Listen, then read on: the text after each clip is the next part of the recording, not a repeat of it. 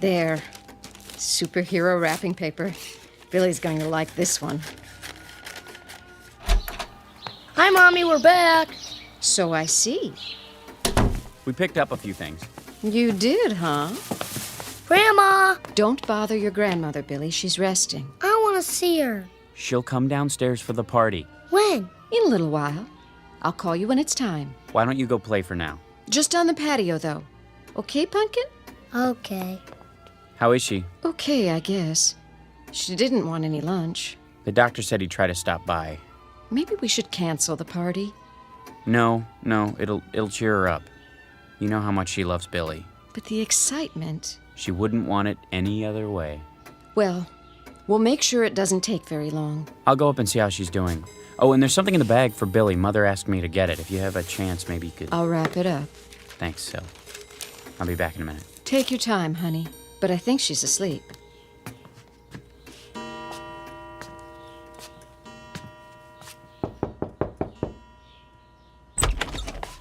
Mother? Is that you, Chris? How you doing? Oh, fine. Just resting my eyes. Well, you go right ahead. We've got everything under control. Where's Billy? In the yard, playing. Oh, such a big boy. And today, another birthday. I can hardly believe it. Neither can I. Did you get him a present for me? I sure did. The one you asked for. Sil's wrapping it up. Good. Take the money from my purse. No, don't worry about that. It's all taken care of. I insist. And I insist that you relax. Dr. Unger's coming in a little while. You want to look pretty for him, don't you? Oh, Chris, you're such a teaser. Well, who do you think I learned it from, Mama? Just like Billy. He's so much like you, in so many ways. Oh, I don't know about that. He's got Sylvia's nose and mouth. And your eyes.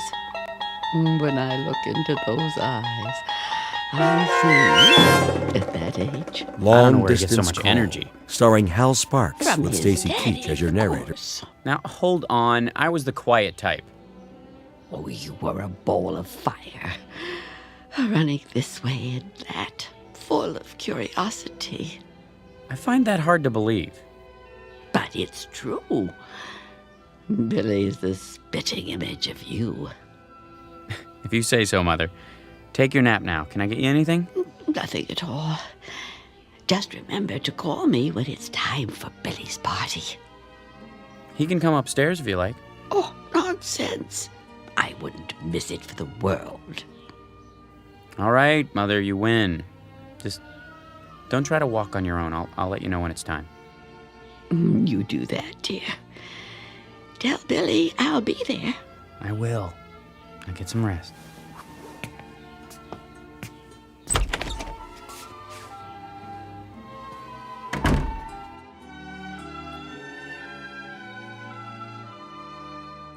As must be obvious by now, this is a house hovered over by Mr. Death, that omnipresent player in the third and final act of every life. It has been said, and perhaps rightfully so, that what follows this life is an unfathomable mystery, a bridge into darkness, passage over which is reserved exclusively for the dead. Or so the philosophic claim. But in a moment, a child will try to cross the bridge that separates light from shadow. And of course, he must take the only known route, that indistinct path through a region called the Twilight Zone.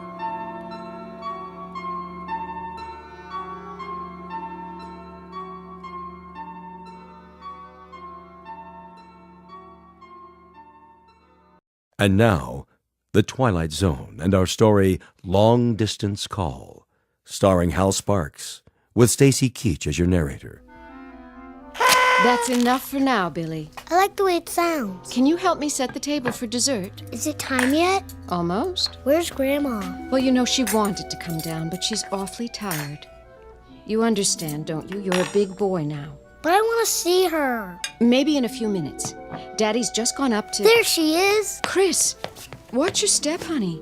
Why is Daddy carrying you, Grandma? Because she's light as a feather. I've got your chair ready. You go to so much trouble. Mother, you've got to follow the rules of the house. And today, the rule is, the moment Billy opens his presents, you're going back upstairs. That's fine, Chris. I always follow the rules, except when I don't agree with them. Hi, Grandma. There's my little angel. Mother, the doctor told you not to exert yourself. I don't exert. Billy is a feather to me. Everybody get ready. Time for the candles. I'll turn off the light. Happy birthday to you. Happy birthday to you. Happy birthday, dear Billy. Happy birthday to you. Go on, son, blow them out. Here it goes. Wait now. You've got to blow out all the candles, or it is no good. Take a big breath, Billy. All of them. Okay. You did it! Did you make a wish? Yes. What was it? I can only tell Grandma. Well then, tell me. I wish for his... Don't you think we should all hear your wish? That's not the way it works, honey. You know that. It's a secret. There is a fifth Between dimension the two beyond of that which us. is known to man. Isn't It is a that dimension as so, vast as Billy? space and as timeless as infinity. It is the middle ground between light and shadow, and it lies between the pit of man's fears and the summit of his knowledge. This is the dimension of imagination. It is an area which we call the Twilight Zone.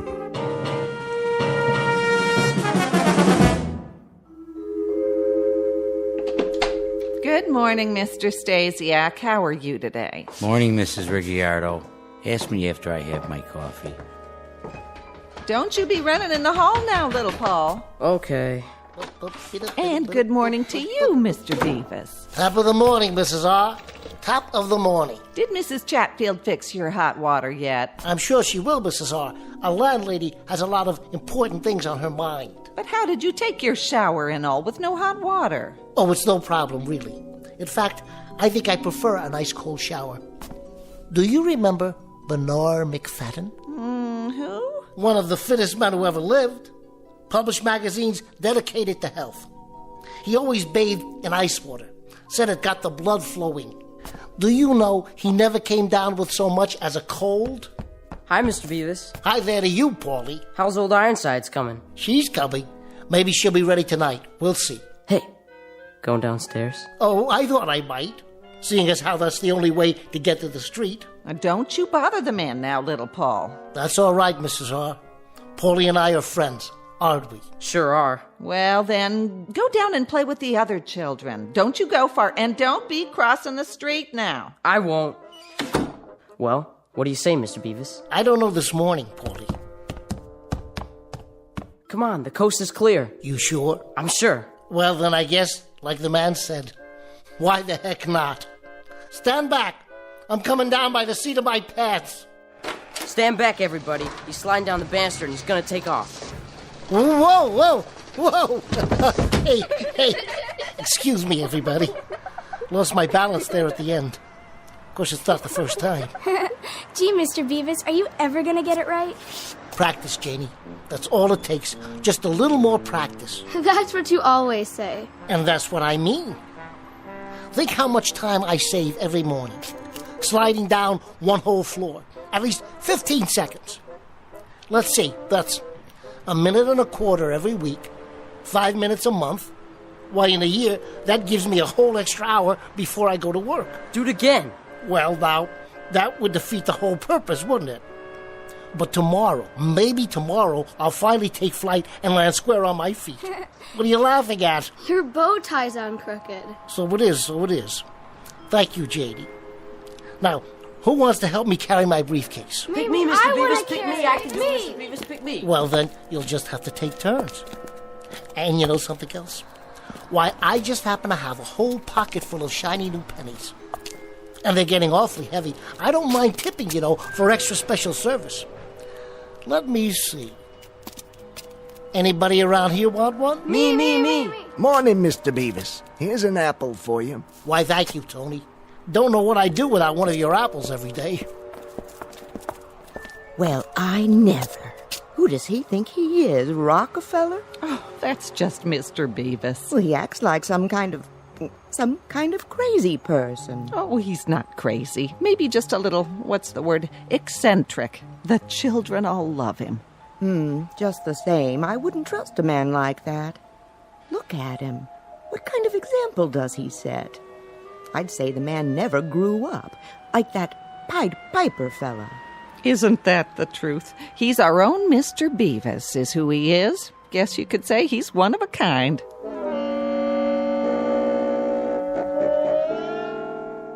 Species of the modern American male, or perhaps not so modern after all. Name, James B.W. Beavis. He has a penchant for animals, children, attractive women, aged women, in fact, people in general. He also likes zither music, all things old-fashioned, professional football, at least as a spectator sport, as well as polkas, Major League Baseball, and Charles Dickens. Should it not be obvious by now, James Beavis is a fixture in his own private, optimistic, hopeful little world. A world which has long since ceased being surprised by him. Mr. Beavis, on whom Dame Fortune will very shortly turn her back, but not before giving him a paste in the mouth. Mr. James B.W. Beavis, who lives just one block into the Twilight Zone. And now, The Twilight Zone and our story, Mr. Beavis, starring Bruno Kirby, with Stacy Keach as your narrator.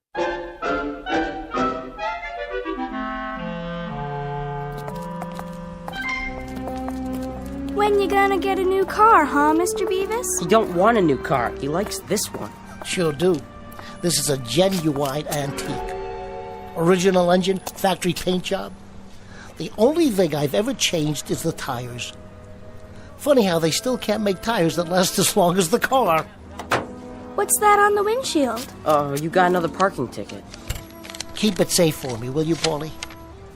Put it in with the rest of the collection. Is it gonna start today, do you think? Cross your fingers and toes. A bright new morning like this, we've always got hope, don't we?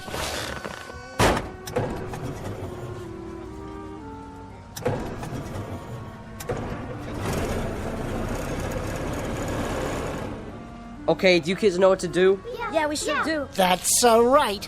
Get behind it and push. All right, she's moving. Let her go. Everybody stand back. You can pop the clutch now, Mr. Beavis. Oh, yeah, You gotta go. Thanks, kids. See you after work.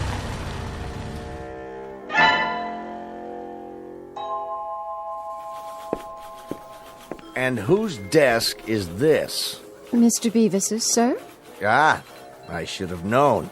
And where is our Mr. Beavis this morning? I'm sure I couldn't say, Mr. Peckinpah. Well, Margaret, when you do happen to see the gentleman who occupies this museum of junk, kindly tell him that I should like to see him personally. If and when he finally deigns to report for work, that is. Will you do that for me? Oh, yes, sir. I'll tell him. His desk sticks out like an infected thumb. Yes, sir. Amid this snowstorm of loose papers, I believe I make out a model ship, a gooseneck lamp, in the shape of an actual goose, mind you. Cute, isn't it? Cupid doll clock, nodding head dogs, toy kitten, yes, and unless I am mistaken, an actual stuffed ferret. I think it's a squirrel, sir. A veritable livestock exhibit. Perhaps I should rename this company Wild Kingdom.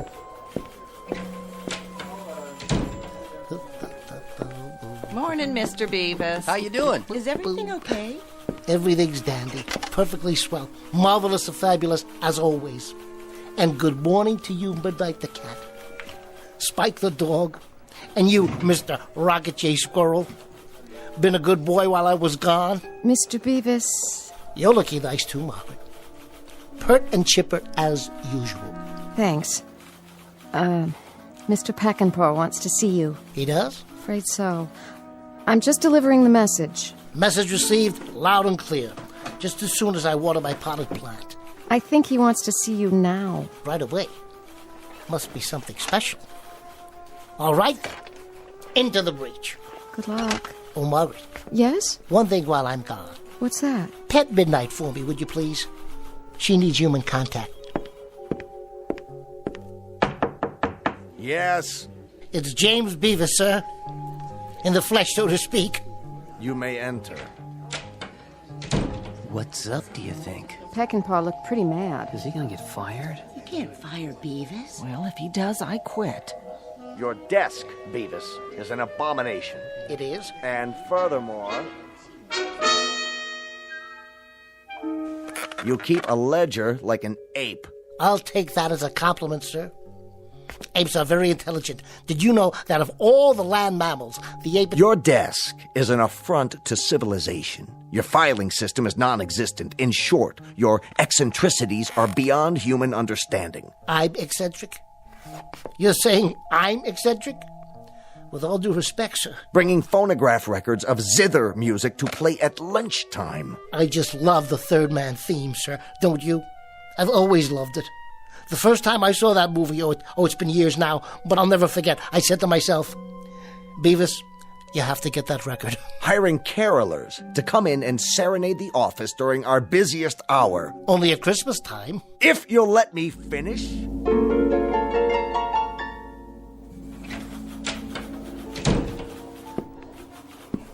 Was it the sack, Mr. Beavis? Yep. The old sackaroonie. Oh, I'm so sorry. This is the 6th job I've lost this year, Margaret. The best laid plans of mice and men, huh? And Beavis. Oh, don't worry about it, Beavis. There's better jobs than this. Lots better. We're sure gonna miss you. Here's a box for your stuff. Thanks, everybody. My chessboard. My collection of old Mirashan pipes. My books. My pictures. And old Ironsides. Is that what it's called? Sure is. The USS Constitution. I was building this ship for one of the kids. Looks like she won't get launched today, after all. Old Ironsides will get launched. You'll see. You'll get another job, Mr. Beavis. You always have. The only job I've ever held for more than 6 months was when I was in the Navy. Is that you in the picture there? Yep, that's me on the deck next to the fantail. Well, will you look at that? He's fat, isn't he? That's the bosun's mate. This is the fantail over here. Oh, well, and she goes with all the rest. You take it easy now. Things will work out. You'll see. We'll be thinking about you. Smooth sailing, Mr. Beavis. Thanks, everybody. I'll drop you a postcard from my next port of call.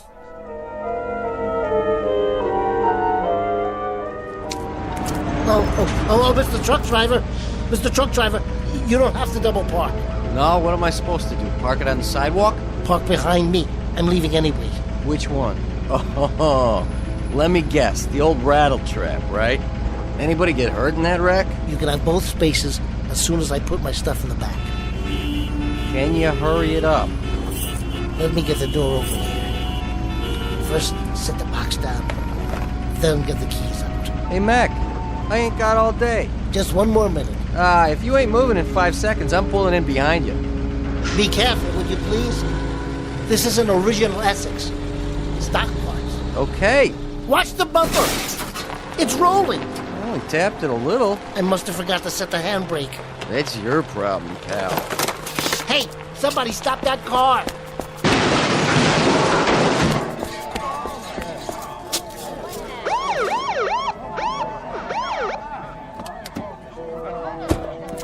Yours? Mine. Does it do this often? Never has before. Now it looks like it never will again. Too bad. It's been kind of like an old friend to me. Stand back, everybody. Show's over. I'll phone for a tow truck. You do that. You wouldn't be interested in purchasing an original Essex, would you? For parts, I mean, they're kind of scarce. No thanks, pal. Me? I've kind of got my heart set on a 1924 Maxwell. Or maybe a 25. Thought I'd wait till the new models come out so I can make me a better deal. Sure. I understand, officer. Ever have one of those days? All the time, son. All the time. The difference between me and you is I get paid for it.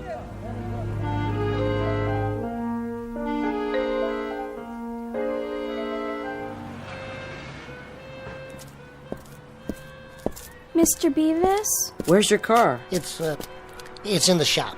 Yeah? What you got in the box? This? I guess you might say the stuff dreams are made of, Tommy. Something along those lines, anyway. Hey, is that old Ironsides? Yep. She ran aground before she could get christened. That's okay, Mr. Beavis. You can fix it. You can fix anything. I'll try, Tommy.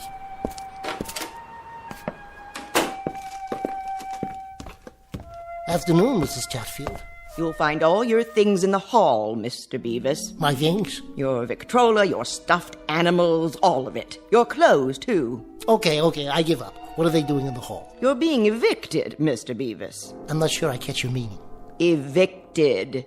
6 weeks in arrears on your rent. That's it as far as I'm concerned. Mr. Beavis, you're still gonna finish Old Ironsides, aren't you? Well, there may be a slight delay. I'm gonna have to change shipyards. But we'll get her launched. Yes, we will. That's a promise. We'll get her launched somehow. Yeah, but how? I don't suppose you've ever had one of those days, have you, Tommy? Not yet, but I think you're having one. You know what else I think, Mr. Beavis? What's that? I think you better say your prayers and be real good. 'Cause right about now, you need a miracle.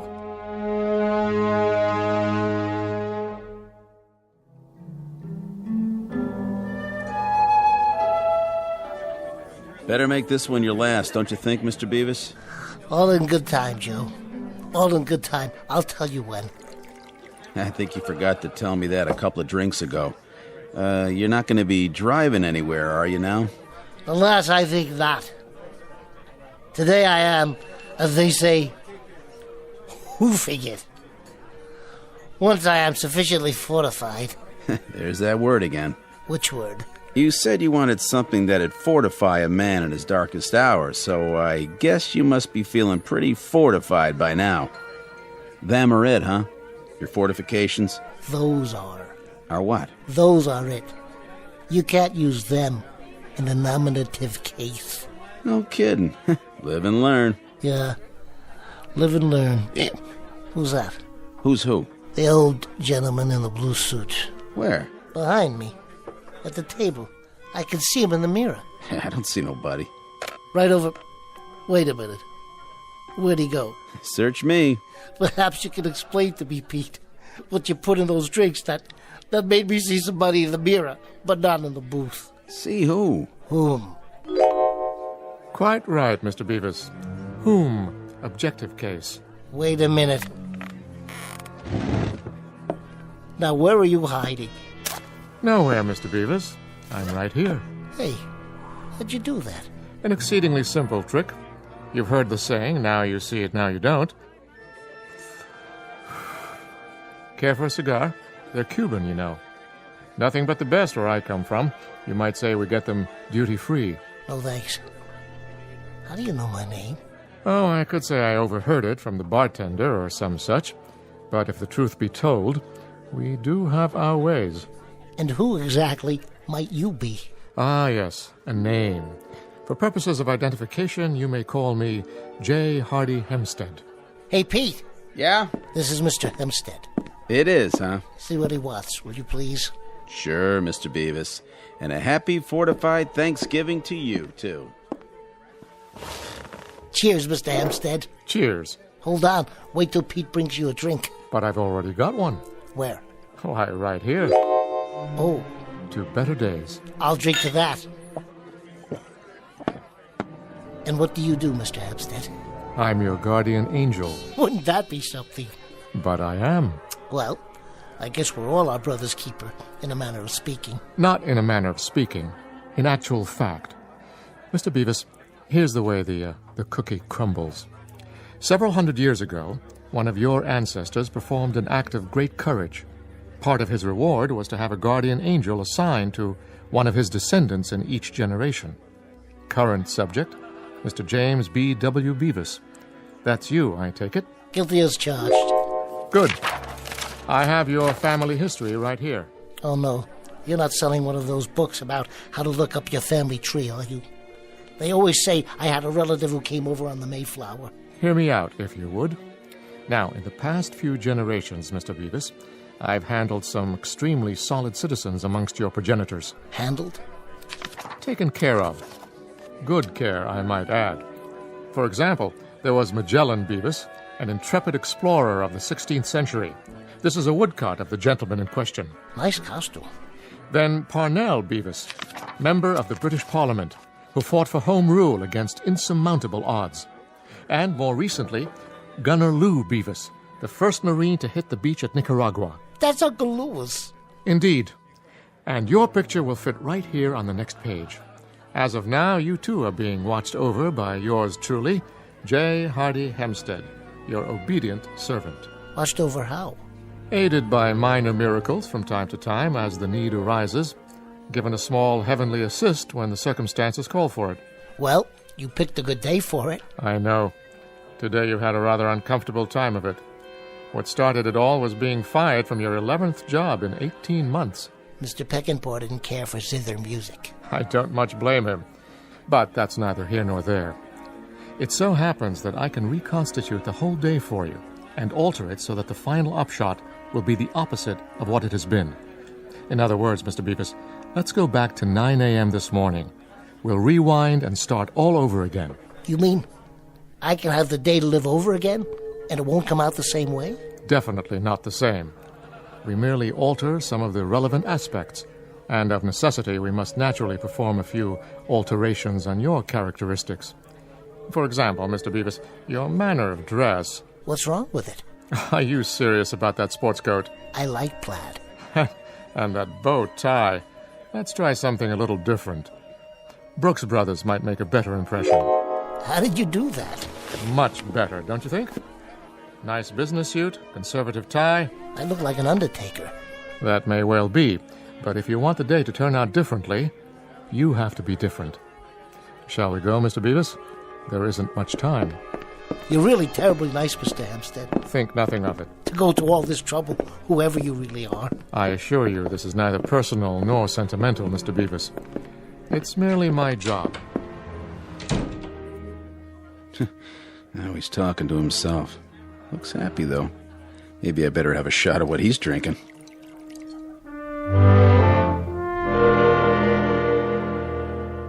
Good morning, Mr. Stasiak. How are you today? Morning, Mrs. Rigiardo. Ask me after I have my coffee. Don't be running in the hall now, little Paul. Okay. All right, here we are. Back where you started this morning. Yep, this is it. Everything's the same. First, I locked my apartment. Good morning, Mrs. R. Top of the morning. Hello.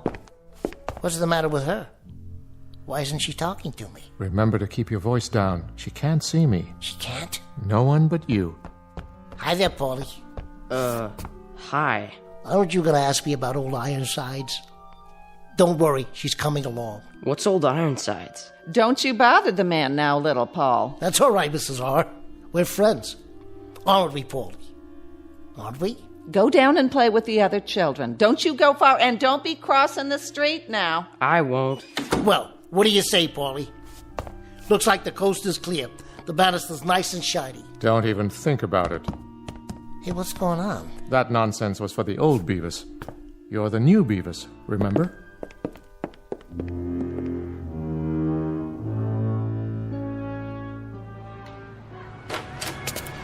Morning, everybody. I don't know, Mr. Hempstead. Think about it. If I don't slide down the banister anymore, I'm losing a good 15 seconds. That's a minute and a quarter a week, 5 minutes a month. Straighten your tie. You're late. Who's going to carry my briefcase? You can do it. What about this pocket full of new pennies? Not in this suit. Morning, Tony. Where's my apple? You want an apple, mister? That'll be 25 cents. Let's go.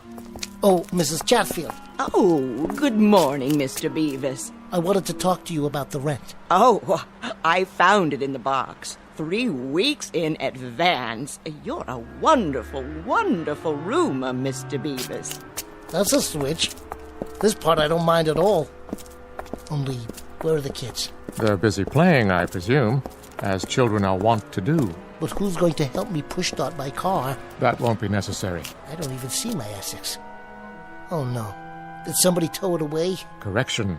You don't own an Essex. This is your car. But this is a sports car. A little foreign sports car. Red's your favorite color, isn't it? Yes, but do you think it fits? With everything else I mean? Mr. Beavis, live it up, will you? But have you ever driven an Essex? My dear sir, I have driven a chariot with 11 horses. I'm the guy responsible for Ben-Hur winning the race. That Essex went out with the old Beavis. You're a different person now. No more zither music. No more Christmas carolers in the office. Though the latter idiosyncrasy met with some approval from the organization. Now, here are your new car keys. Go ahead, give it a spin. Hey, Paulie, look at this. Want to take it for a test drive? He acts like he doesn't even know me. Shall we go, Mr. Beavis? Yeah, okay. Better times are ahead, I promise. If you say so.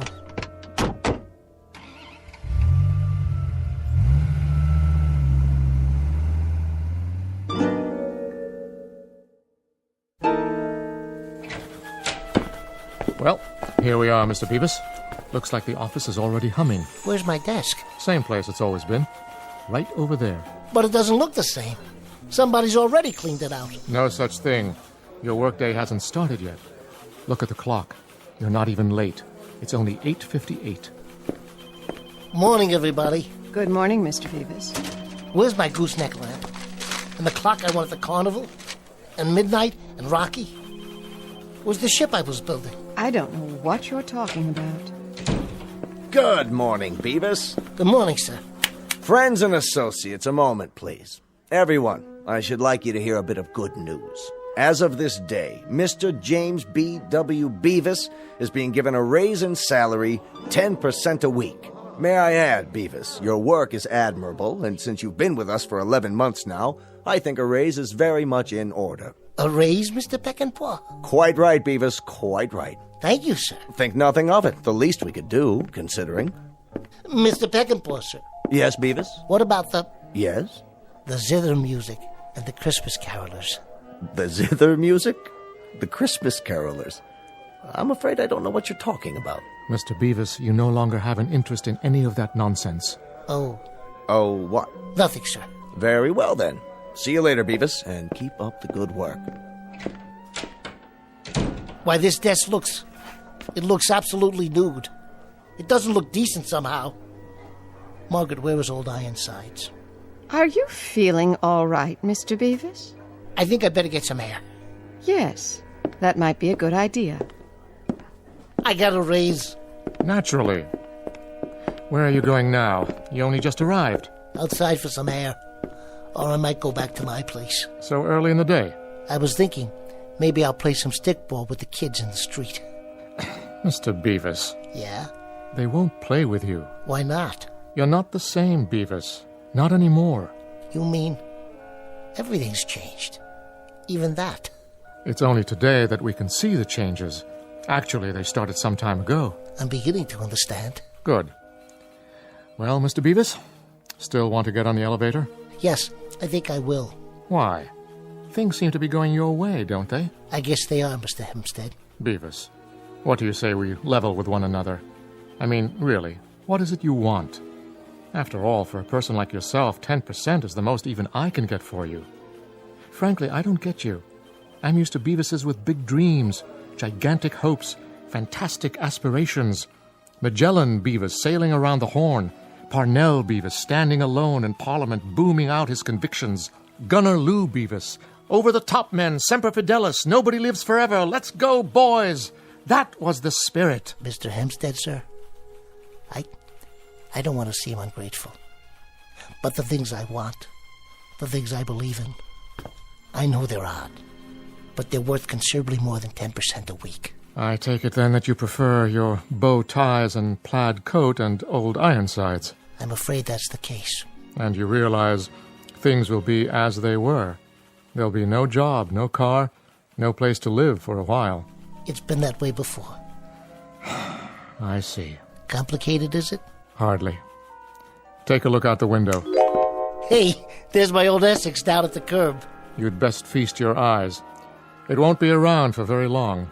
The truck will hit it as previously ordained. You'd better go back in for a minute and get it over with.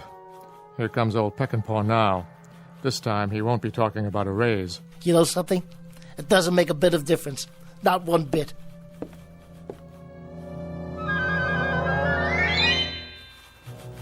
And whose desk is this? Mr. Beavis's, sir. And where is our Mr. Beavis this morning? I'm sure I couldn't say, Mr. Peckinpah. Well, Margaret, when you do happen to see the gentleman who occupies this museum of junk, kindly tell him that I should like to see him personally. If and when he finally deigns to report for work, that is. Once more into the breach.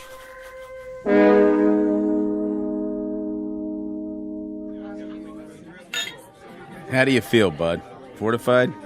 I do indeed. Today I lost my job, my car, and I've been evicted, or I'm about to be all over again. But you know, I love zither music and model ships. And if I can't bring kids into an office at Christmas time to sing carols, then what's the point of being alive? Beats me. Well, there really is no point. There is no point at all. I'm going to try and find a job, an apartment, and then I'm going to finish Old Ironsides for a little boy 8 years old with a dirty face who happens to love model ships just the same as I do.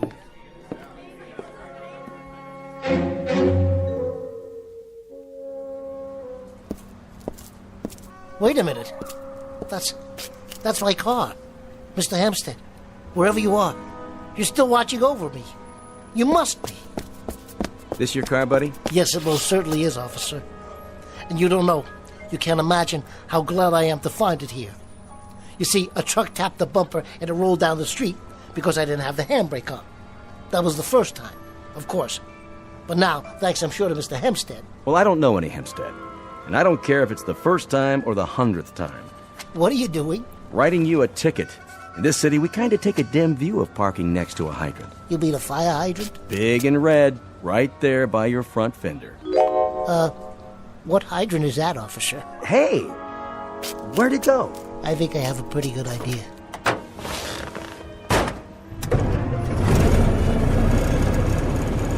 Still with me, Mr. Hempstead? Still with you, Mr. Beavis. Still with you.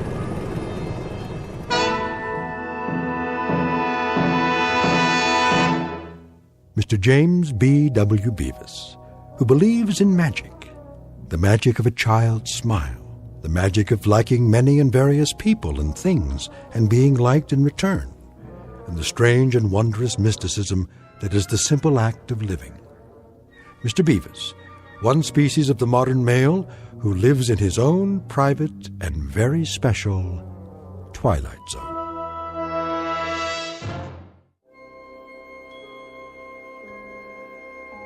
Hi, this is Carl Amari, producer of the Twilight Zone radio dramas. I'd like to take a moment to tell you about our official website at twilightzoneradio.com, where you'll get the latest news and information on these Twilight Zone radio dramas. Plus, at twilightzoneradio.com, you can digitally download 3 free episodes or any of our episodes for only $1.95 each. In this age of ever-changing technology, we've decided to make these episodes instantly available to you by making the Twilight Zone radio dramas a digital download-only series. This means that this series will no longer be offered on CD. The CD collections at our website are now being offered while supplies last at buy one, get one free. So be sure to get your favorites before they're sold out. Be sure to visit us often, and I'll see you in the zone.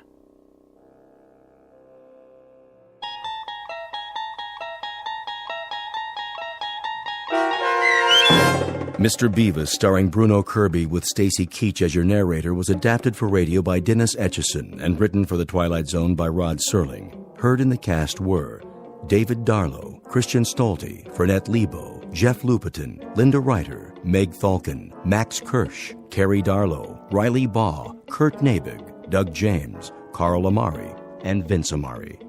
To learn more about the Twilight Zone radio dramas and to obtain audio cassettes and CDs of these programs, visit our website at twilightzoneradio.com.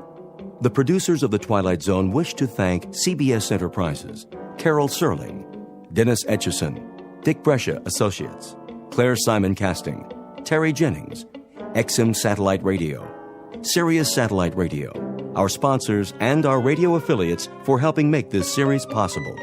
This copyrighted radio series is produced and directed by Carl Amari and Jason Mallow for Falcon Picture Group. Doug James speaking.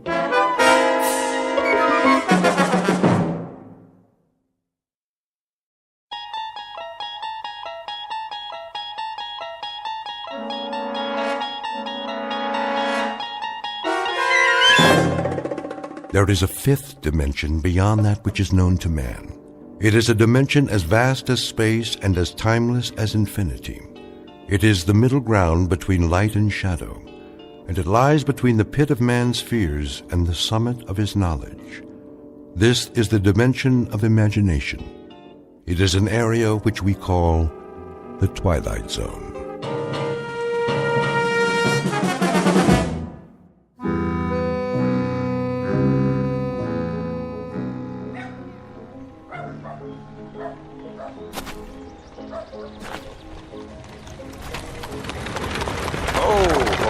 Now, what in the... Hey, Denton! Watch out for the traffic around here. That peddler's wagon like to run you down. You better keep your eyes open if you can. I'll try. Where you going, Denton? No place. That right. Let's see, to get yourself a haircut.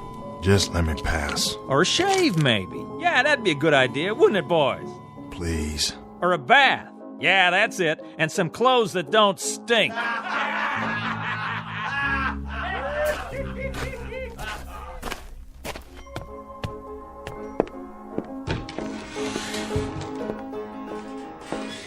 That'll be a nickel. Here you go, Charlie.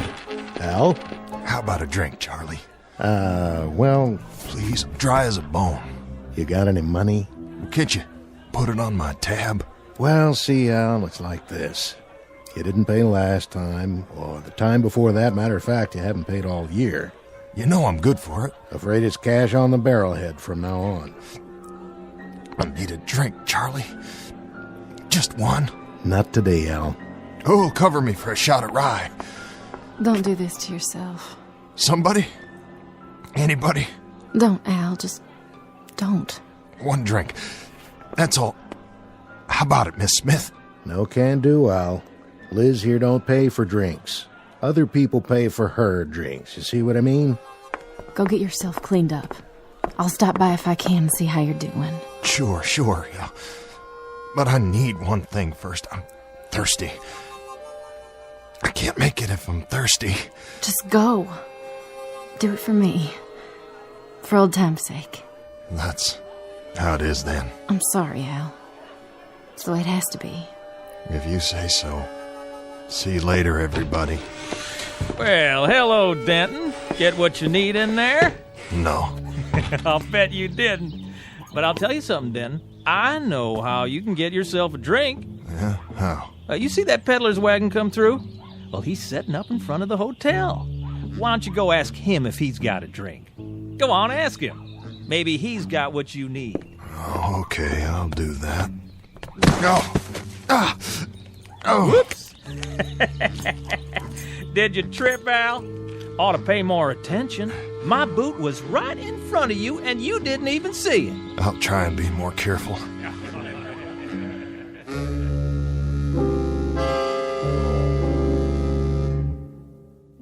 Portrait of a town drunk named Al Denton. This is a man who's begun his dying early, a long, agonizing route through a maze of bottles. What he really seeks is not another drink, but a fresh start. Al Denton would probably give an arm or a leg or a part of his soul to have that. The question is, where does a man turn when the last of his luck finally runs out? In a moment, Mr. Denton will make the acquaintance of a newcomer who just might be willing to help, along with the third principal character in our story. Its name, Colt. Its caliber, .45. Mr. Denton hasn't met either one yet, but when he does, he'll find that their true function is to give him what he needs more than anything else: a second chance. And now, The Twilight Zone and our story, Mr. Denton, on Doomsday, starring Adam Baldwin, with Stacy Keach as your narrator. Hey, Al, I just thought of something. You want a drink so bad? Well, guess what? I got me a bottle here, and it's still half full. Be ashamed to let it go to waste. So why don't you use some to take a bath? That sting, Al? I'll bet it does. Come on, open your mouth. Somebody get him a bar of soap. You want some more? Yes, sir. Well, first, let's see some appreciation. Let's see you pay for the drink in your own special way. A little song, Al. How about it? Song? You know the one I mean. How dry I am. How dry I am. How dry I am. Pretty good, Al. Here you go. Open wide and wet your whistle. Charlie, can't you break that up? I don't like it any more than you do. The misery they give that guy. Well, what else can they do for a good time? We ain't never had a circus come through here. Please, Charlie. You want the rest of it, Al? Here you go. Take the whole bottle. Oh, it's all broke now. Come on inside, Dan. Let's get a fresh one.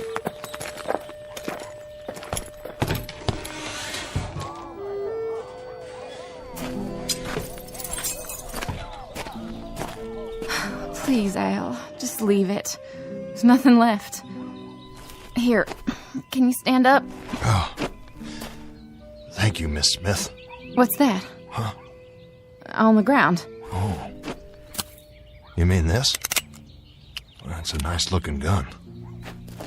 Colt 45 Peacemaker is what it is. You packing a gun now, Al? Oh, it's not mine. Well, whose is it? I don't know. Somebody must have dropped it in the street. You weren't so bad with a gun in your day, were you, Al? Well, that was a long time ago, Miss Smith. A very long time ago. Well, you know something? This is the first time, the very first time I've held a gun since, well, I can't remember how long it's been. Too many bottles, Al. Yeah. Way too many. Come on inside. I'll get you a towel so you can wipe your face. Thank you kindly. Will you tell me one thing? If I can. Why do you drink so much? I don't really know. I just got in the habit one day and then kept to it. Kept to it till I ended up like this. I didn't used to. I always had a clean shirt, hair combed. That could change, you know. A shave, a bath, some different clothes. You don't have to go on this way. I want to change. But you don't know how hard it is. Here we go again, boys. Well, looky. He's still here? Got a girl to help him. No more trouble, fellas. Let's hear our little songbird one more time. Charlie, will you give me a hand? Hold on. Didn't you hear what the man said? Hey, Denton, I got a new bottle here, and it has your name on it. Only first, I want to hear 3 more choruses of How Dry I Am. Let's have it. No, Al. But if I do, he'll give me a drink, Miss Smith. The devil with him. I'll give you a drink. You won't have to do this for it. How dry. Oh, how dry I. Al. Al. All right, Rummy. Now you can come in and get your drink. Tell Charlie to set one up. You've been a good boy. Thank you. Wait a minute, Denton. Huh? Hey, gunfighter. What do you... Where'd you get the gun? Oh, you mean this? I found it. I found it over there in the street. That a fact? Maybe it fell off the peddler's wagon. Looks good in his hand, don't it? Yeah, like it fits. Been a while since you used one of those, hasn't it, Rummy? Well, yes. Speak up, Rummy. I can hardly hear you. Been quite a while, hasn't it? Quite a while. What say? A long time. Maybe you'd like to try it out. Maybe you think you could even outdraw me. That'll be the day. Sure will. No. Know what? No, I don't know how to use it anymore. But the time was you did. Let's see you try. I told you I wouldn't know how. Stop it. Come on. You and me, Denton, will draw. Whenever you're ready. That's enough, Dan. It's not funny anymore. Out of the way, miss. The gunfighter and me. We're gonna have a little showdown. Charlie, where are you? Come on, Gunner, right here. Let's pull. I'll give you first chance. How about it? Dan, stop this! Come on, boys. She's right. This ain't a joke. Go back to the bar, Charlie. Can't you see we got private business out here? Listen, Dan, I put up with a lot from you boys, but... Here, I'll give you a break, Rummy. I'll do it left-handed. What do you think of that? I'm telling you to break it up. Now, we both got our guns in our hands, okay? Nice and easy. That fair enough for you? Miss Smith, Charlie, tell him... please tell him... Ow! I'm bleeding! You see that? He shot the gun right out of his hand. I don't believe it. Al, are you all right? Oh, Miss Smith, please tell him it was an accident, will you? I don't want any trouble. No trouble here anymore. No trouble at all. Now, please, mister. What? Listen, I didn't mean for it to go off. Must be a hair trigger. I just wanted you to know that. Well, you gotta understand, it was an accident, pure and simple. Come on. Let's get out of here. Better get that hand looked at. That was no accident. That was some real shooting, Al. Come on in. Get a drink of the good stuff. I don't know what happened. Go on. You're entitled. But I wasn't even aiming. Well, however you did it, I'd say you got your eye back today. I don't think so. You must have been practicing or something. I ain't seen shooting like that since... I can't even say. And against Dan Hodling, too. It isn't even my gun. I just found it. Have another drink. All you want, on the house. Hey, Rummy! Mr. Hodling, I swear it was an accident. I didn't even draw. I sure didn't mean to... Put that glass down and face me, Denton. I want to see you take a bullet in the stomach. Dan, it's over. Give the guy a break, will you? Charlie, take this gun quick here. I don't even want it. Did you see that? Shot the lamp off the ceiling without even looking. Fell right down on him. Knocked him out cold. I ain't never seen nothing like it. Well now, Al, I'd say you got your eye back all right, in spades. I wasn't even aiming. He don't need to. He shot over his shoulder. How'd you do that, Al? I can't really say. He was looking in the mirror, behind Charlie. How's that for a trick shot? Mr. Denton, maybe you let us buy you a drink. What? Take the bottle. What did you call me? I didn't mean no offense. No, I asked you what you called me. Nothing, Mr. Denton. I didn't call you anything. That's what you called me. Mr. Denton. You hear that, Charlie? He called me Mister. Go on, have all you want. No, thank you, Charlie. I've had enough. Al, are you all right?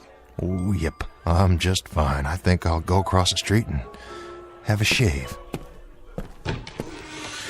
Where's my gun? Leave it, Dan. Come on, let's go. Get away from me. Hey, Rummy! What did you say? Get that player piano going. Leave it be, son. I said start it up again. I want to hear some music with singing. What's the matter, boy? Too quiet for you? Well, let me give you a hand. Didn't you hear me? I said...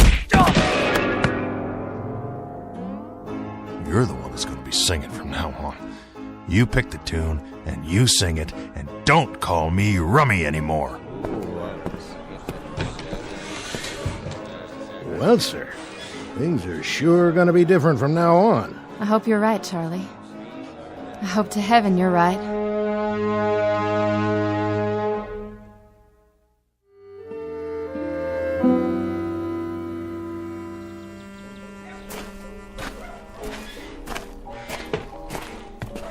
Al! Oh, hello, Liz. I just wanted to tell you, I think things are going to be all right from now on. I believe that. What things? Don't you understand? You don't have to worry about bullies like that anymore. I heard what Charlie said. Charlie? You're as good with a gun now as you ever were. Well, that's what he says. I remember too, Al. And I think he's right. Oh, I was good. I was real good. I was so good that once a day somebody would ride into town and make me prove it. And every morning I'd start my drinking a few minutes earlier.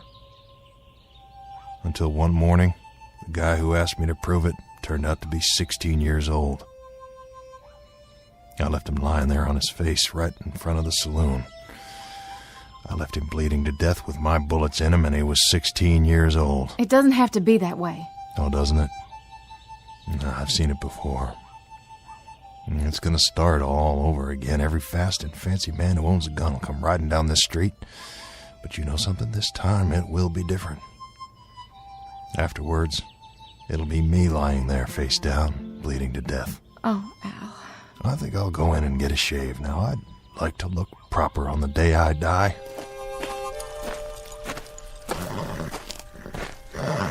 Afternoon, Mr. Denton. I don't want anything. How's that? You're a peddler, aren't you?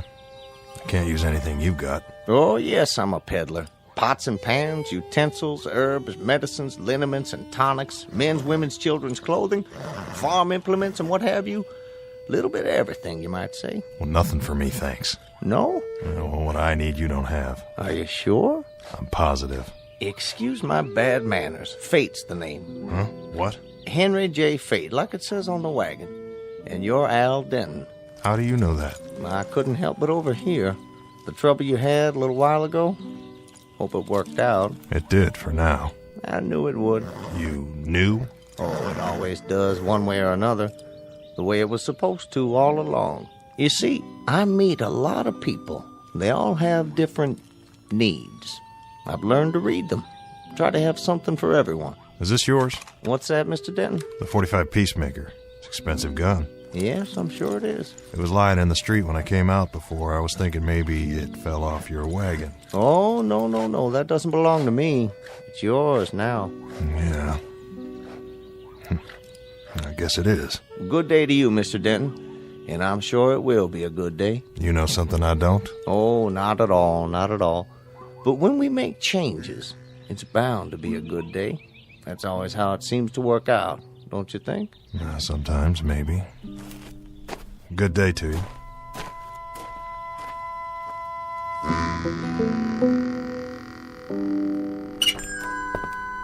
Well, hello there, stranger. Sorry to bother you, Ned. Bother me? Why, you couldn't bother me, Al. Could he, Jake? Not on your life. He's the man of the hour. Now, don't say that. Come on in. We were just talking about you. How we knew you way back when, though I'm the one who knew him the longest. Why, I knew him when he first rode into town. How many years ago was that, Al? Well, too many. So, what'll it be? Shave and haircut? I was thinking just a shave. If I could owe you, say, for a few hours... Nothing doing. It's on me. I'll, wait till you're finished. I'm done. Just slap a little of that bay rum on my face, Ned, and the chair's all yours. Here you go, Jake. Specialty of the house.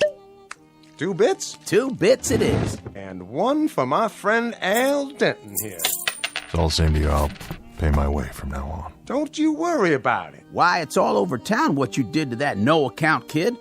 We won't be seeing him for a while. You did us all a real service, I'd say. Now, why don't you just sit here in the chair, and I'll make a new man of you. That's very kind. Both of you. I won't forget it. Say, is that the gun? That's it. You want to take it out of your belt and set it down, Al? I can hold it for you. Oh, that's all right. Just the shave will be fine. And a haircut and a hot bath. Now, how would that feel? I got some water heating up in the back room. Then won't you be the man, all right?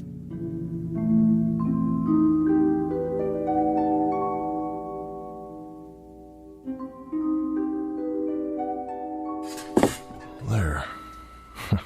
Clean boots. Now, who is that guy in the mirror? Why, Mr. Denton, I almost didn't know you. Good evening, sir. New shirt makes a big difference.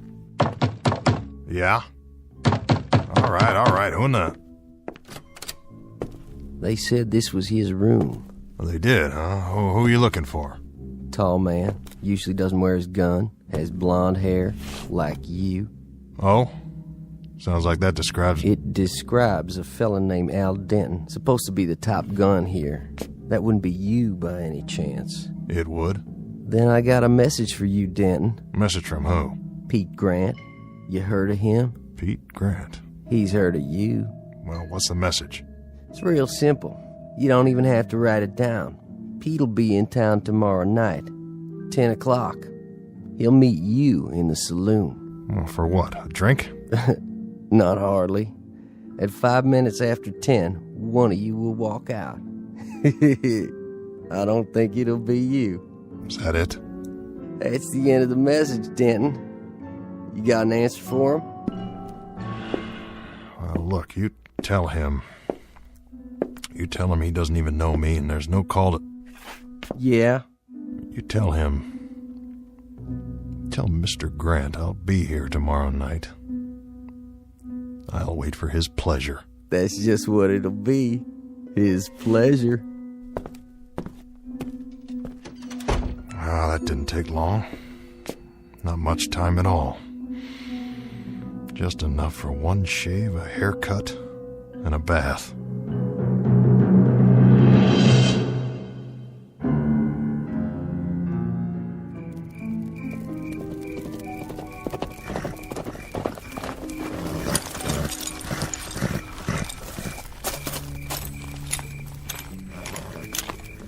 Back already? That's all it took. You deliver the message? That I did, Pete. How'd he look? What do you mean? Dan, they say he's as good as he ever was. Is that how he looked? I don't really know. It was night and... No, it was not. It was an hour ago, you dumb, thick-headed steer chasing... Easy, Pete. You're all riled up. You got the nerves again. Grab your chow, and you better get some sleep. Sure, Pete. Whatever you say. Soon's I water my horse. Fast he is, then. I bet he's got a case of the nerves, too. Nerves like a sickness. I'm glad I ain't him tonight.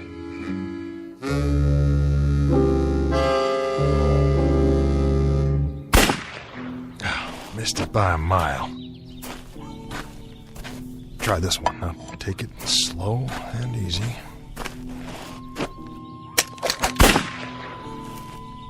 "10 feet off at least, if I could just stop my hand from shaking." Al, Oh, it's no good. you'll get it back. You just need to practice. It's too late for that. I should have known. It takes more than a shave and some new clothes. It takes more than a hot bath and a shine on my boots. That takes care of the outside, Miss Smith, not the inside. I don't believe that. You're sober now and your eyes are good. Yeah, well, look at my hand. It won't hold the gun steady, not long enough to get my aim. What are you doing? I want to get out while I still can. And go where? Away from here. Far away. Al, you can't run. Oh, no? Watch me. I gotta run before it's too late. Gotta run fast and run far. Al, come back.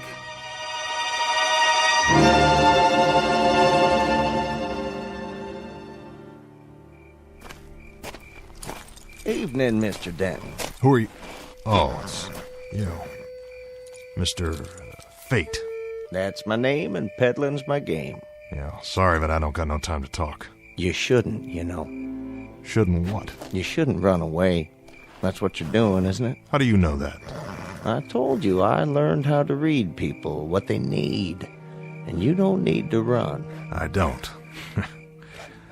No, I guess not. I should stay here and get shot to death for no reason at all. I guess that's what I should do. Curse this gun. Curse the moment I found it.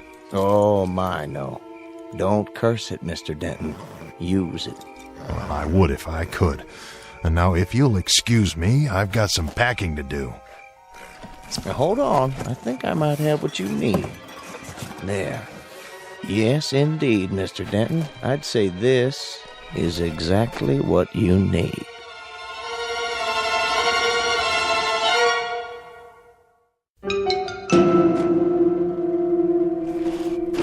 I told you before, you don't have anything I need. Not even this? What? It's one of my potions. You might call it that or an elixir. Either way, it'll help solve your latest problem, Mr. Denton. Oh, my, yes. It'll help solve it in no time at all. Snake oil, that's all you are, a snake oil salesman. I knew it when you rode in. Don't be too swift in your judgment. Allow me to explain. I call this my developer. How's that? More to the point, my fast gun developer. Very special formula. Now hear me out.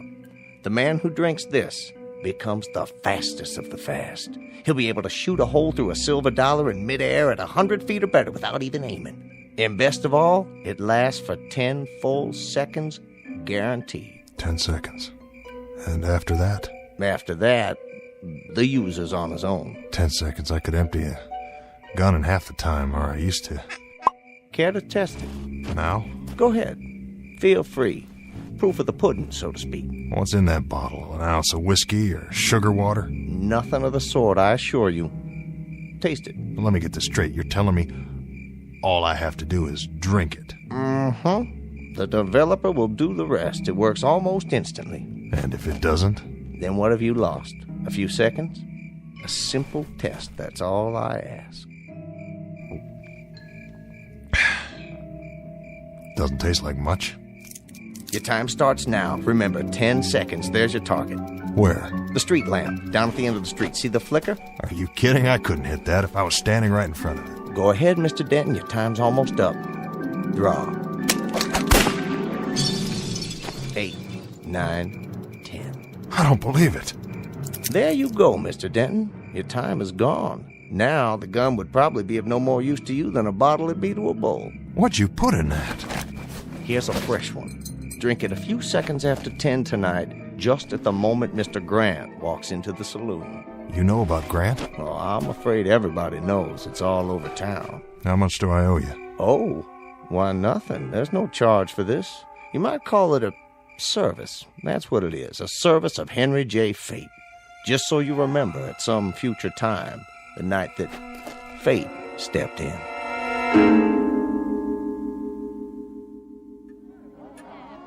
Look at the time. Coming up on 10 o'clock. I don't think that Grant fella's gonna show. Well, it'd sure be a whole lot easier that way. Save me from getting the place shot up. I tell you, Al don't miss. One shot is all it'll take. Yeah, you're right about that. You gonna fix that lamp on the ceiling? I might. Then I might not. Maybe I'll hang it on the wall like a trophy with a plaque underneath and Al Denton's name on it. You do that, Charlie, and I'll even pay for the engraving. Sounds like Al now. Yep, right on time. Hello, everybody. We've been waiting, Al. Knew you'd be here. Evening, Ned. You're looking good tonight. Thanks to you. Don't worry none. That gunfighter won't show. Probably too yellow. Ah, who ever heard of Pete Grant anyway? After tonight, nobody. That's who. How about a drink, Al? Not right now, Charlie. You shouldn't be here. I don't have much of a choice, Liz. But I thought you were going away. I thought so too. But here's how I figure it. A man's got to play the cards he's dealt. Because there's no place that's safe. Wherever you go, someone will find you. You mean Pete Grant? Yeah, him or someone like him. All the Pete Grants of the world. You don't have to prove anything. Go, right now. Just go. It doesn't matter where. You've got your life back. Why do you want to throw it away like this? Ready for that drink, Al? No thanks. I think I'll pass. Suit yourself. It's not 10 o'clock yet. There's still time. See, now that's just it, Liz. There isn't any more time. I've wasted too much of it already. Get on a horse and ride. Go to another town. Start over. I could meet you there. If you want me to, we could... Listen, who's that coming? That would be him.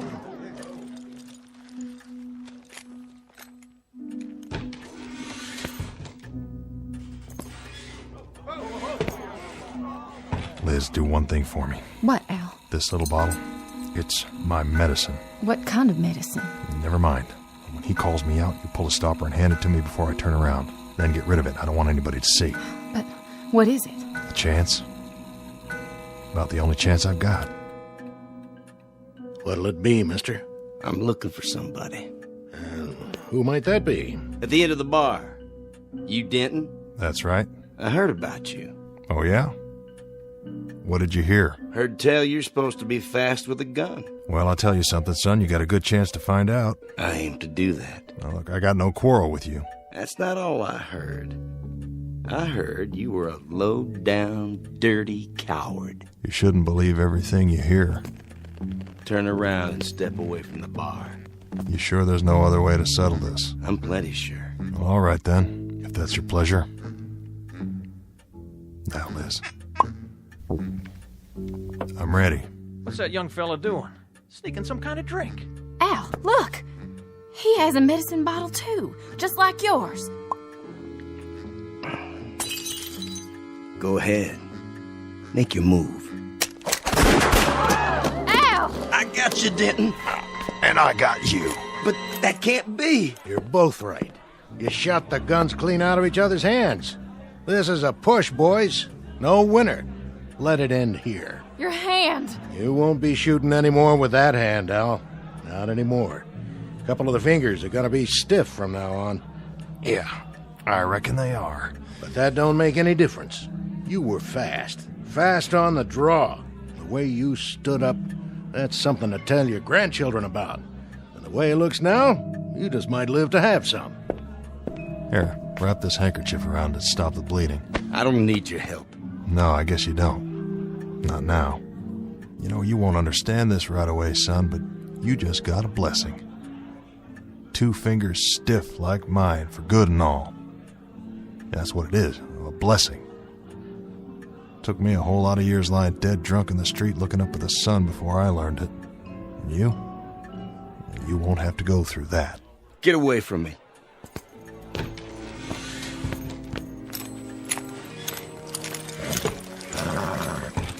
Get him, Pete? No more than he got me.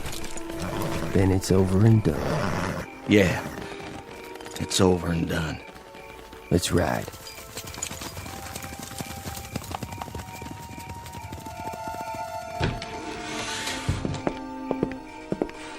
I'll walk you over to Doc's so you can get that hand looked at. Thanks, Liz. There's no need. It's gonna be fine. Just fine. Oh, horse. Time to move on.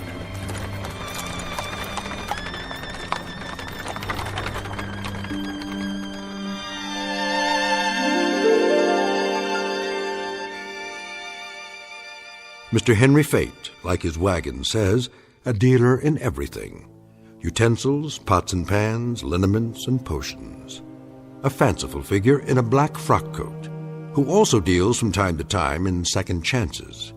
And while there are some who say that he exists only in the dreams and imaginations of men, others say that he does exist because he must, even if it's only in the Twilight Zone. More from the Twilight Zone after this.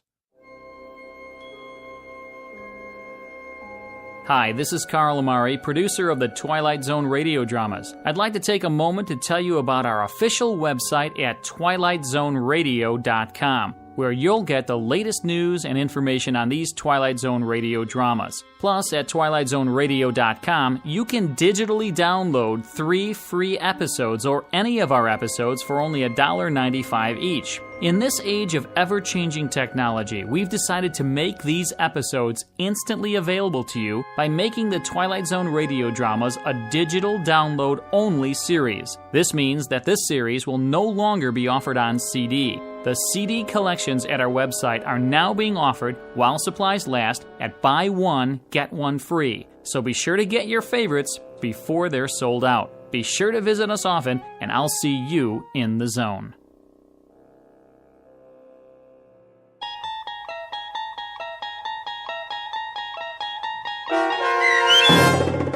Mr. Denton on Doomsday, starring Adam Baldwin with Stacy Keach as your narrator, was adapted for radio by Dennis Etchison and based on a script by Rod Serling.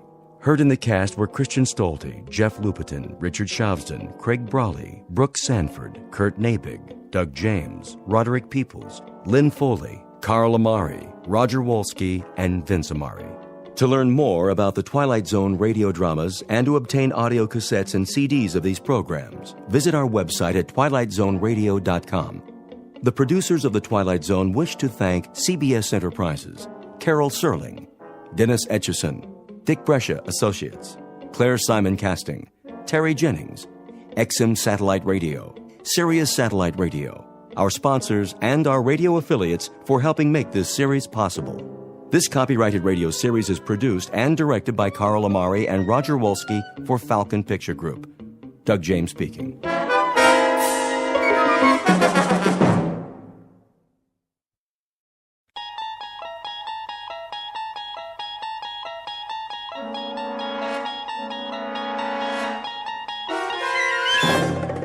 You're traveling through another dimension.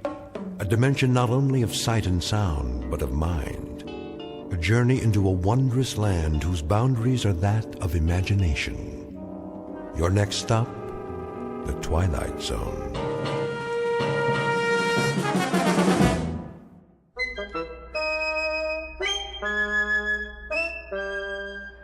Go out for a pass.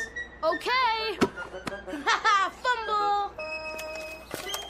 Let's see now, Fairfield. Excuse me, boys. Hey, mister, get out of the way. Yeah, we're playing football. Surely, but first, that is, if you don't mind. Huh? Could you direct me to Yancey Street? What do you want to know for? Well, I've never been to that particular neighborhood, and, How come you're carrying that thing? Oh, this is the Hercules Mark IV, the finest device ever made for hearth and home. What is it? Some kind of an invention?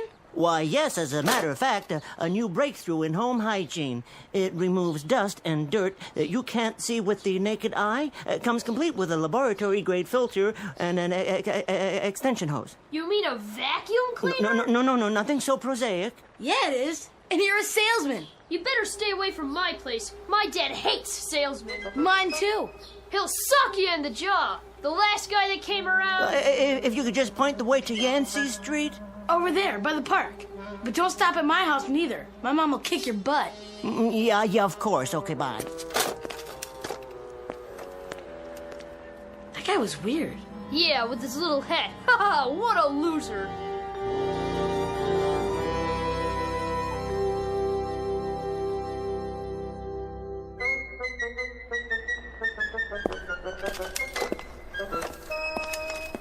Oh, here we are. Yancey Street.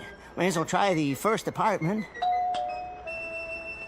Yeah? Madam, may I have a word? Who are you? My name's Dingle. I have something for you. You a process server? No, ma'am. I'm here to, Social worker? No, not at all. I'd merely, A cop? No. You said you wanted to give me something? Oh, yes, indeed. Well, you can come in, I guess, for a minute.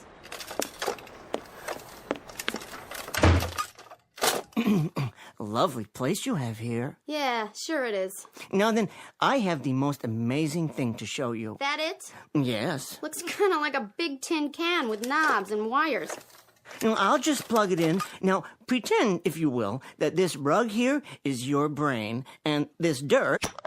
What are you doing? This dirt is all the messy thoughts in your head. You threw dirt on my floor? Now, watch what happens when I turn on the Hercules Mark IV. All that filth goes away in a flash. It's better. See? Suck. Gone. Get that thing out of my house. Well, if you wish, but first I'd like to tell you about... What's going on in there? It's a crazy man. He spilled dirt all over, and then he... Say, pal, what are you trying to pull? Well, I was just demonstrating... You a salesman? Well, you might say... Well, take your crap and get moving. It's just one question before I go. What's that? I don't suppose, that is, you wouldn't care to purchase one of my vacuum cleaners by any chance, huh? Get out now! You know, we have easy time payments.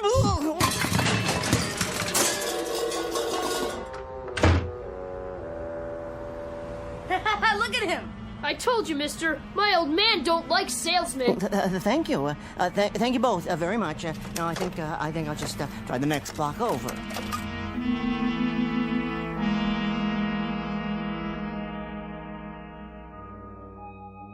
Well, Callahan, you heard the man. He says he's not going to pay, so that's that. Yeah, you want me to pay on a bum call? Where I come from, a bet's a bet. You saw the play. The umpire's blind. Look, you shouldn't have took the bet. I set the odds and you took them. All I want is what's coming to me. Hello, Mr. Dingle. The usual? Oh, not quite yet, Mr. O'Toole. Just allow me to sit here and collect my thoughts.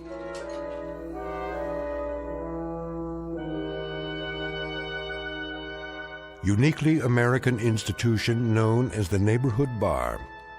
First up is Mr. Anthony O'Toole, proprietor, who waters his drinks like geraniums, but who stands foursquare for peace and quiet and booths for ladies. Then Mr. Joseph Callahan, an unregistered bookie whose entire life is any sporting event with two sides and a set of odds.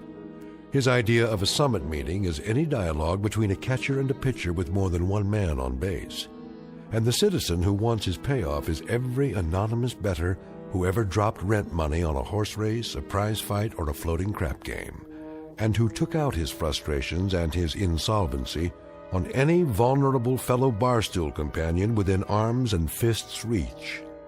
And Mr. Luther Dingle, a vacuum cleaner salesman whose volume of business is roughly that of a valet at a hobo convention. He is a consummate failure at almost everything. But soon, two visitors from outer space will arrive on the scene and alter the destiny of Luther Dingle by leaving him a legacy. In just a moment, a sad-faced punching bag who missed even the caboose of life's gravy train will take a short constitutional into that most unpredictable region, the one we refer to as the Twilight Zone.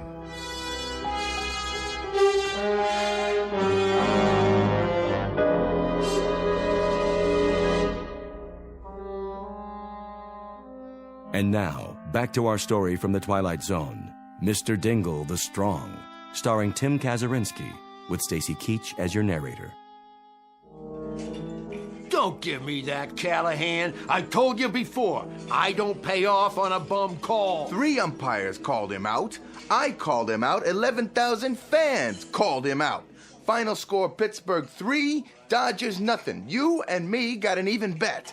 I got the Pirates, hence you owe me $5. I know a bum call when I see one. That ball was foul when it hit him. It don't matter what you think you saw. So instead of an out, it was a foul ball. Who's to say he wouldn't have got on base? So that after the single, he would have scored a run, and like that. You're dreaming. And furthermore, Callahan, you're a low-down, cheating insult to American bookiedom. I'm gonna give you 5 seconds to take back that innuendo. Callahan, I told you once before already. Told me what? You start a brawl in here again, and I'll fix that mouth of yours so from now on you'll be doing all your drinking through a tube stuck in a vein. Me? I give you trouble? You heard me. Tell it to the #1 welcher of all the western states over here. This guy still owes me money for the fight. Yeah. Mainly on account of that was a bum call, too. And I don't pay off on bum calls. Hey, Dingle. Yes? You remember that fight? The champ's out of the ring, and the ref gives him a long count. Like everybody in the room could have gone out for a beer, engaged in some small talk, and then come back and still sat down before the ref has finished counting. Now, how about that? I'm asking you. Me? Yeah, you. How about that? You're asking Dingle? I sure am. I'm asking him. Well, I don't know. You see the game on television last night? Well, as a matter of fact, I did watch it, yes. There you go. Now we'll settle this. You talk about bum calls. 9th inning, batters up with 2 down, and we got a man on first and a man on second, and this umpire with no pupils in his eyes calls a foul ball and out. You see that? I believe I did see that particular play. Then you tell him. You just tell him what you saw. Yeah, go on. Exceptional defensive play. Abner Doubleday would have been proud. Never mind Abner Doubleday. I leave it up to you. Was that a foul ball, or was it an out? Well, Come on over to the bar, Dingle, and I'll buy you a drink. Refresh your memory. I'll pay for it. Put your money away, both of you. This one's on the house. Okay, take your time. Say it. Say what you saw. Well, it did appear to me... Yeah? It appeared to me that the ball was in safe territory. Appeared? Consequently, upon striking the ground and then hitting the batter, the rules would very clearly indicate that the batter was out. You heard it! You realize, of course, pal, that you're calling me a liar. Now, I ain't an unreasonable man, so I'll give you one more chance. All right. Was that a foul, or was it an out? Well, as I say, it's my considered opinion. Here's what I think of your opinion. Hey, that's enough. Back off. What happened? Here, Mr. Dingle. Let me help you out. Oh, yes. Thank you very kindly, Mr. O'Toole. How come you always gotta hit Dingle? You hit him last week. You hit him the week before. A man can only stand so much. I'm tired of this guy contradicting me. And when somebody calls me a liar, there's my honor to consider. Your honor?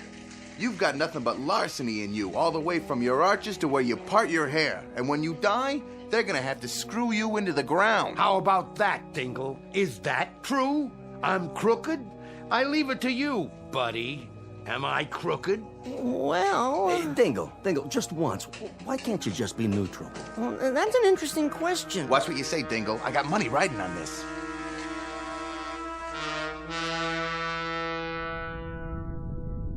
You are sure we are invisible?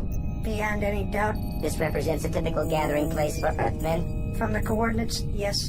Did you ever see such primitive-looking creatures? Typical Earthmen.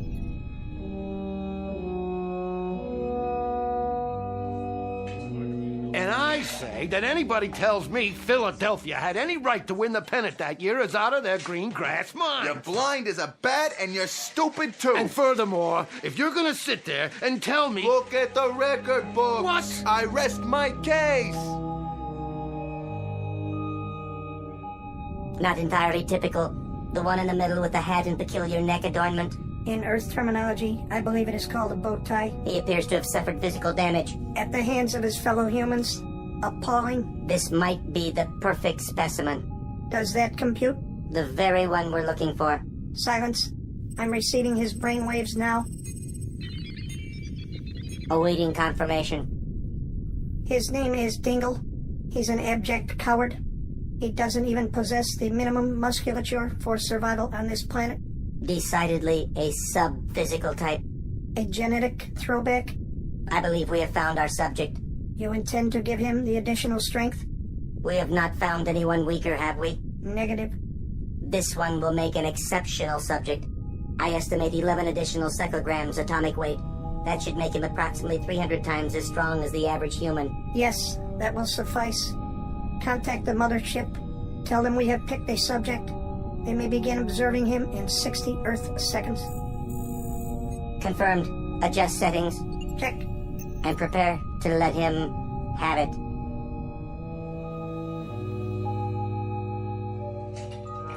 Look, Dingle, you don't gotta answer this guy at all. What do you mean? Just because he don't happen to like the Phillies. Let him tell me. He's got a brain, don't he? Of course he does.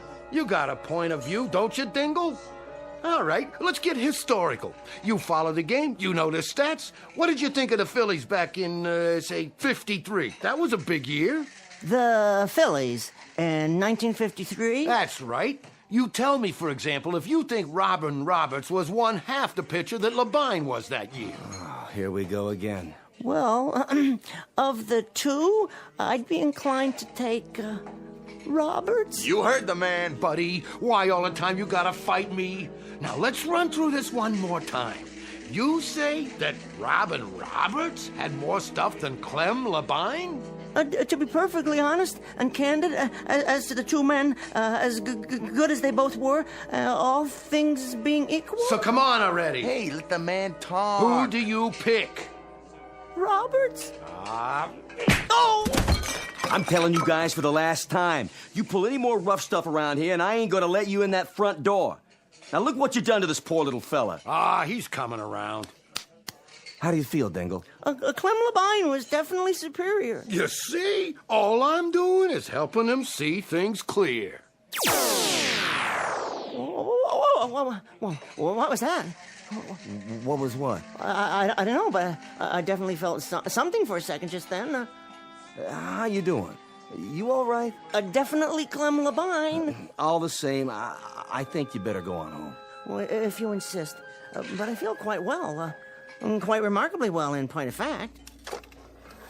Here's your vacuum. Oh, very kind of you, but I can carry it.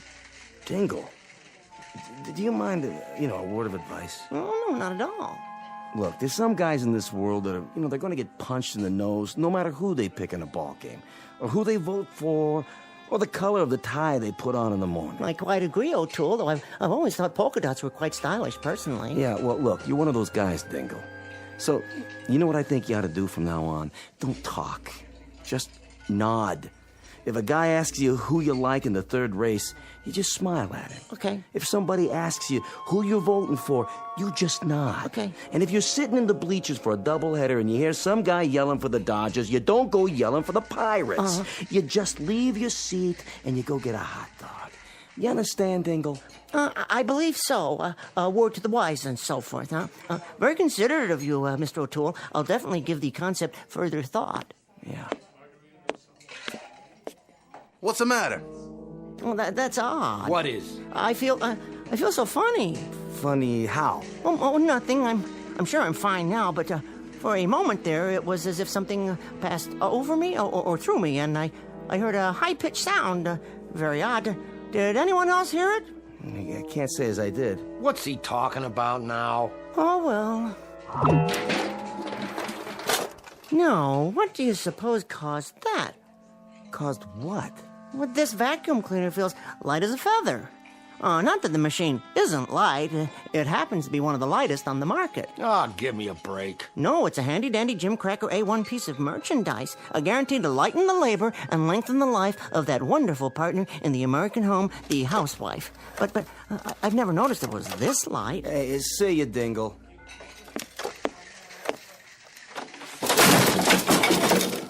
What the? Did you see that? The door fell off. Hey, look, Dingle.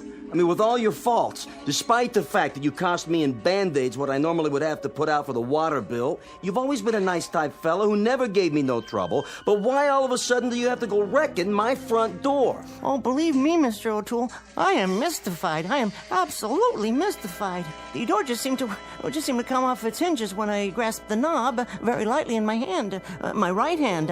Well, I'll just set it here against the wall, and you can do whatever you need to make it better again. I bid you good day, gentlemen. Jeez, O'Toole. What kind of drink did you pour him anyway?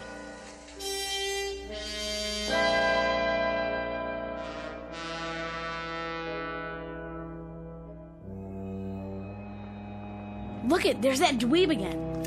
Boys? Hey, mister, why'd you come back, huh?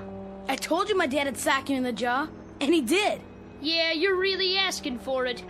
Quite right. Only this time, I'm not going to Yancey Street, merely to that park bench to sit in the sun and collect my thoughts. He talks funny. I got an idea. Give me the ball. You're gonna throw it at him? Yeah, knock his dumb head off. Bet you can't do it. Watch this. Oh, jeez. No, boys. That's not the best of all possible manners, is it? Pretty funny. Go peddle your vacuum cleaners, you creep, and throw the ball back. Think you can catch it? He can't even throw it. Oh, is that so? All right. Go back for a pass. Sure. Let me see now. How does one grip a football? Yes, I think I've got it. Ready? Here goes. Whoa, look at it go! Right at that building. It's gonna hit the window. Here's your lunch, Arthur. You want some soup with it? Just let me read my paper here, okay, Lydia? I gotta go back to work. You're always at work. Don't you like being home no more? Too hot. The air conditioner don't work. If you tell the super to fix it.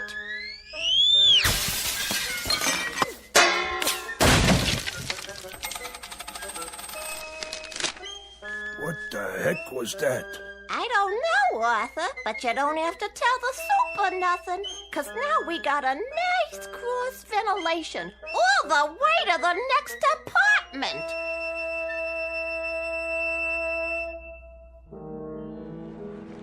Hey, mister, where'd you learn to throw a ball like that? I really don't know.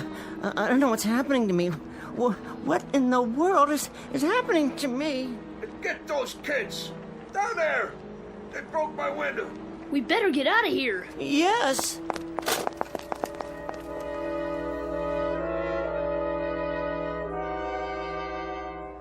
Out of the street! A taxi! Over here! Where to? I don't care. Anywhere. I'm in a hurry. Well, get in, pal. Oh yes, of course. Hey, you tore my back door off. What'd you do that for? Oh, believe me, this is as much a mystery to me as it is to you. I'll leave it right here so you can fix it. Now, how am I gonna do that? Just let me catch my breath. Hey, quit leaning on my car. You're tipping it over. Help! Somebody get me out of here! Oh, dear me. You're pinned under the steering wheel, aren't you? Well, give me a second. There. You can get out now. Did you see that? He lifted the car and turned it over. With one hand! I can't believe my eyes. Most amazing thing I ever saw. Who is he? He's a hero. What's your name? No name. I mean, I'm nobody. Nobody at all.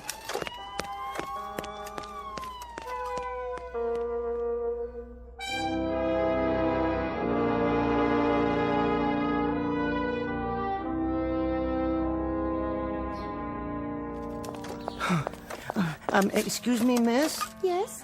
May I share your park bench? Yes, of course. It's not mine. I only come here in the afternoons. With your charming baby, I see. Oh, he's not mine either. I'm just the nanny. They want him to have his time in the park. You know it is. Well, how perfectly lovely. Well, I don't, actually. No, that is.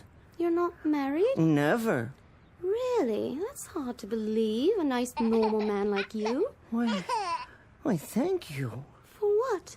Well, no woman's ever said that to me before, that, I'm normal. You're joking. I wish I were. I'm not acquainted with many women, hardly any, in fact, on the personal level. Gosh, I hope you don't mind chatting like this. Not at all. I spend a lot of time here taking care of the baby. Oh, cute little fella. I know what he wants. You do? Well, look up. Where? That tree branch above your head, there's an apple on it, and the baby sees that. Really? Oh, I'm sure of it. Coochie-coo. Aren't you the cutest little fella? Look, I don't want you to think I'm a masher or anything. I'm certainly not a masher, but I wonder if you'd mind answering a question. That depends. Well, what I mean is, looking at me, would you say, at least upon a perfunctory, cursory, very first surveil, would I appear to be abnormal in any way? Not at all. Oh, thank you. Unless you plan to use that in the park. Oh, that. Up to a few hours ago, I sold those things. Newfangled vacuum cleaners. Or at least I went through the motions. I was miserably bad as a salesman, just miserable. Would you believe it? Last week I made exactly 89 cents in commission. And that was for an attachment, an upholstery nozzle, and I sold it to a drunk who kept insisting it was a divining rod for alcohol. Is that why you stopped? Well, there were other factors. I expected to be fired today anyway, but, that's the least of my worries now. A few minutes ago, people were chasing me. Why? Well, that's just it, because they thought I was abnormal. Now, I ask you, would you be interested in hearing the source of my worries? Go ahead. Well, that apple, for instance, the baby wants it, but you can't reach it, can you? No. Not even if you put the baby down and stood up on the bench. I couldn't put the baby down. Oh, precisely. But what if I were to give you a hand? I'm not sure.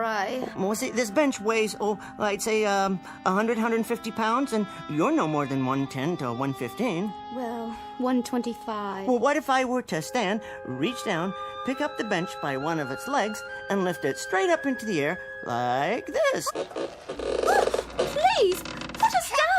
So that you could reach the apple, and you wouldn't even have to disturb the baby. Go on, reach over and take it.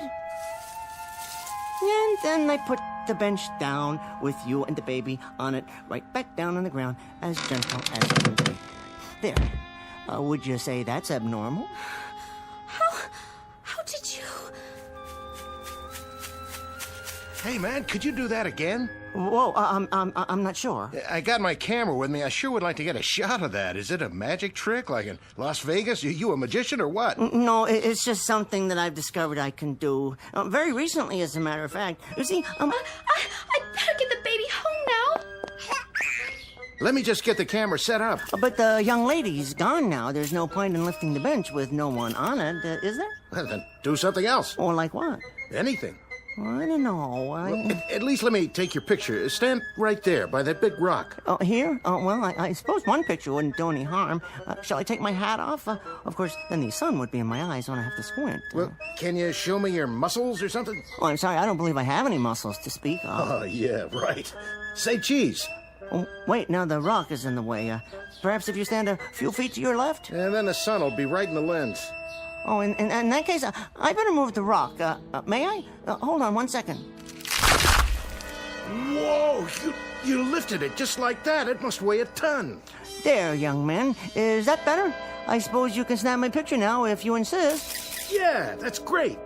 Are you sure this is my good side? Couple more. Oh, right. Wait till my editor sees this.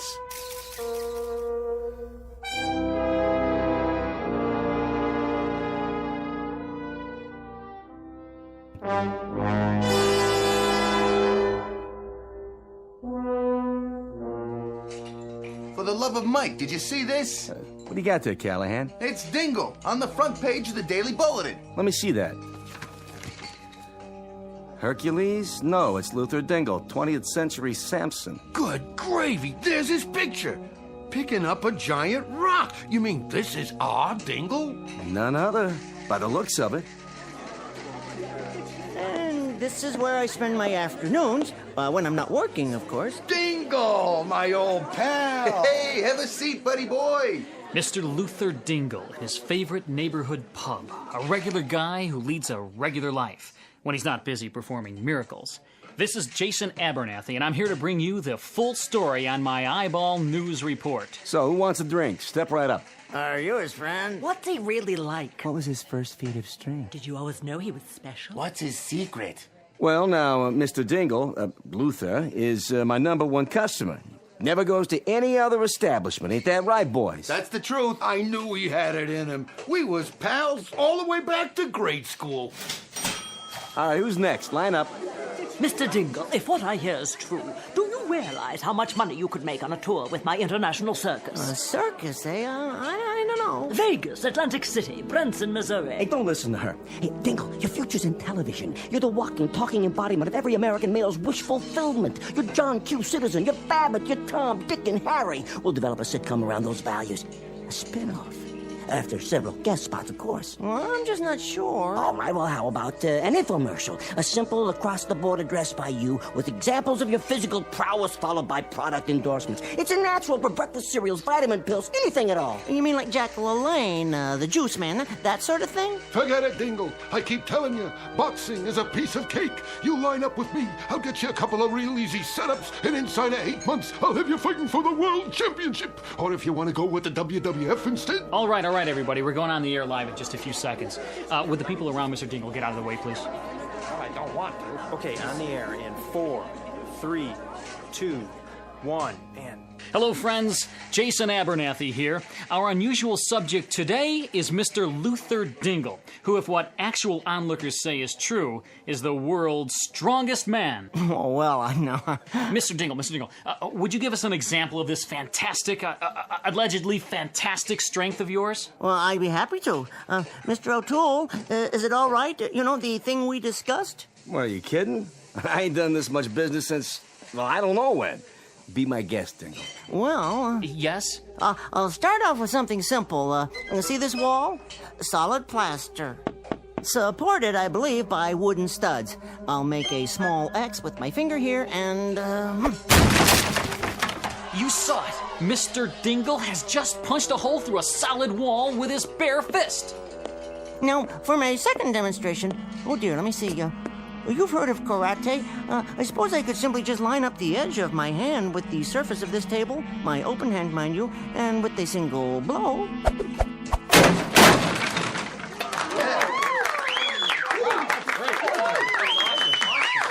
Fantastic. That's amazing.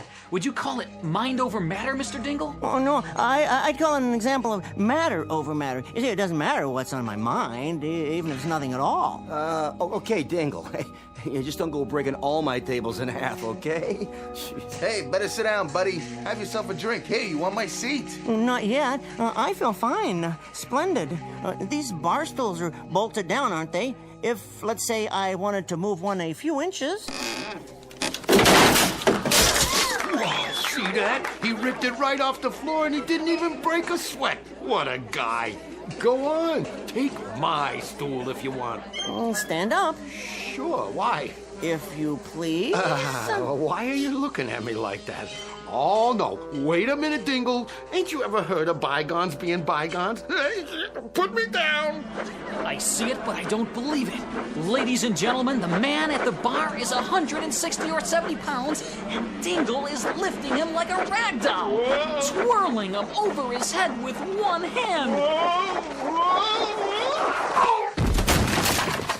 Oh, my aching back. That ain't funny. There. Now, that didn't hurt too much, did it, pal? You're good as new. Well, almost. Gonna give you a hand up, pal? Mr. Dingle, you're my hero. He can do anything. You better not pick a fight with that fellow.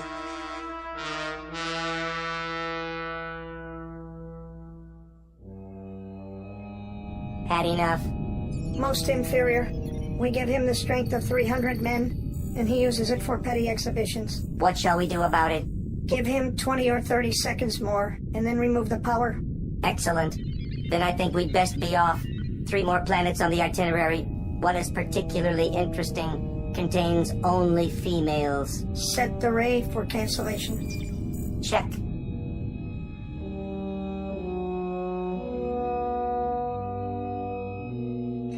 And now, ladies and gentlemen, for my next feat, I think I'll lift this entire building. Whoa. Well, at least the ceiling, and hence all the floors above it.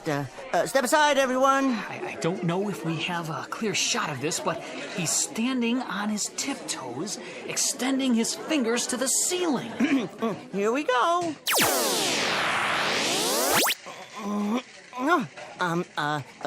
Let me try that again.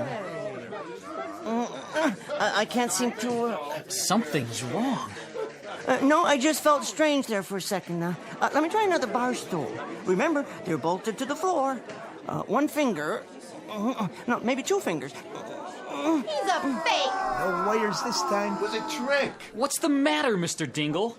The wall, then. I'll punch another hole right about here. Ow!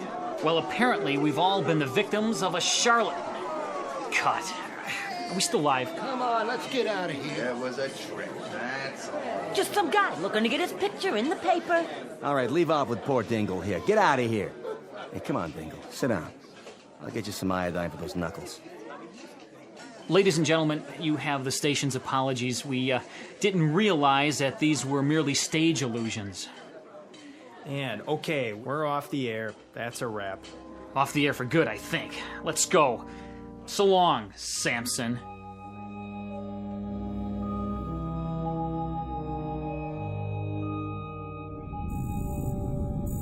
Time to go. Yes. Wait, who are they? Hello, boys. Where are you two from? Venus, how about you? Mars. Conducting your own experiments? Yes. And you? Sudden introduction of strength to subnormal Earthmen. What is your experiment? Sudden introduction of enhanced intelligence. Find any interesting subjects? That one over there, referred to as Dingle. He is certainly subphysical, maybe submental too. A likely subject. Give him the intelligence quota, Ray. How much? Oh, we'll make him approximately 500 times more intelligent than the average human.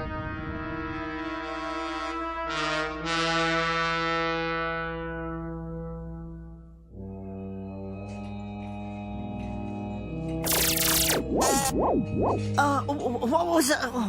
Hey, Dingle, who do you like in the doubleheader tonight?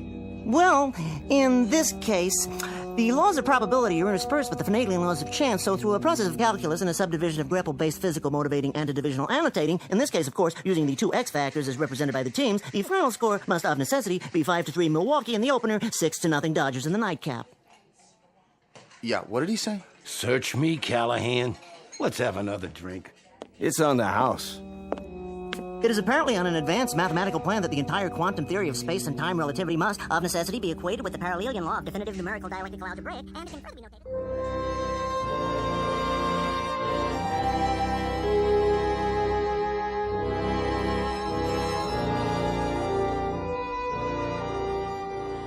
Exit Mr. Luther Dingle, former vacuum cleaner salesman, strongest man on earth, and now mental giant. These latter powers will very likely be eliminated before too long.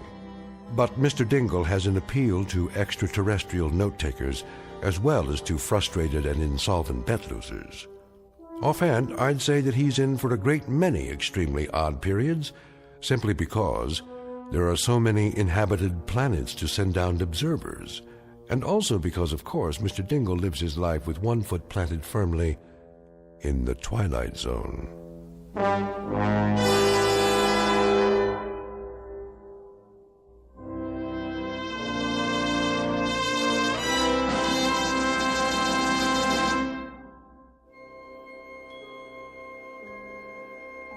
Hi, this is Carl Amari, producer of the Twilight Zone radio dramas. I'd like to take a moment to tell you about our official website at twilightzoneradio.com, where you'll get the latest news and information on these Twilight Zone radio dramas. Plus, at twilightzoneradio.com, you can digitally download 3 free episodes or any of our episodes for only $1.95 each. In this age of ever-changing technology, we've decided to make these episodes instantly available to you by making the Twilight Zone radio dramas a digital download-only series. This means that this series will no longer be offered on CD. The CD collections at our website are now being offered while supplies last at buy one, get one free. So be sure to get your favorites before they're sold out. Be sure to visit us often, and I'll see you in the zone.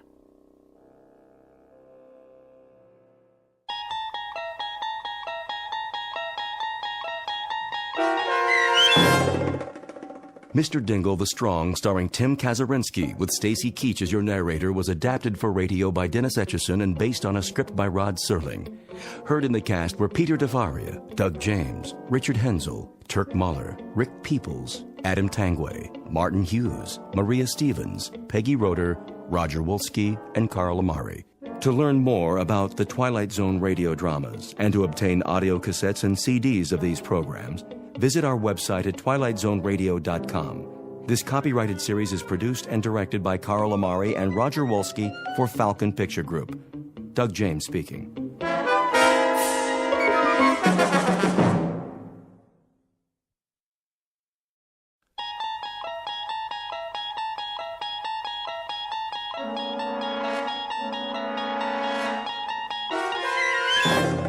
You unlock this door with the key of imagination. Beyond it is another dimension, a dimension of sound, a dimension of sight, a dimension of mind. You're moving into a land of both shadow and substance, of things and ideas. You've just crossed over into the Twilight Zone.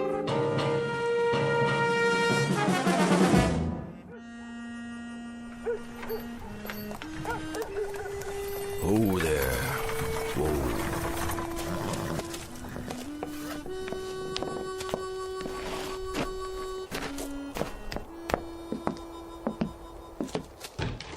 Hello? Yes, sir? You open for business? Sure am. I couldn't tell. Nobody on the street. Oh, not this time of day. It's too hot. What's your pleasure, sir? Beer? Beer she is. Cold, is it? Cool's more like it. Do me just fine. That'll be a nickel. Nickel it is. Come a long way, did you? Long way. Saw the name on the map, but I didn't know if it was still here. Lovely little town. What's that? I was remarking about the town. Lovely, peaceful place you got here. Yep, that it is. And the name really gets me. Happiness. That's what she's called. Happiness, Arizona. Been called Happiness, let's see now. Almost 10 months now. What was it called before that? Before that? Well, it had different names. Like what? It was Satan's Stage Stop for a while, then Dead Man's Junction, then Boot Hill Village. Boot Hill? For the town cemetery. You passed it coming in. Well, that I did. I saw the sign on the side of the road. Said it was to commemorate the... Let's see, how did it go? The many people killed in the course of our turbulent beginnings. Right. 128 people buried up there. That many? Every one of them shot dead. Is that a fact? Save one who died of natural causes. Well, things sure have changed. Now you got the Happiness General Store, the Happiness Hotel. It didn't used to be that way, I'll tell you something, mister. This town wasn't fit to live in. No? No, sirree, Bob. Well, there wasn't one night you could come in this bar and not have to step over a dead body. Hard to believe. Nothing but shooting and killing going on night after night. Even my brother John, rest his soul. We had more folks biting the dust than we had coming to Sunday meeting. Do tell. And you know what happened? I couldn't begin to guess. Well, I'll tell you.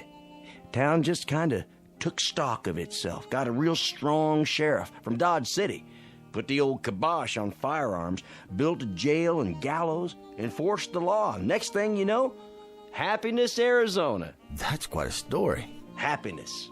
Where a man can walk down the street and have himself a drink without checking the mirror to see who's gunning for him. That's progress, mister. That's real progress. This kind of thing, it sort of brings tears to my eyes. Well, that's all right now. Don't you be scared to go showing your true feelings. I know how it is.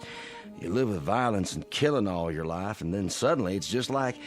Well, kind of like the sun coming up over a dark cloud and shining down on you with the warm rays of beneficence. That's mighty well put. I do a little preaching on the side, too. I'm not surprised to hear that. What's your line? My line? Your work. What do you do? Oh, I'm on the road a lot. Selling? In a manner of speaking. Services is what I supply. Can I get you another beer? That would be right kind of you. Services, you say? What kind of services? Oh, you wouldn't be interested. Well, you never know. I might be able to throw a little business your way. Well, you might at that. This is the kind of town that generally can use me. What services do you supply? I bring back the dead.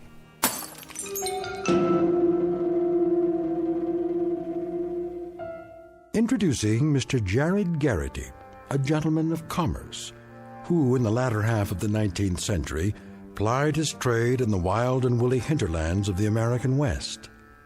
He has just driven his wagon down the hot, dusty main street of a quiet, unadorned, and absolutely typical town in search of an opportunity to practice that trade.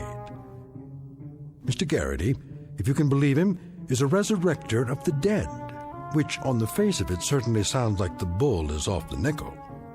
But to the scoffers amongst you, and all you ladies and gentlemen from Missouri, don't laugh this one off entirely, at least until you've seen a sample of Mr. Garrity's wares and witnessed an example of his services. The place is Happiness, Arizona. The time, about 1890. And you have just entered a saloon where the bar whiskey is brewed, bottled, and delivered on special order, direct from the Twilight Zone. And now, The Twilight Zone and our story, Mr. Garrity and the Graves, starring Chris McDonald, with Stacy Keach as your narrator.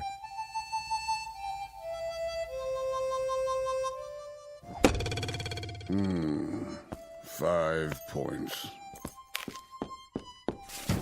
Sheriff! That's better. 7 points. Sheriff Gilchrist, open up! What is it? Sheriff, come quick! What's the matter now, Jensen? The stranger, Sheriff. The stranger! What stranger? Sheriff, I'm glad you're here. Well, where else would I be? I don't know. But I'm always the first man they look for. And the last they want to meet. Yep, that's true, all right. What are you doing? Practicing my knife throwing. What does it look like? Whose picture are you throwing at today? Same as always.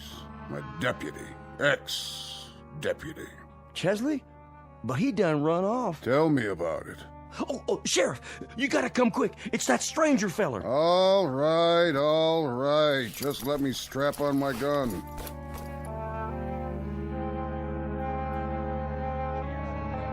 Is that what he said? Well, where is he now? Don't know. Just up and vanished, just like that. Is that what Jensen said? I don't like this one bit. Where's the bartender? I need another drink. He's coming with the sheriff. Here he is, everybody. Simmer down now. What's this about a stranger? He's wearing a black suit and a black hat. There's his wagon right outside. Had a mustache and a bony face. And you should have seen his eyes. Now, hold on, everybody. Let the sheriff talk. He'll answer all your questions. What did he say his name was? Well, he didn't say. Leastways, I don't think he did. Got a sign on his wagon out there. By golly, you're right. Well, sure he is, Lapham. What's it say? Says Garrity. Then that could mean something, I reckon. That could be his name. Say, that's deduction for you. Now you know why we got law and order around here. Well, it's a chancy job. Makes a man watchful, I bet. And a little lonely. We finally got ourselves a lawman who uses scientific deduction. Why didn't I ever think of that? Don't know a fella's name, you just look at his wagon. Really wasn't no great shakes of deduction, Lapham. Well, now I beg to differ with you on that. But it points up the fact that you can't stop thinking on this job. Not ever. It's a kind of think proposition. Take this six gun, for instance. A lot of men depend on this all the time, when they should be using what's under their hat. Under their hat? The old bean. Oh, by golly, nobody was ever righter than that. And besides, using the head instead of the gun, you save money on bullets. Not to mention burials and labor. You could say that again. No thanks. Now, he said what to you, Jensen? He said that he could bring back the dead. That's what his line was, bringing back the dead. That possible, Sheriff? Better ask Doc. But we don't have a Doc in Happiness. Oh, that's right. Well, sir, when he said that, I'd like to keel over in my tracks. Bring back the dead. I think to myself, the man's either a lunatic or he's trying to gull me. That's when I went over to your office and got you, Sheriff. And when we come back, he'd up and gone. That's right. Interesting. Very interesting. He probably figured you'd gone to get the sheriff or some such.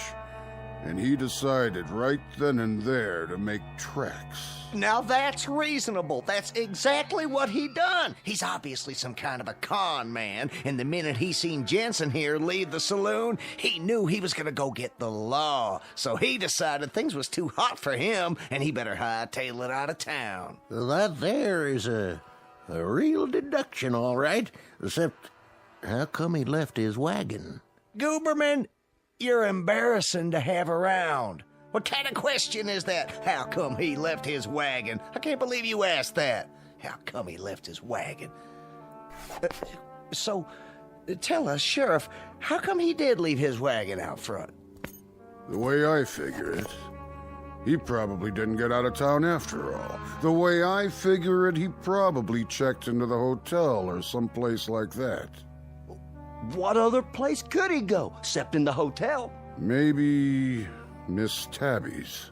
But Miss Tabby run off with the deputy. Thanks, Jensen, for twisting the knife. The hotel, exactly. That's what he done. Sheriff, you got a lifetime job here if I got anything to say about it. Give the sheriff a drink on me, will you, Jensen? Sure thing. Kind of you, Lapham. Real kind of you. Yeah, real kind. That's him, Sheriff. That's him. Barkeep. Yes, sir? You got another one of those nickel beers? Coming right up, sir. You're Garrity? That's my family name, yes. Can I ask you a question, Mr. Garrity? Of course, Sheriff. That your wagon out there? Yep. That's my wagon. Says Garrity on it. Uh-huh. How come? Like I said, that's my family name.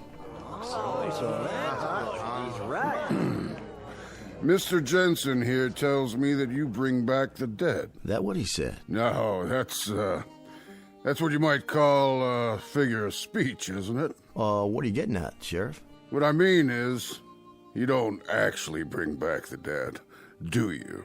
On the contrary, that's exactly what I do. Bring them back. What did he say? Hit me with a shot of whiskey there, would you, Jensen? No problem. I don't suppose you'd care to tell us how you go about doing something like that. Well, no offense, Sheriff, but it's kind of a professional trade secret. Secret? I mean, like a magician. He doesn't tell you how he does his tricks.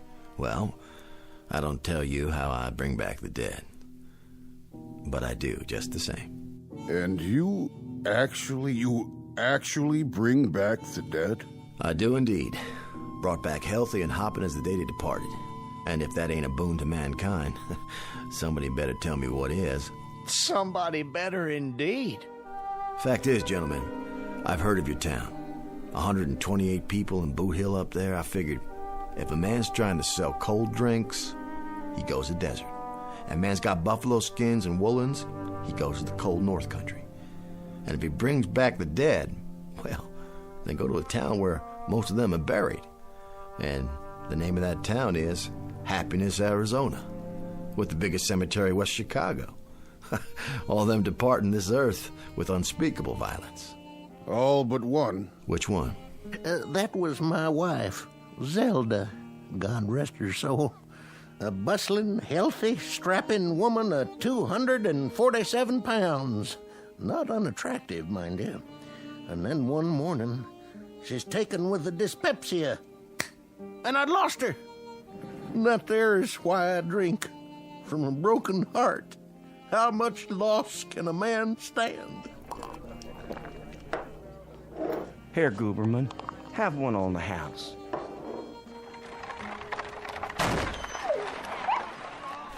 What the? Stand back, everybody. What's happened? Oh my gosh, he run over the dog. Poor thing. Is it still alive? Oh, no. I sure am sorry, poor little mutt. How did it happen? Dog just run right out in the street. I tried to stop, but he got under my wheels. Must have struck him a blow in the head. Not a mark on him, but he's sure dead. What do you call that, Sheriff? Accidental animal homicide. Oh, mighty decent of you, Sheriff. No fine or nothing. No fine. You obviously couldn't help it. That's what the law says. Anybody know who the dog belongs to? Stray is what she is. Never seen her before. Nope, not around here. I'll put her up in my wagon, take her out and bury her with my own two hands. No need. Huh? Ladies and gentlemen, the proof of the pudding, so they say, is in the eating. And the proof of a service is in the performing. Hallelujah. The dog is certainly dead, isn't she? No question about it. Then, gentlemen, I shall take it upon myself to return this gentle creature to the land of the living. What do you mean by that, mister? I shall resurrect it. Stand back, all of you. I ask only one thing, in order that I may conduct the operation satisfactorily and completely. What's that, Garrity? Would you all turn around? What? And look the other way, so you're not watching me. How's that? If you don't mind, please, show me your backs for just a moment, out of respect for the dead.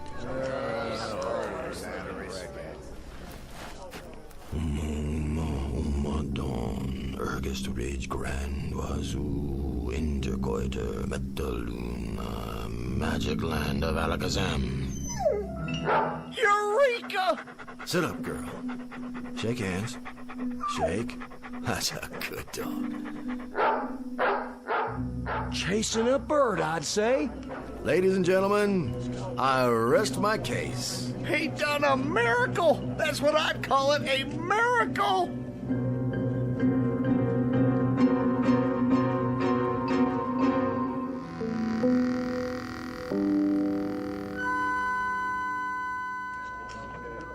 Black magic is what it is. My dear friends, Citizenry of Happiness, Arizona.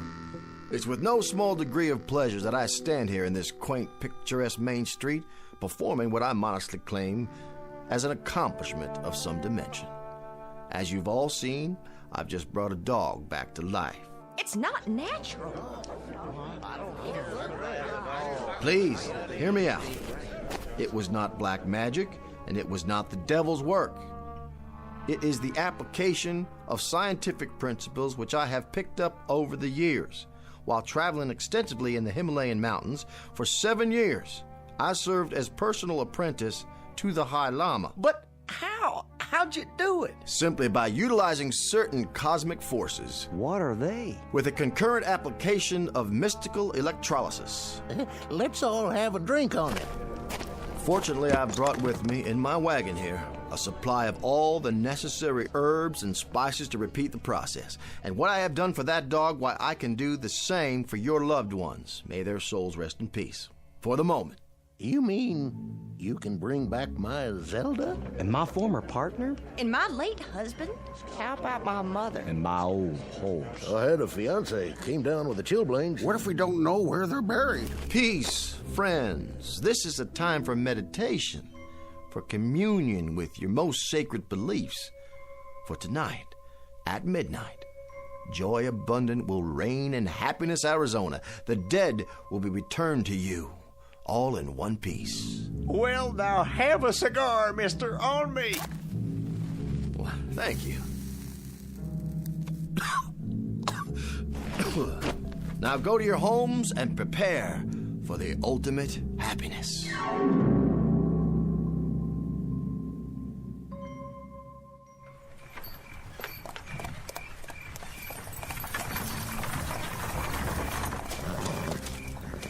Hello, spirits of Boot Hill.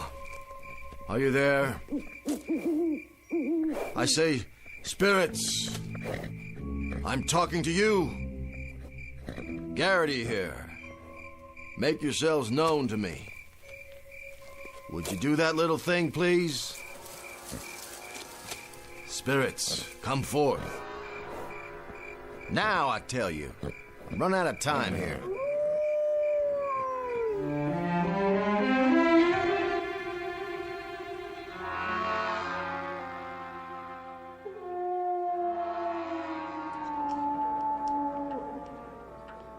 $11:30. No sign of him. He's up at the cemetery. Still? 4 hours he's been up there now. That place always froze my guts, even at high noon in the bright sun. Imagine what it must be like after dark. I don't want to imagine. You know, one time when I was a kid... Please, Lapham. I had a pet goldfish. In Arizona territory? No, this is back in Springfield. Anyway, I had this goldfish, and my cat used to watch it swim around night and day. What was your cat's name? My pussycat? Her name was Tabby. Lapham. Anyway, one night, she knocked the fishbowl over trying to catch it, and I got so mad, I chased her out of the house. Spare me. And wouldn't you know, that cat ran out and leaped in the pond. Now, it was the dead of winter, and there was ice on the water, and, well, to make a long story short, when I pulled her out, she was frozen solid. You could have thrown her through the air like a boomerang. What's a boomerang? Never mind. Let him get finished. So I carried her back in the house all stiff like that so I could bury her the next day. And you know something?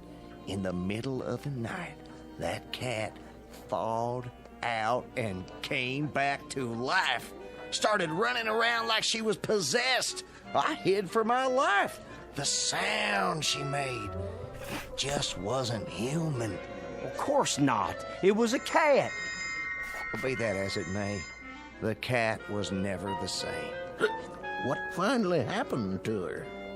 She ate some spoiled mackerel and expired for the second time. She didn't come back from that one, sad to say. Imagine.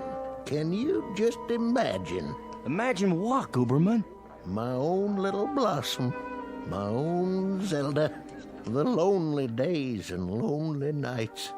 And at midnight, she's coming back to me. Saints preserve us.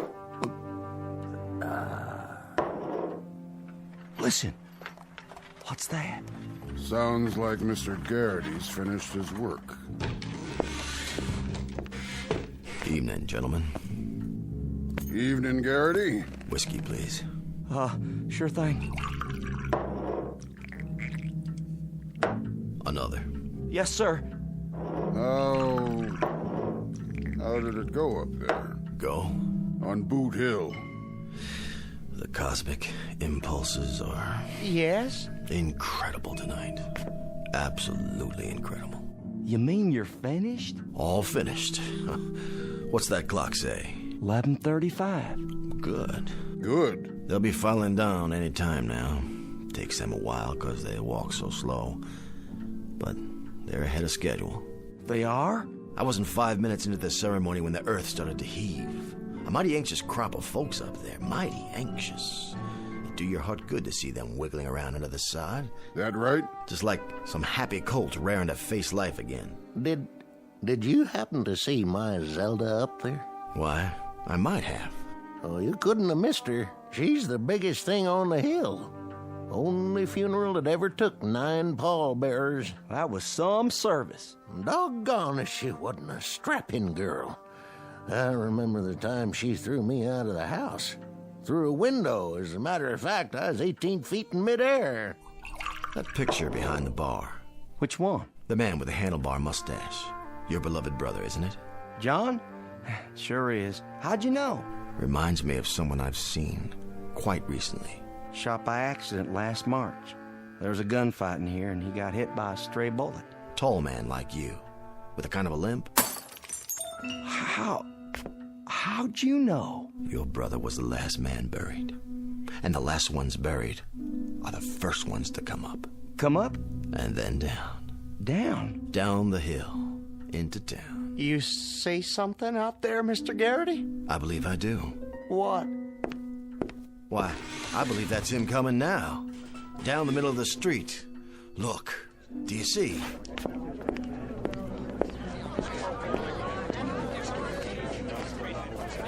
That's him. How can you tell? Look at how he's dragging his foot. Can't see his face. I was right, Mr. Jensen. You were? It's your beloved brother John. And a more decent and honorable citizen never pulled a cork out of a bottle, or so I'm told. He was a no-good thieving bum.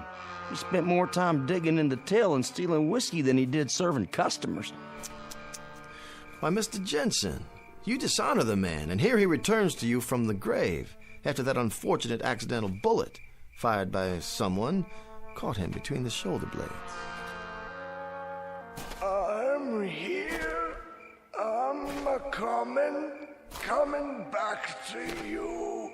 Hold on. Mr. Garrity. Yes? How much do you charge for bringing back the dead?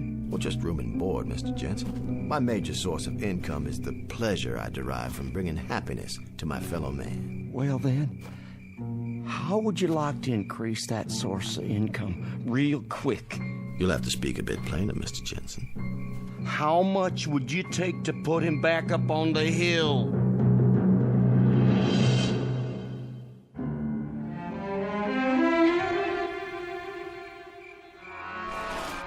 I'm asking you. To put him back? My brother, I mean. In his grave, where he belongs. What does that mean? Well, it's a difficult procedure, Mr. Jensen. Once the resurrection has taken place, it requires a maximum effort to replant them, so to speak. Would $100 pay for the effort? 100? In gold. Shall we say 1,000? What does 500 do to you? Well, it warms me a little, but I still feel drafty. Let's make it 750, shall we? Deal.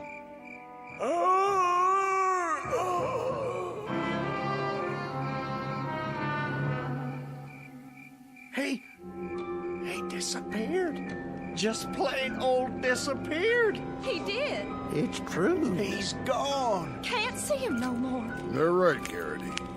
He vanished like a shadow on the street. Thank the good Lord. It was your brother, all right. I saw him with my own eyes. Tall man with a limp, just walking toward us as big as you please. And then he just plumb disappears. Yeah, that's right. Garrity did it. He's a miracle worker. Well, that's life. Let's go inside and have a drink.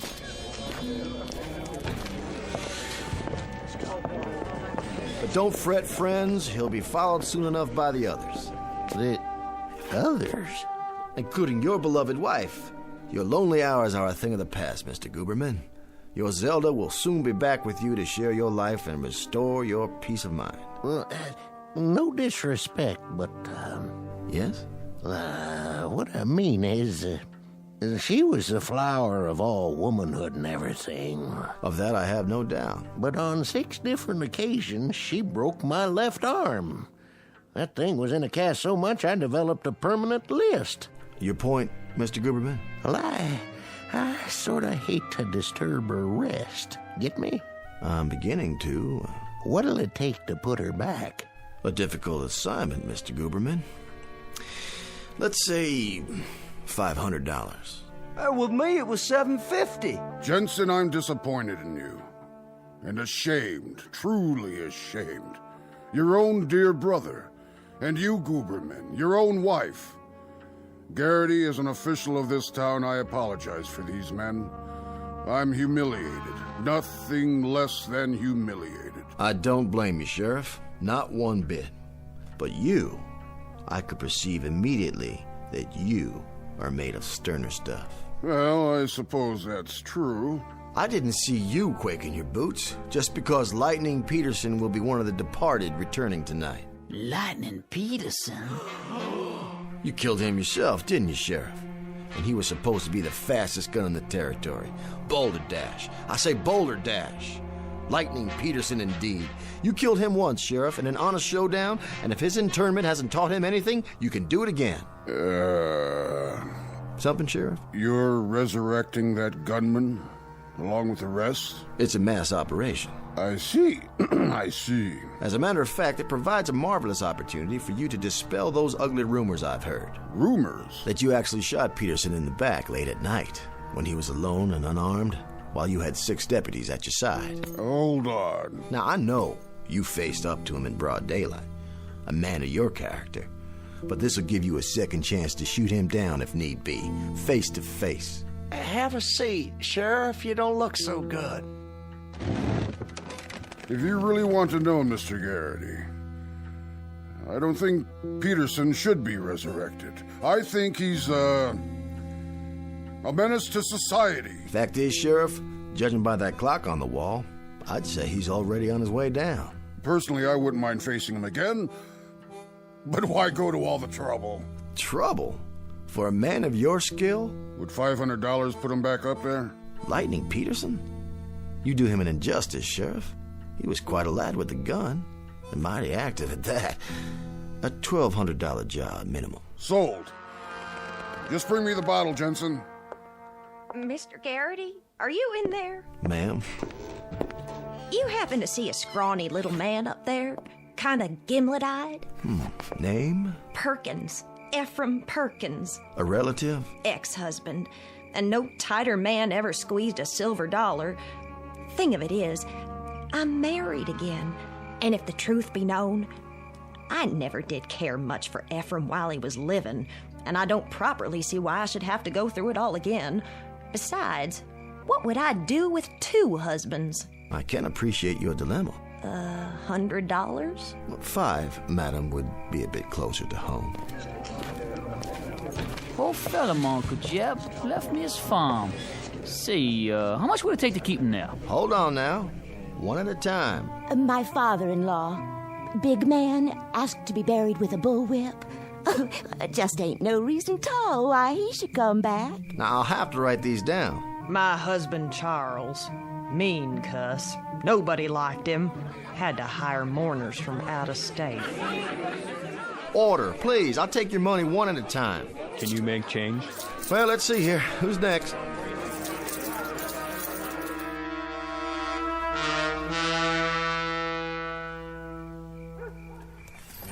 Oh, there. Oh.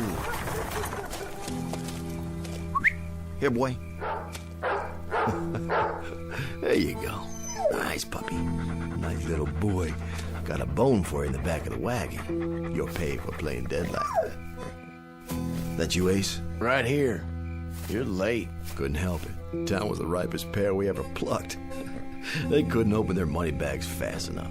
What's the take? Whew, see for yourself. I haven't had time to count it. Will you look at that? Considerably more than you earn as an actor on the stage, my friend. Considerably more. Played the part well, though, didn't I? Beautifully. The handlebar mustache was a nice touch. That's why I brought my makeup kit. Never know what you'll need. I checked the itinerary. Our next stop is Tucson. We'll pitch camp and get a good night's sleep, and you go in there in the morning and get a line on the place. We'll see which one of the dear departed you can impersonate tomorrow night.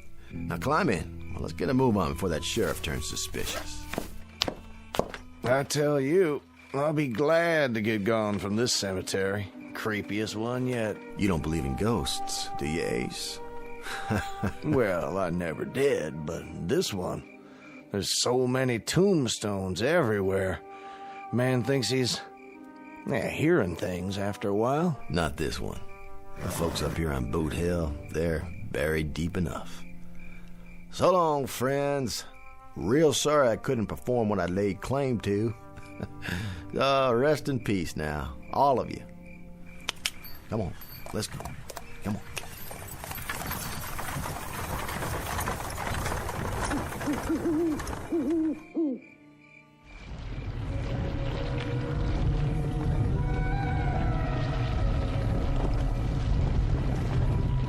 Get the dirt out of my eyes, will you, John? Sure enough, Evan.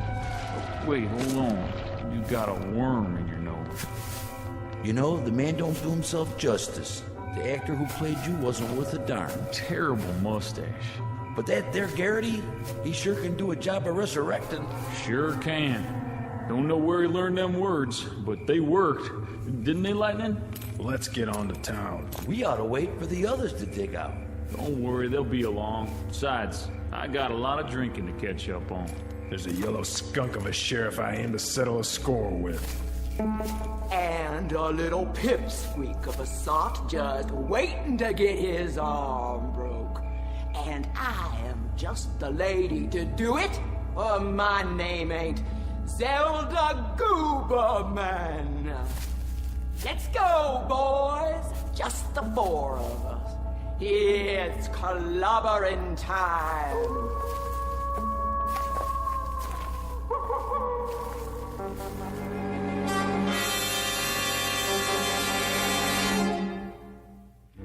Exit Mr. Jared Garrity, a would-be charlatan, a make-believe con man, and a sad misjudger of his own rather considerable talents. This haunting little fable respectfully submitted from a soon-to-be empty cemetery located atop a dark hillside on one of the more dangerous slopes leading into and out of the Twilight Zone.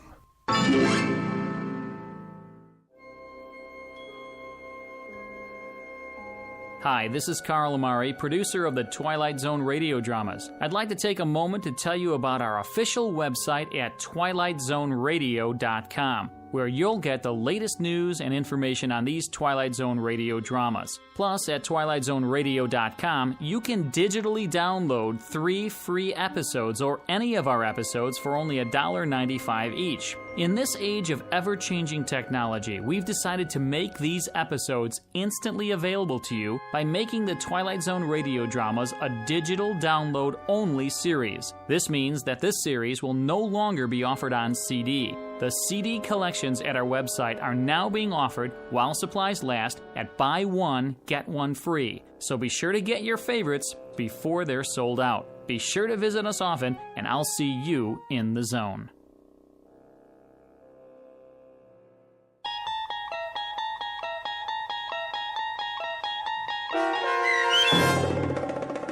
Mr. Garrity and the Graves, starring Chris McDonald with Stacy Keach as your narrator, was adapted for radio by Dennis Etchison and based on a script by Rod Serling.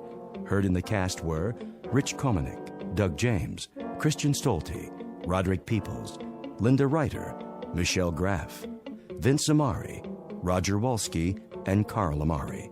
To learn more about the Twilight Zone radio dramas and to obtain audio cassettes and CDs of these programs, visit our website at twilightzoneradio.com. This copyrighted radio series is produced and directed by Carl Amari and Roger Wolski for Falcon Picture Group. Doug James speaking.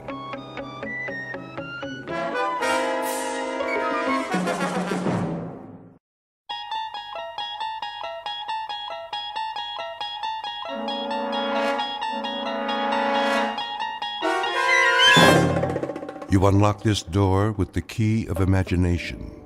Beyond it is another dimension, a dimension of sound, a dimension of sight, a dimension of mind. You're moving into a land of both shadow and substance, of things and ideas. You've just crossed over into the Twilight Zone.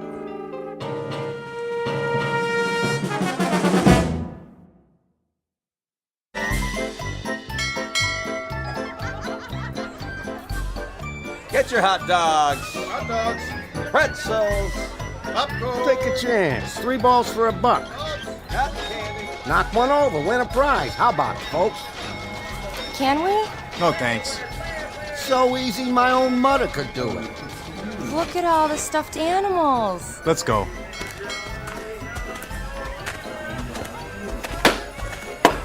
Throw a dart, break a balloon. Not this one. Aw, you're no fun. There's better places. Hey, win, this is your lucky night.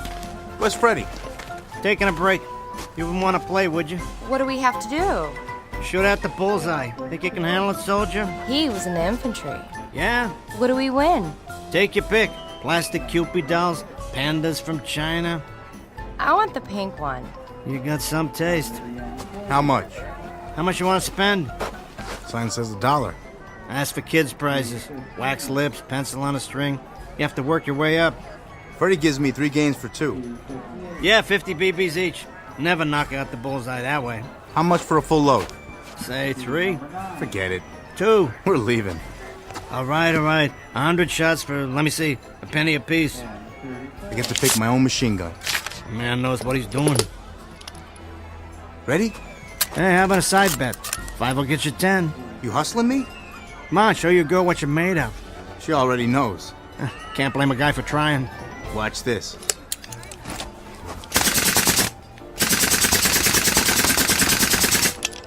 There.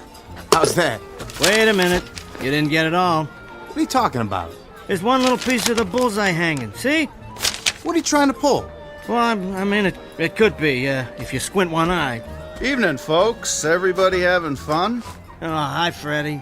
You gonna give me my bear or not? What's the ruckus? Yeah, just having a friendly discussion. He doesn't want to pay off. We won fair and square. A slight disagreement is all. Get your hand off that teddy bear. Give the young lady her prize. We don't want any trouble here. There you go, pal. Semper Fi. I'm not your pal. I'm surprised at you, Wally. That's not the way. First, you give him a few wins, build up the payout, then you sock it to him. Remember? I got a lot on my mind. Wally, you used to be a good con, but lately... Tell me something, Freddy. You can keep what you made while I was gone, for old time's sake. Listen to me. You see those 2 guys over by the funhouse? White ties, pointed shoes. Don't turn your head. What about them? They, by any chance, been hanging around tonight? Well, you know those monks? Do me a favor. Anybody asks, you haven't seen me. I hopped the steamer to Timbuktu. Now, if you don't mind, I'll just fast forward on out of here. Yeah, don't worry. I'll think of something. Go through the back and down to the beach. Thanks, Freddy. I owe you. You sure do, boy. But this time, I don't think I'm going to collect. Introducing Wally Beecher, once promising con artist and small-time hustler. But of late, he couldn't talk his own grandmother out of ice cream money. Mr. Beecher has become what's commonly known as a loser. He's off his game and down on his luck because somewhere along the line, he lost faith in the con and in himself. And tonight, the biggest debt of his life is about to come due. The reaction is panic, thanks to the certain knowledge that his credit has run out and there is no place left to hide. But if he plays the odds just right, there might be one last unexpected chance to start over. If not in this world, then in the Twilight Zone.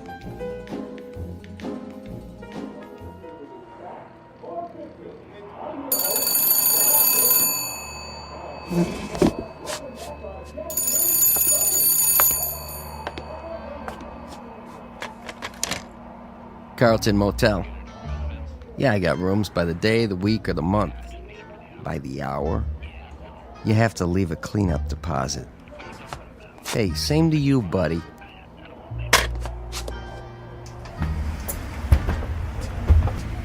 Hey, Mr. B. Any calls tonight? Nope. Not even my brother? Nah, been quiet as a tomb. Oh, don't say that. Here's your mail. Maybe that check you've been waiting on? No such luck. Anybody ask for me? Afraid not. Good, that's good. Jack, I want you to listen real close. It's important. Yeah? If somebody wants to know where I'm at, I already checked out. Anything you say, Mr. B. Only I sure need that rent before you do check out. Yeah, I'm not going anywhere. Just say I did. Got it, but about that rent, it's Thursday already. You're the first on my list. The manager won't let me carry you much longer. I got some deals going. One of them's bound to come in. Just remember what I told you, especially if they're wearing alligator shoes. You call my room with a heads up, okay? Sure thing, Mr. B.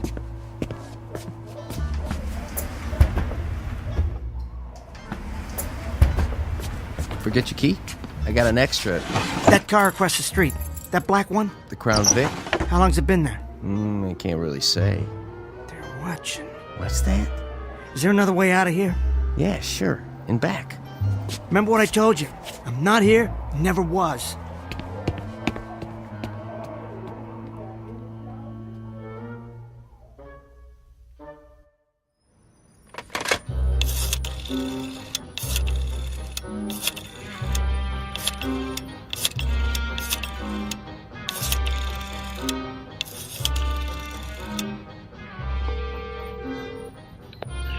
Raj, it's me, Wally. You got a line on the 5th at Belmont? Yeah, tomorrow. The number 9 horse. Yeah, he's still 40 to 1? Put me down for 100, straight across. I understand. No more credit, but this one's a lot. I'm not conning you.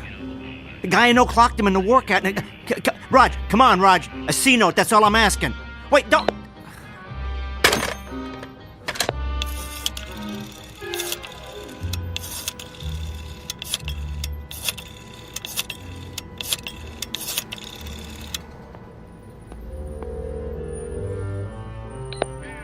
Rosie? You bet it is. How's your kid? Good. Hey, listen, Rosie, remember that business opportunity I told you about? Yeah, that's the one. The Feedback drive-thru. World's best deep-fried burgers. Well, they're getting ready to open their first store. Me, I got my personal life savings riding on it. So if you want to get in on the ground floor... he is? Oh, jeez, that's terrible. Yeah, I could let you post-date a check if you... Your life insurance policy, too? Yeah, I understand. Hey, hold on, Rosie. I got another call. Great talking to you, hon.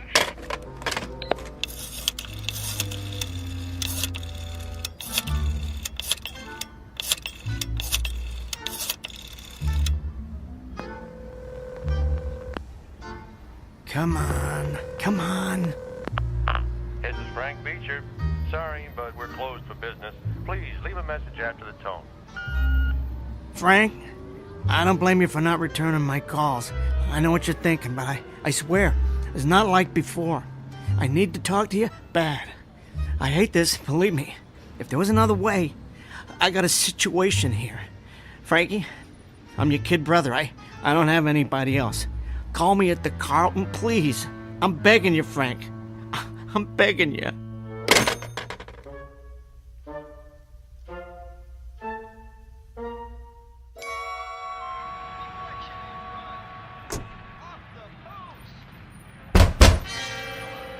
Who is it?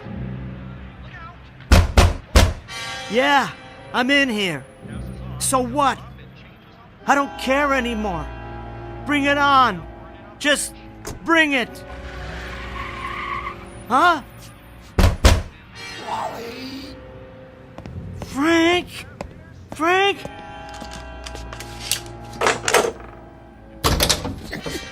Give me a hand, kid. What'd they do? Funny thing happened on the way home. Sit on the bed. Jeez, Frank, they really worked you over. It's okay. The nose wasn't straight to begin with, huh? A couple of guys in a black Crown Vic? No. Cadillac. Two gentlemen with scars and pinky rings. They made quite an impression on my head. I'll get some towels. You're bleeding bad. This is a first. Take it easy, Frank. I was always the one who took care of you. You got in a fight at school or fell off your bike. Let me wipe your face. Ow! I'll do it. You order a steak from room service. Blood rare. Best thing for a black eye. Hold this against your head. They have room service here? See, you moved up in the world. And them two guys, did you get a name? Nah, they didn't talk much. But they must be from Western Union, and I'm the message. Those punks. I'll take it out of their skins. You should have called me. I did. Sorry, I'm out of town. It's all my fault. Now, what did you do to rattle their cages? Well, what do you think? Got myself in hock up to my eyeballs when I couldn't make the vig. I've got money. It's too late for that now. Even if I do pay up, they'll leave me sleeping with the fishes. I am stupid, so stupid. Sounds like it's time for Mrs. Pierce. Who? An old lady lived down the hall. Remember? In the building where we grew up. What about her? Every time you got in trouble and you didn't want Dad to find out, what'd you do, huh? You came to me, right? Yeah, you find a way to fix it. I was always a loser, even back then. Yeah, you were little, that's all. You didn't know any better. What's Mrs. Pierce got to do with it? She was the one who took care of things, not me. What do you mean? Oh, when anyone in the neighborhood had a problem, Mrs. Pierce made it right. Don't give me that. It was you, Frankie. When I didn't do my chores or I got in a jam. Nah, I handled some of it, but there was some I couldn't. Like the time Vincent Cazzatori wanted to fight you, or you lost the raffle tickets and the principal called the police. I remember that. Yeah, it was Mrs. Pierce who got you out of it. She didn't want people to know, but she was the one. How? You tell me. I'd tell her, and then she'd pray to her own special saints, I guess. Someone came to her with a problem, she'd make everything right. Yeah, you could count on it. That's nuts. Yeah, it sure is. But it's true. Hey, where's the phone? Oh, who are you gonna call? The cops won't do nothing.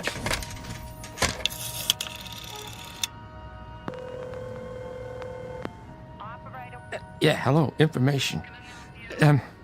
You have a listing for Mrs. Arlene Pierce on Weber Street. She probably is dead by now. Yeah, hold on. Where's pencil? Here. Yeah. Okay. Thank you, operator. It's too late, I tell ya. She moved, but I got it. All right. What have I got to lose? 10-1, she won't even remember me. Come on, let me. Not this time. Give me the phone, Frank. And I'm afraid it don't work that way. Why not?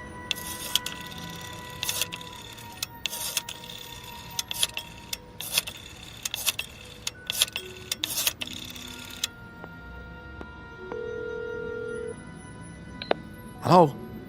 Yeah, may I please speak to Mrs. Pierce? An old friend from Weber Street. My name's Frank Beecher. It's been years, but... Oh, hello, Milo. Of course. Oh, she is? Oh, I'm sorry. I didn't know. Look, I hope she feels better soon. No message. Just that her friends wish her the best. I'm I'm really sorry to have bothered you. Sick, huh? She had a stroke. She's been in a coma since last week. Well, that was a stupid idea anyway. Hey, easy, Frank. Get me the sink, kid. Can you stand up? Here, let me help you. It was the pointed shoes that did it. Frank, you're coughing up blood. It feels like something's broken inside. I gotta get you to emergency. Quick. Not now. Those goons who sent the candygram, they'll want to know if you got the message. Oh, I got it. And I got a message for them. They want to clean my clock? Let them. I'm not gonna let you die here. Come on. You better lay low, kid. They're gone. I heard them drive off. I got my car in the alley. For once in my stupid life, I'm gonna do something for you.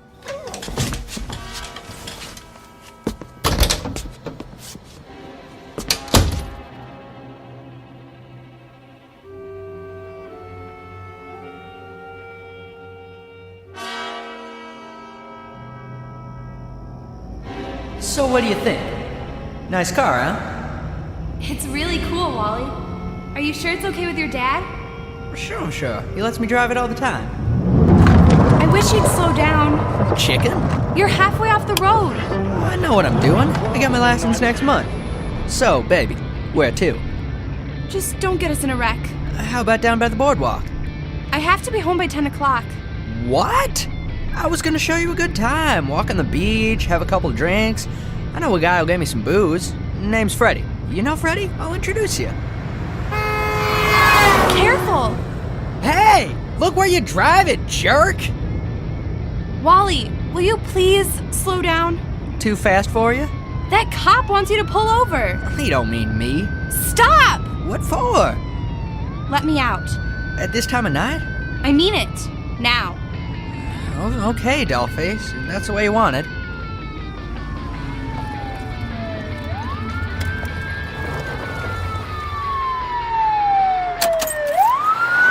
What did I tell you? He wasn't following me. Chasing some punks. He'll get him, too. See, the cops around here, they drive Ford Crown Vics with the F-150 engine, all souped up. I could probably take him. I got more horses under the hood. Hey, where are you going? Bye, Wally. What's the matter? I'm walking home. It's safer that way. Thanks for a lovely evening. Are you nuts? Get back in the car. Maybe I'll see you around. When you get your license.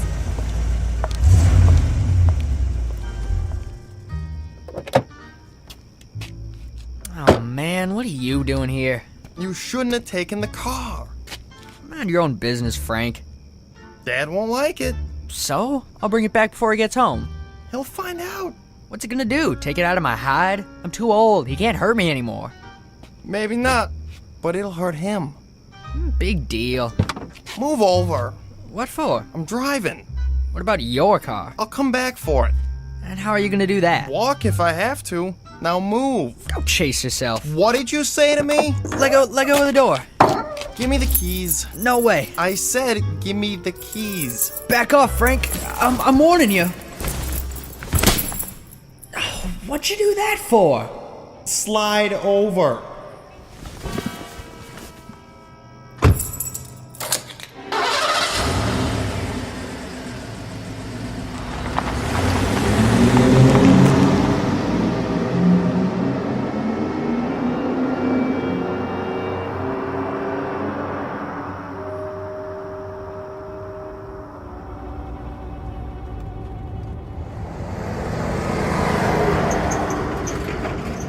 Yeah, you always looked after me, didn't you? No matter how bad I screwed up.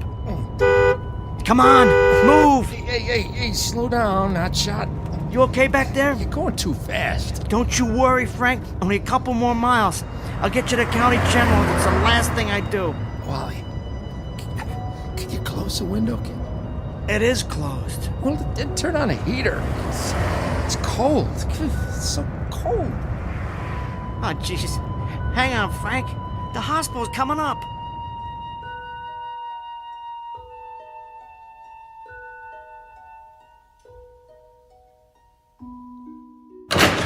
All patients in need of emergency care, please sign in.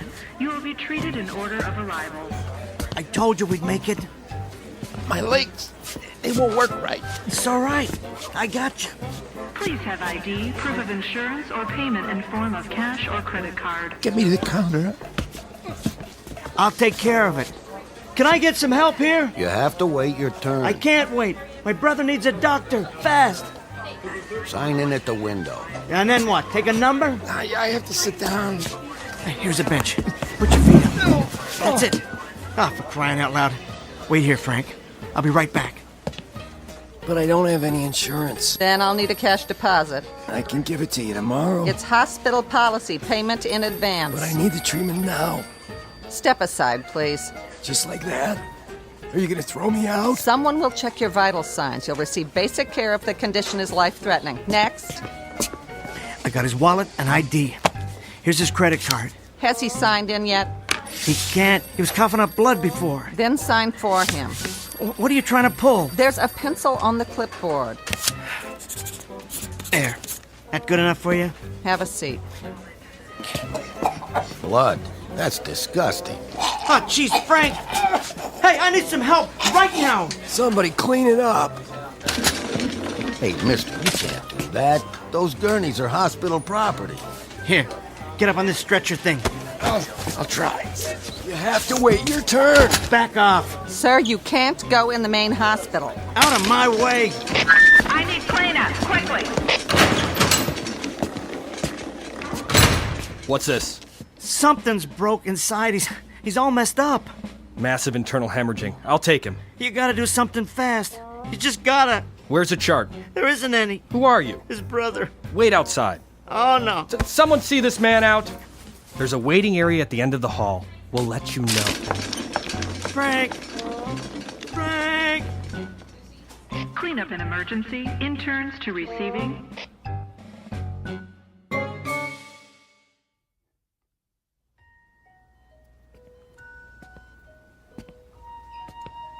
Excuse me. Nurse? Yes? The guy I brought in? He's gonna be okay, isn't he? The nurse's station will have that information around the corner to your left. These jokers don't even know which end is up. Well, they better figure it out. Oh, Frank. Frank, what am I supposed to do now? Wally?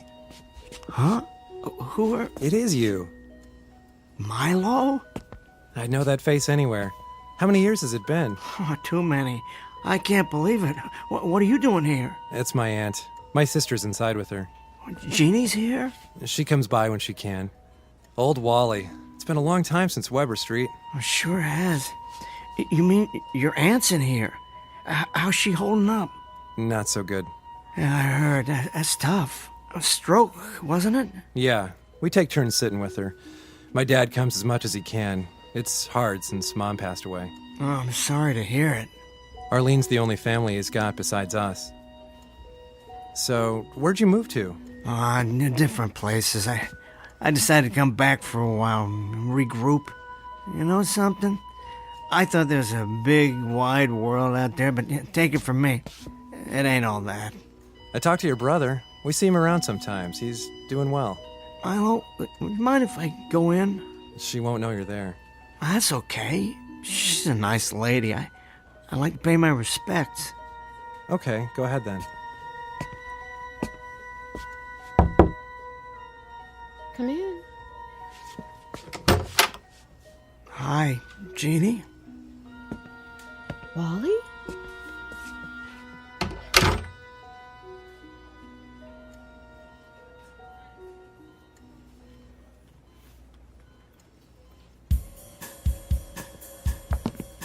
Hey, how you doing? Can I help you? We're looking for a guy. Friend of ours. Fell down, hurt himself. Check emergency. No such luck. Well, this is all private rooms here. He's telling the truth. Says right on the door. P-I-E-R-C-E. What's that spell? Purse. Some name. A little guy was with him. Looks like a weasel. I haven't seen him either. You sound mighty sure. Tell you what, if I do, you'll be the first to know. Now, do you mind keeping your voices down? There's a sick lady inside. Have a nice day. It's nighttime, Sal. Yeah, that too. You know, it don't make sense. They gotta be here. We seen them come in. I'll check the rooms. You watch the lobby. Sure thing. And call the boss. Tell him we got it covered. The fabulous Beecher boys. One thing's for sure, they walked in, but they ain't walking out.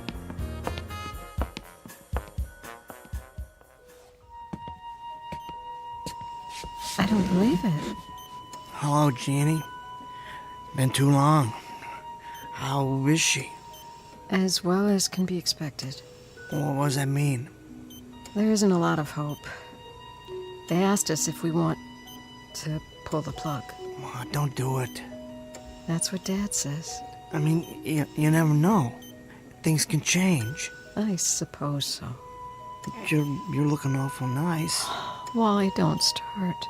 Listen, Jeannie, can I talk to her? Why? She can't hear you. Just the same, I wanted to thank her for being so nice. You barely knew her.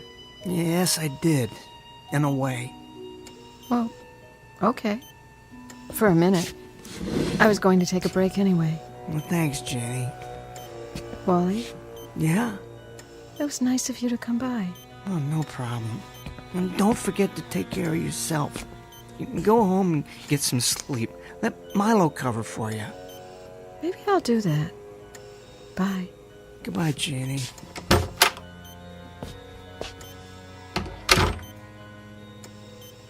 Mrs. Pierce? Can you hear me? I hope so. Because I got something to say. It's Wally. I used to live in the building down the hall. Me and my dad and my brother. You remember Frank? He always did good in school. Not me, though. I was a different story. A real dumb kid. I started messing up, getting into trouble. And Frank, he looked after me. Then when I moved out, he wasn't there anymore. Before, he always saved my skin. Except it was you. Oh, it sounds nuts, but my brother wouldn't lie. If I know one thing, I know that. I don't understand how, but the whole time, it was you. Well, since then, I pulled some bad stuff, and tonight it all came down. I can't handle it on my own. I would if I could, but now it's just flat out too late. Some guys want my head on a platter, and there's nothing I can do about it, not this time. So I guess what I'm saying is, I need help. I never needed it so bad my whole life. I sure hope you can hear me. I never asked you for nothing. And I'm not asking now. It's my problem. For once, I'm gonna take my medicine. But this isn't about me. It's about my brother. Hey, Frankie! Watch me ride my bike! Look! No hands! That's great, Wally. Frankie, I did all my chores. You think Dad will take us someplace tonight? If he doesn't, I will. Want to get pizza at the corner? Can we? I don't see why not. Gee, Frankie, you're the greatest brother I ever had. Get your jacket, let's go. I wanted to be just like him when I grew up. I had my shot, but it wasn't in the cards. But it ain't right that Frank should suffer. They took it out on him so I'd get the message. Those punks. Well, I got it, only it's too late now. Look, Mrs. Pierce. Yes, huh? Yes? Oh, you can hear me? Is that little Wallace? Mrs. Pierce, thank God. Is anything wrong? Yes, ma'am. I hate to ask you, but... Say it, boy. Frank's hurt bad. If you don't pray for him, he's a goner for sure. You can't let him die. You can't let him die, please. I'm begging you. Very well, honey. What? You can go now, Wally. What do you mean? He's gonna be okay? He's gonna be alright? Why, he already is. What? Just like that? Oh, thank you. Thank you, ma'am. Thank you. You know what this means. You run along, dear. He's waiting for you. Frankie, you hear that? You're gonna make it.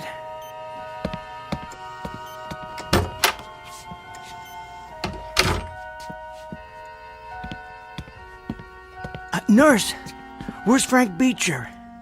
Beecher. Oh, yeah. He was just released from IC. They're moving him to 1101. Oh, thanks, dollface.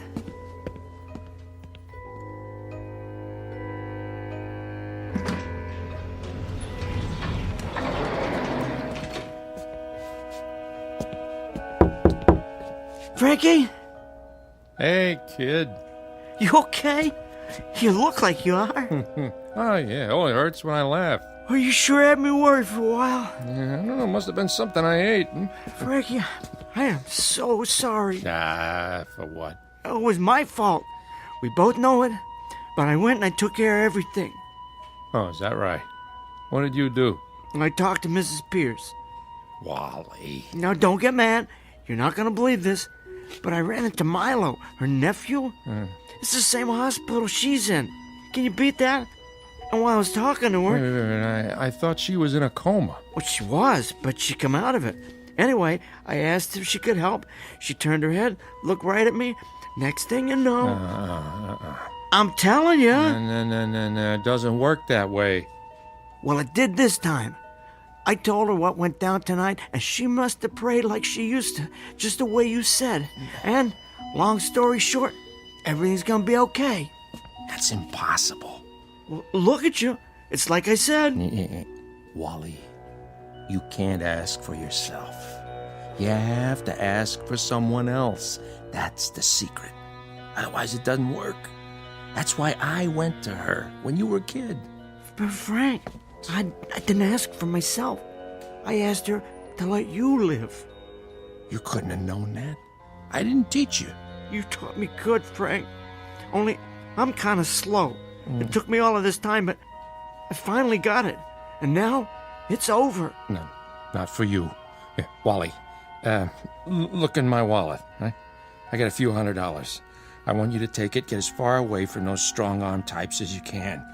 Then call me, and I'll try to figure something. Maybe I can help you cut a deal. Maybe nothing. You don't have to do a thing. Tonight's the last time I'm running out. Whatever they want to do, let them. The slate'll be wiped clean. They'll never bother you again. Wally, you listen and listen good. Those guys in the Cadillac are bad news. I'll try to buy you some time, long enough to talk to the DA, and we can Forget it. This time I'm standing up for myself. Oh, don't be a fool. I'm not. I used to be, but not anymore. I'm ready. It's been a long time coming. And Frank, yeah. If I don't see you again, thanks. Thanks for everything. I hope I paid you back a little. Kid. Don't worry about me. I'll be better off. Just think, I won't ever have to run scared again.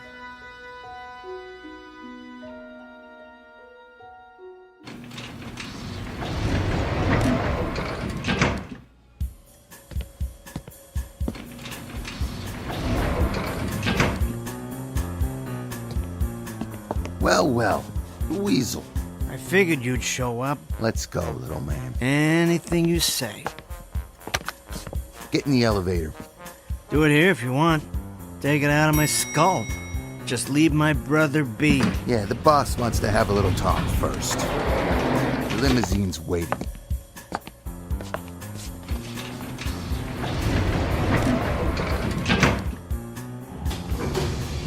Which floor, mister? The parking lot. I'll get the button for you. Hey, what'd you pull the alarm for? You're not going to parking. Say, what's the ruckus? Federal agent, hands out of your pockets. Mr. Beecher, step over here next to me. Glad to. You got the wrong guy. Don't move. You're under arrest. What's the charge? You take your pick. Racketeering, extortion. You know who I work for? We have Mr. Sacchetti in custody.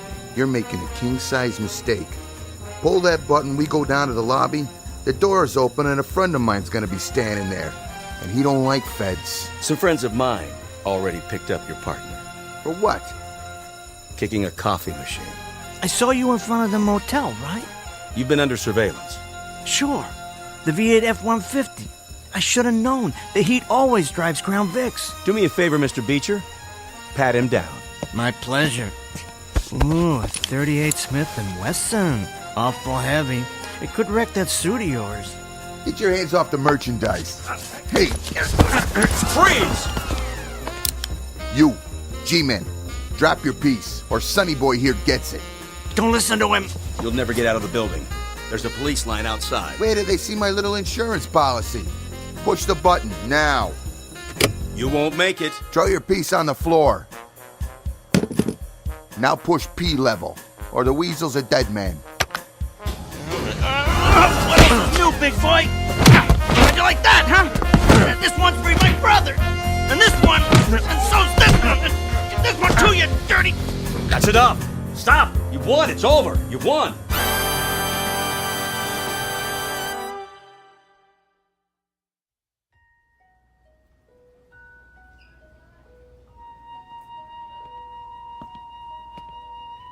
Milo, Jeannie, I just wanted to tell you not to worry. Oh, Wally. What are you crying for? She's gonna be all right now. He doesn't know. Know what? She's got a new lease on life, and she's not the only one. Come on, Milo. We have to sign the papers. Well, I could tell by the way she looked at me. Who are you talking about? Your aunt. I knew she was gonna make it. That's not very funny. What's not? I'm telling you, she said everything was gonna be all right. She knew. That's because she was praying the way she used to. Wally, please. She couldn't have. She never came out of it. What? The doctor said there were no brainwaves for days. Not at all. But... One thing was strange, though. When she passed, she had a really unusual expression on her face. It was peaceful, almost happy. Like, what's the saying?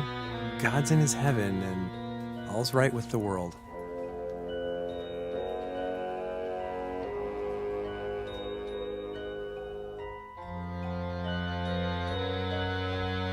Wally Beecher, once promising con artist and small-time hustler, commonly known as a loser. Despite the odds, he asked for another deck and a fresh deal. It's not easy to end up a winner when you're down that far, but it happens sometimes, thanks to a very special gift, one that must be given as well as received. It goes by various names, the most familiar of which is love. Look for it, and you just might find it here and in the Twilight Zone.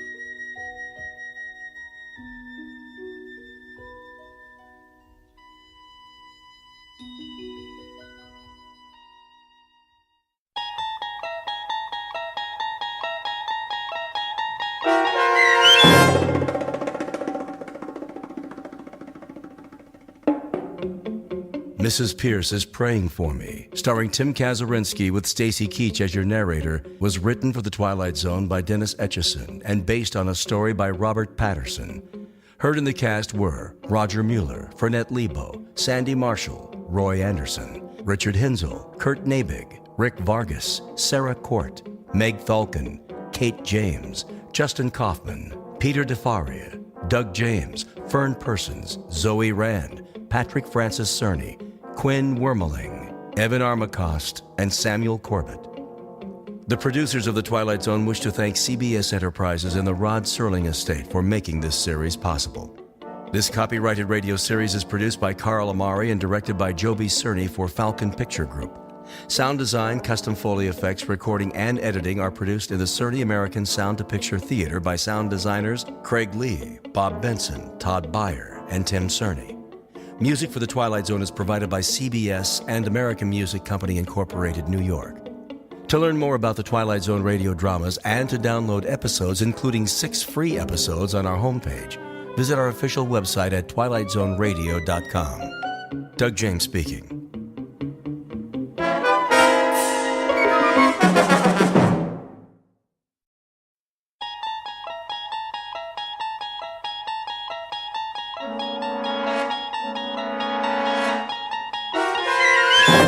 There is a 5th dimension beyond that which is known to man.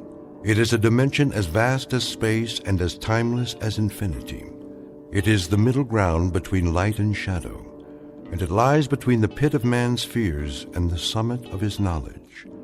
This is the dimension of imagination.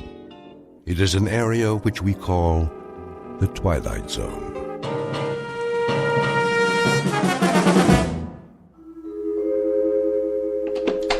Good morning, Mr. Stasiak. How are you today? Morning, Mrs. Ricciardo. Ask me after I have my coffee. Don't you be running in the hall now, little Paul. Okay. And good morning to you, Mr. Beavis. Top of the morning, Mrs. R. Top of the morning. Did Mrs. Chatfield fix your hot water yet? I'm sure she will, Mrs. R. Our landlady has a lot of important things on her mind. But how did you take your shower and all with no hot water? Oh, it's no problem, really. In fact, I think I prefer a nice cold shower. Do you remember Bernard McFadden? Who? One of the fittest men who ever lived. Published magazines dedicated to health. He always bathed in ice water. Said it got the blood flowing. Do you know he never came down with so much as a cold? Hi, Mr. Beavis. Hi there to you, Paulie. How's old Ironsides coming? She's coming. Maybe she'll be ready tonight. We'll see. Hey, going downstairs? Oh, I thought I might. Seeing as how that's the only way to get to the street. Don't you bother the man now, little Paul. That's all right, Mrs. R. Paulie and I are friends, aren't we? Sure are. Well, then, go down and play with the other children. Don't you go far, and don't be crossing the street now. I won't. Well, what do you say, Mr. Beavis? I don't know this morning, Paulie. Come on, the coast is clear. You sure? I'm sure. Well, then I guess, like the man said, why the heck not? Stand back. I'm coming down by the seat of my pants. Stand back, everybody. He's sliding down the banister and he's gonna take off. Whoa, whoa, whoa. Hey. Excuse me, everybody. Lost my balance there at the end. Of course, it's not the first time. Gee, Mr. Beavis, are you ever gonna get it right? Practice, Janie.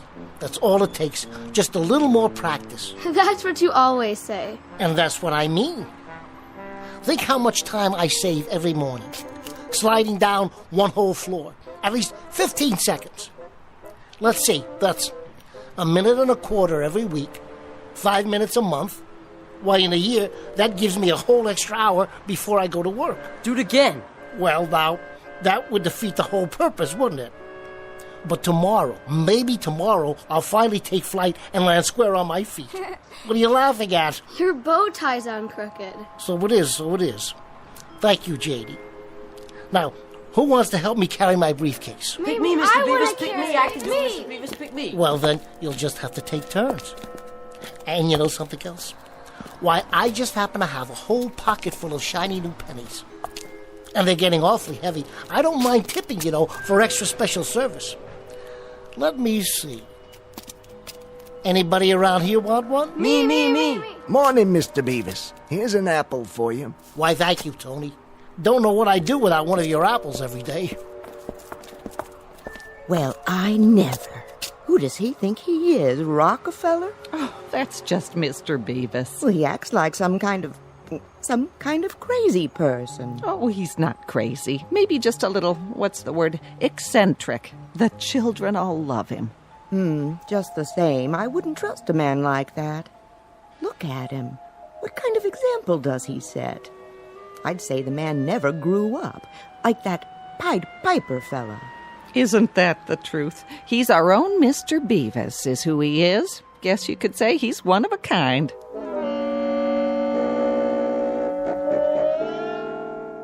Species of the modern American male, or perhaps not so modern after all. Name, James B.W. Beavis. He has a penchant for animals, children, attractive women, aged women, in fact, people in general. He also likes zither music, all things old-fashioned, professional football, at least as a spectator sport, as well as polkas, Major League Baseball, and Charles Dickens. Should it not be obvious by now, James Beavis is a fixture in his own private, optimistic, hopeful little world. A world which has long since ceased being surprised by him. Mr. Beavis, on whom Dame Fortune will very shortly turn her back, but not before giving him a paste in the mouth. Mr. James B.W. Beavis, who lives just one block into the Twilight Zone.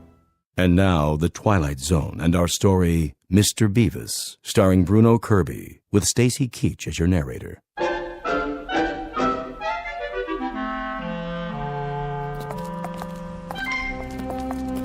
When you gonna get a new car, huh, Mr. Beavis? He don't want a new car. He likes this one. Sure do. This is a genuine antique. Original engine, factory paint job. The only thing I've ever changed is the tires. Funny how they still can't make tires that last as long as the car. What's that on the windshield? Oh, you got another parking ticket. Keep it safe for me, will you, Paulie? Put it in with the rest of the collection. Is it going to start today, do you think? Cross your fingers and toes. A bright new morning like this. We've always got hope, don't we?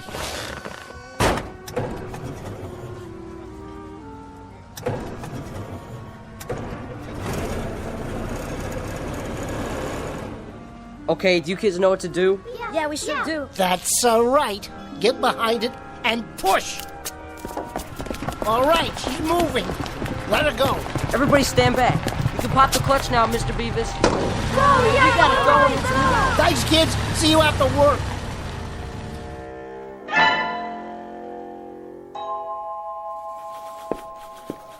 And whose desk is this? Mr. Beavis's, sir? Ah, I should have known.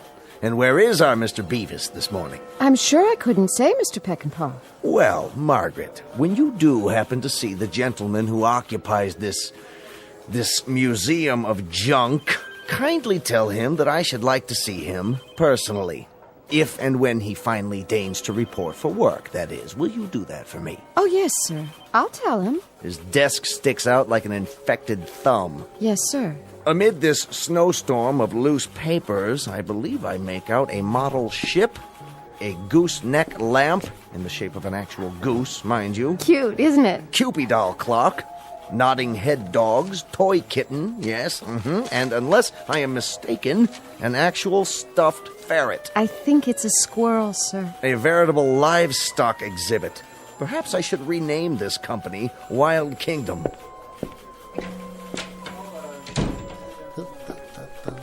Morning, Mr. Beavis. How you doing? Is everything okay?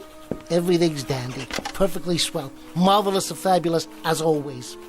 And good morning to you, Midnight the cat. Spike the dog. And you, Mr. Rocket J. Squirrel. Been a good boy while I was gone. Mr. Beavis. You're looking nice too, Margaret. Pert and chipper as usual. Thanks. Mr. Peckinpah wants to see you. He does? Afraid so. I'm just delivering the message. Message received, loud and clear. Just as soon as I water my potted plant. I think he wants to see you now. Right away.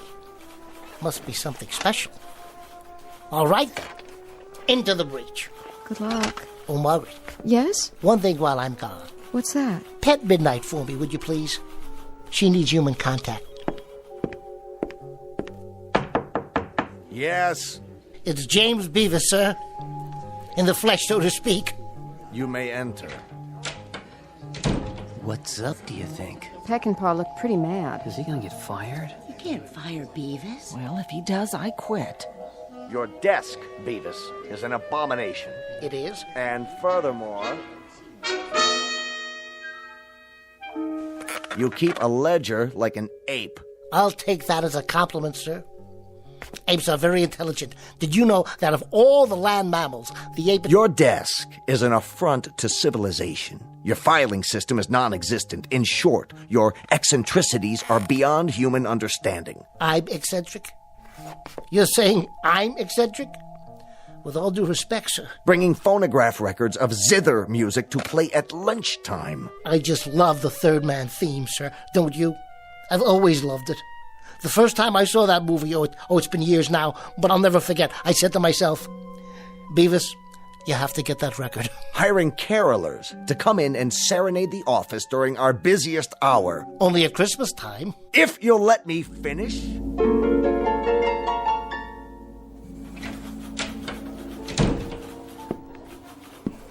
Was it the sack, Mr. Beavis? Yep. The old sackaroonie. Oh, I'm so sorry. This is the 6th job I've lost this year, Margaret. The best laid plans of mice and men, huh? And Beavis. Oh, don't worry about it, Beavis. There's better jobs than this. Lots better. We're sure gonna miss you. Here's a box for your stuff. Thanks, everybody. My chessboard. My collection of old Mirashan pipes. My books. My pictures. And old Ironsides. Is that what it's called? Sure is. the USS Constitution. I was building this ship for one of the kids. Looks like she won't get launched today, after all. Old Ironsides will get launched. You'll see. You'll get another job, Mr. Beavis. You always have. The only job I've ever held for more than 6 months was when I was in the Navy. Is that you in the picture there? Yep, that's me on the deck next to the fantail. Well, will you look at that? He's fat, isn't he? That's the bosun's mate. This is the fantail over here. Oh, well, and she goes with all the rest. You take it easy now. Things will work out. You'll see. We'll be thinking about you. Smooth sailing, Mr. Beavis. Thanks, everybody. I'll drop you a postcard from my next port of call.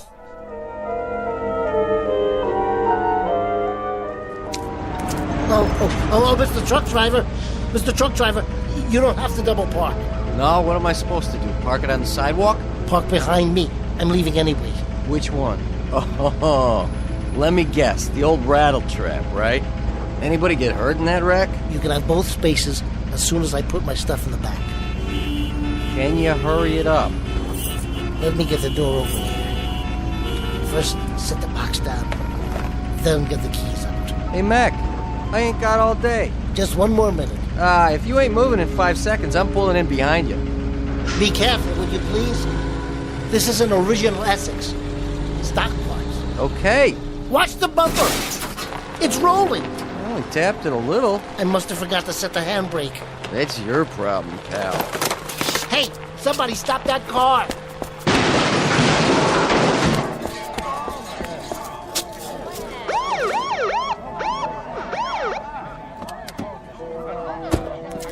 Yours? Mine.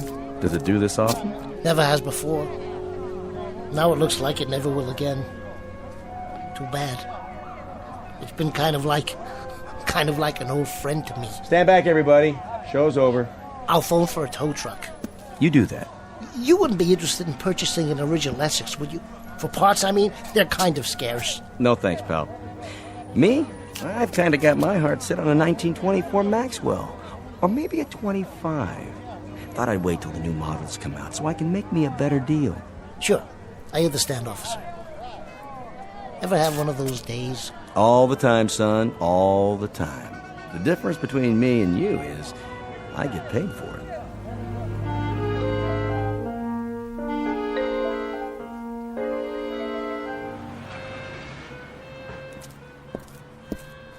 Mr. Beavis? Where's your car? It's in the shop.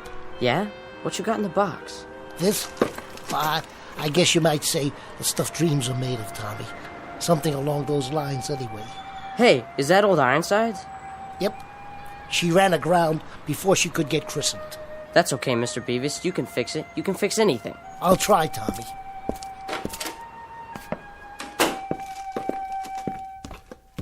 Afternoon, Mrs. Chatfield. You'll find all your things in the hall, Mr. Beavis. My things? Your Victrola, your stuffed animals, all of it. Your clothes, too. Okay, I give up. What are they doing in the hall? You're being evicted, Mr. Beavis. I'm not sure I catch your meaning.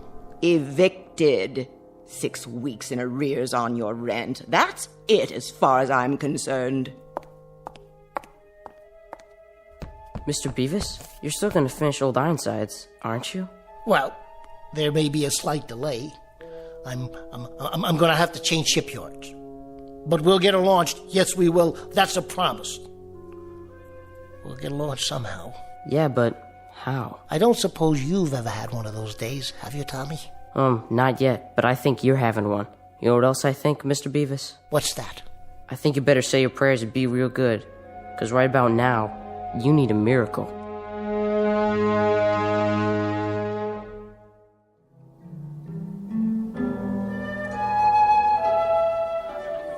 Better make this one your last, don't you think, Mr. Beavis?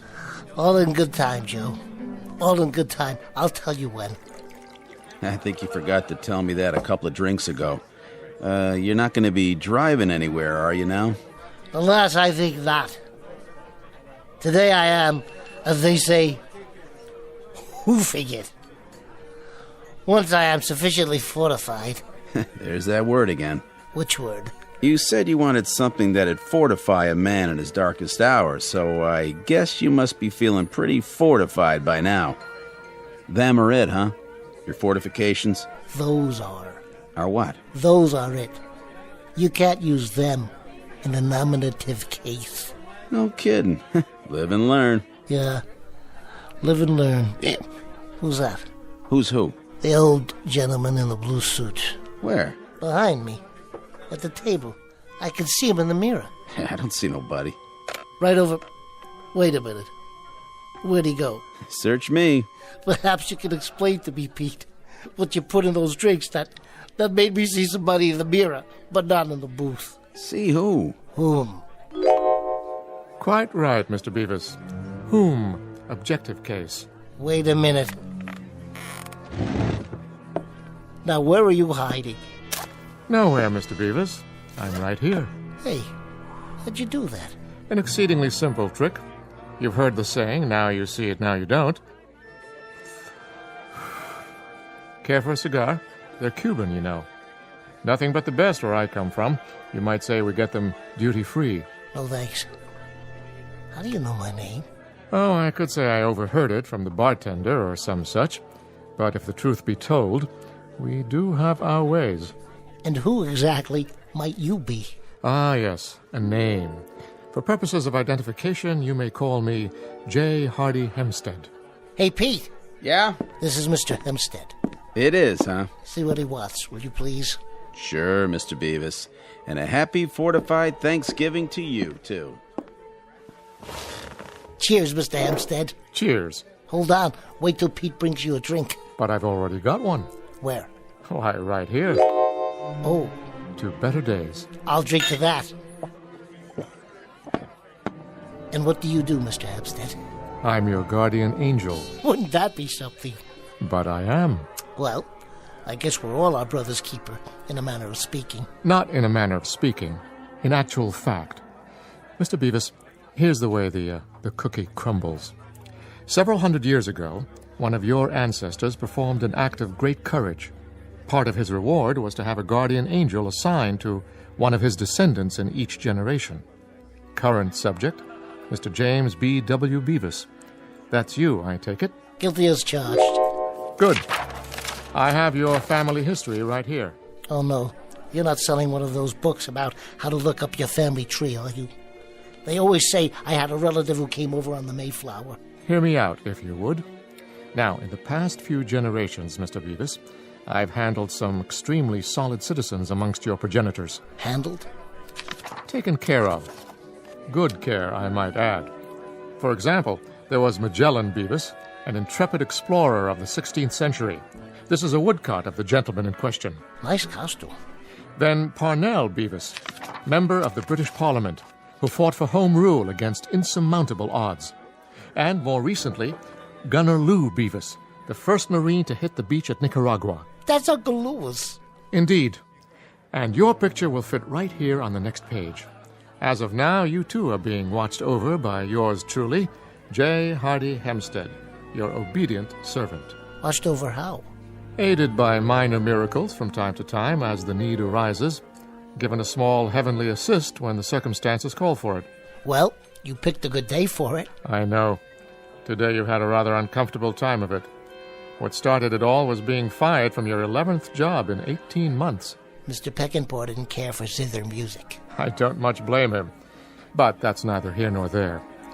It so happens that I can reconstitute the whole day for you and alter it so that the final upshot will be the opposite of what it has been. In other words,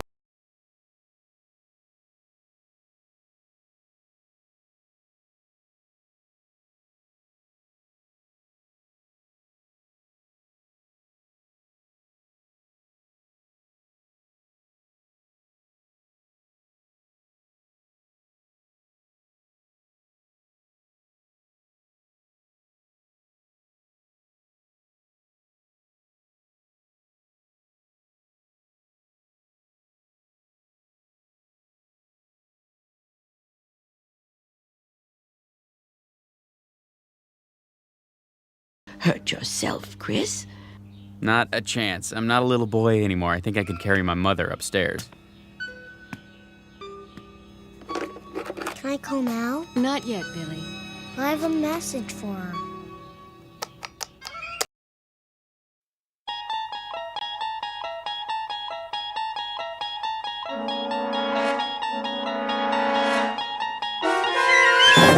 there is a fifth dimension beyond that which is known to man.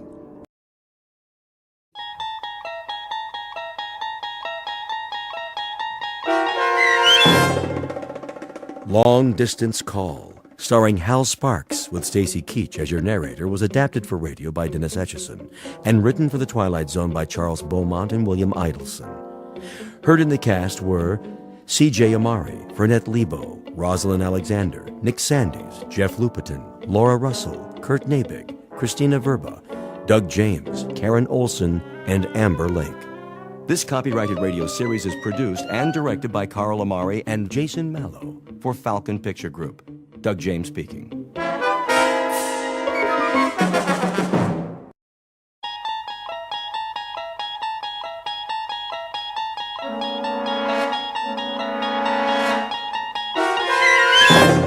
You're traveling through another dimension. A dimension not only of sight and sound, but of mind. A journey into a wondrous land whose boundaries are those of imagination. Your next stop, the Twilight Zone.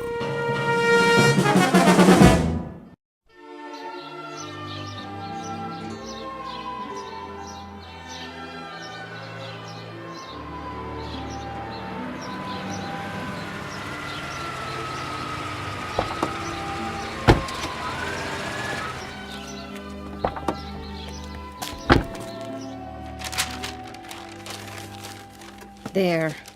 Superhero wrapping paper. Billy's going to like this one. Hi, Mommy, we're back. So I see. We picked up a few things. You did, huh? Grandma! Don't bother your grandmother, Billy. She's resting. I want to see her. She'll come downstairs for the party. When? In a little while. I'll call you when it's time. Why don't you go play for now? Just on the patio, though. Okay, Pumpkin? Okay. How is she? Okay, I guess. She didn't want any lunch. The doctor said he'd try to stop by. Maybe we should cancel the party. No, it'll cheer her up. You know how much she loves Billy. But the excitement... She wouldn't want it any other way. Well, we'll make sure it doesn't take very long. I'll go up and see how she's doing. Oh, and there's something in the bag for Billy. Mother asked me to get it. If you have a chance, maybe you could... I'll wrap it up. Thanks, Sil. I'll be back in a minute. Take your time, honey. But I think she's asleep.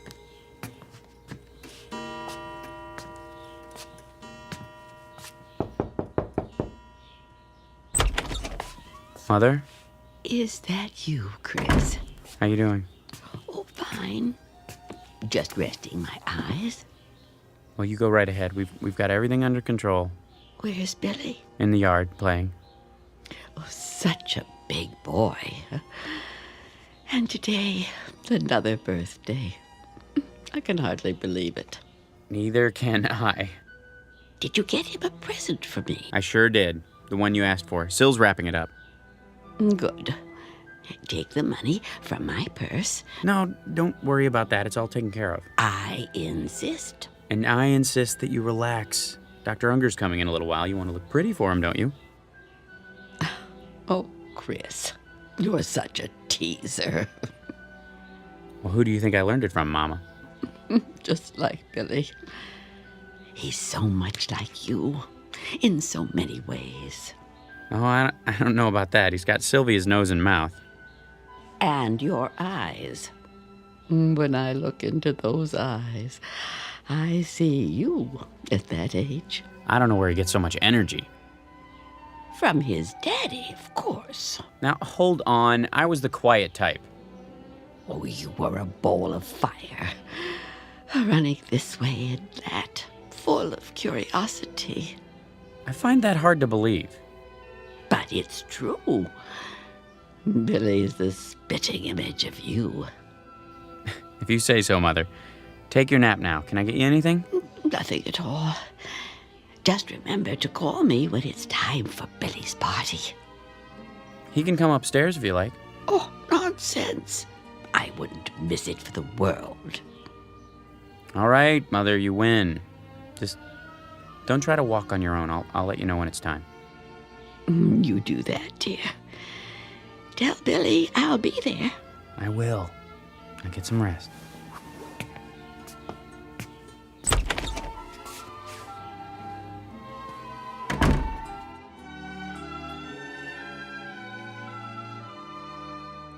As must be obvious by now, this is a house hovered over by Mr. Death, that omnipresent player in the third and final act of every life. It has been said, and perhaps rightfully so, that what follows this life is an unfathomable mystery, a bridge into darkness, passage over which is reserved exclusively for the dead. Or so the philosophic claim. But in a moment, a child will try to cross the bridge that separates light from shadow. And of course, he must take the only known route, that indistinct path through a region called the Twilight Zone.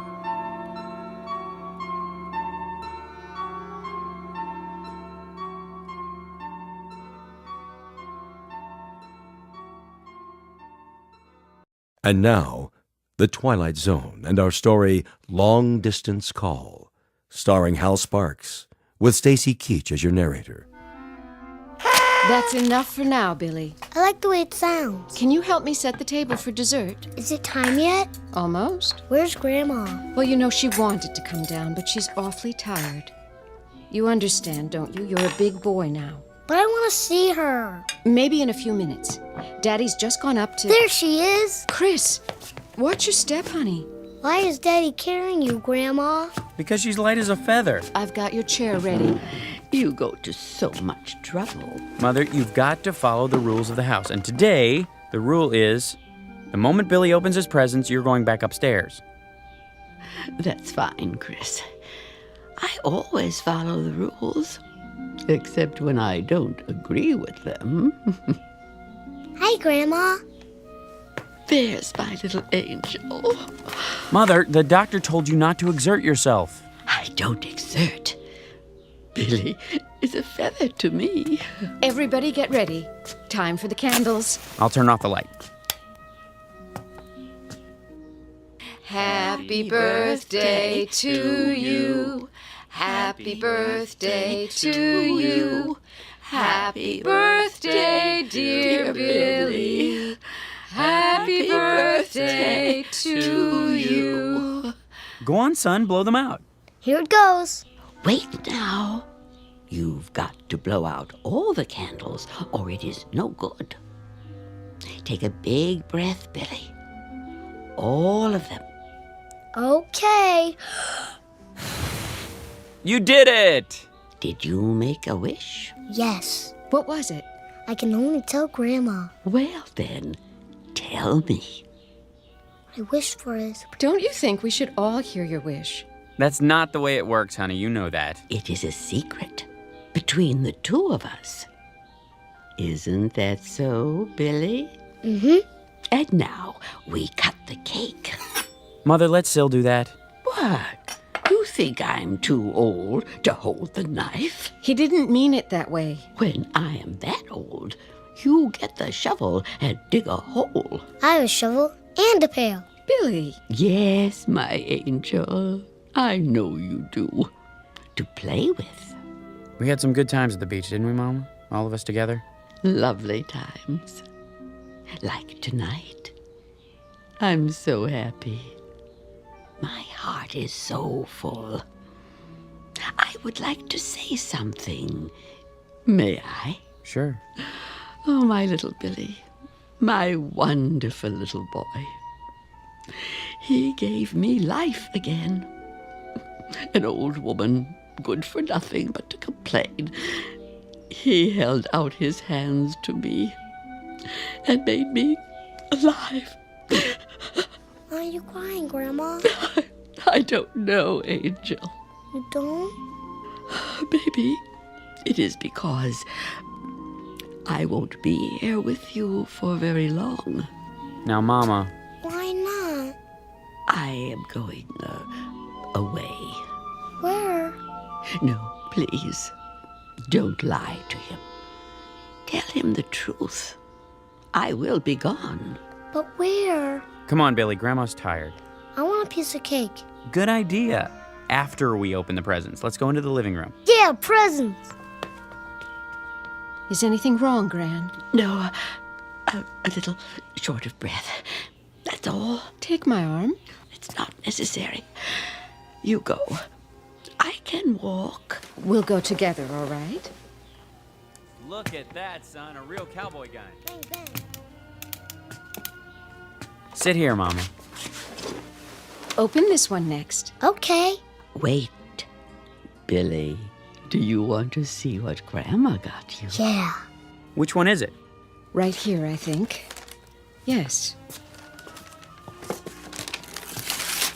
Wow, cool. Well, you know what it is? Yeah, telephone. Why, that's a nice toy, isn't it? Grandma picked it out for you. For us, Billy.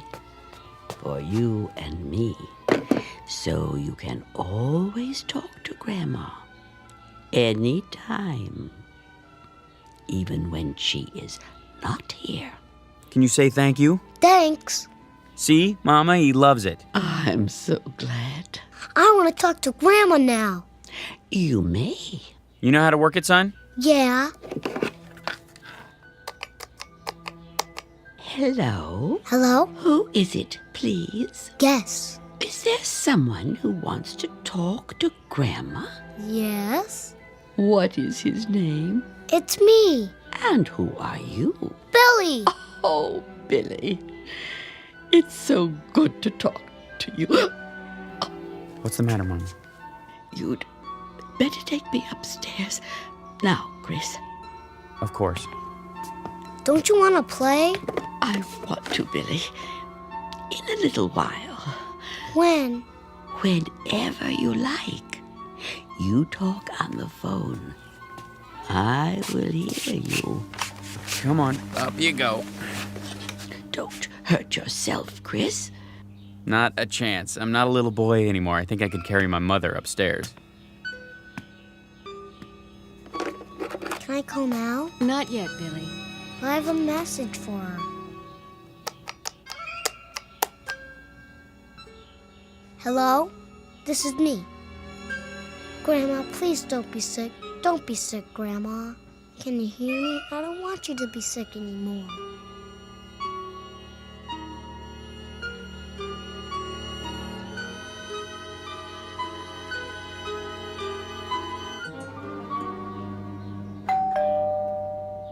Someone's at the door.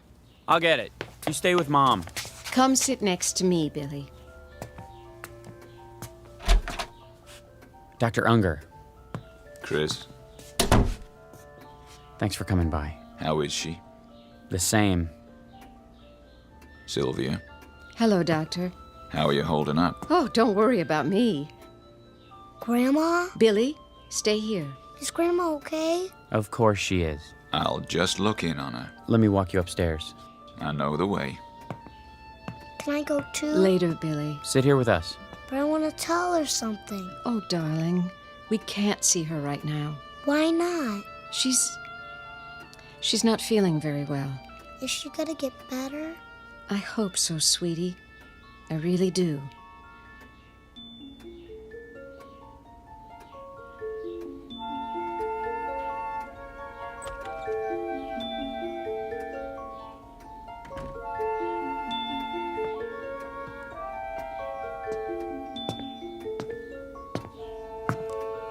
She isn't in any pain. Can we see her? I wouldn't advise it. Not that it would hurt her, but, well, I doubt that she would recognize you.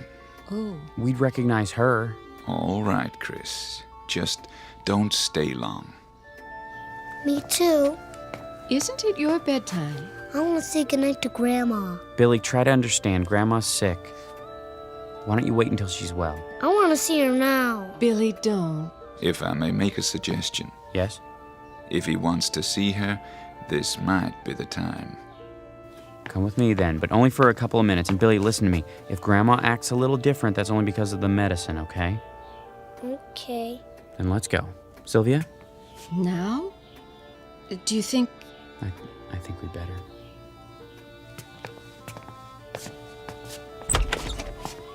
Mrs. Bales, Yes, I have some people here who would like to see you. you do? Go on in. I'll wait in the hall. Hi, Mama. What? Grandma, Angel. are you sick, Grandma? Not anymore. Then why don't you get up? Billy. How you doing, Mama? Who are you? Who am I? I don't know you. It's Christopher, your son. My son was taken from me by a woman. This is my son now. My only son. Little Billy. Does it hurt, Grandma? No. There is no pain. Then what's the matter? It will be so lonely. Oh, Billy. I wish you could go with Grandma. Go where? Away. Far away. Together. The two of us, Billy. I want to go. You and me, Billy. No one else.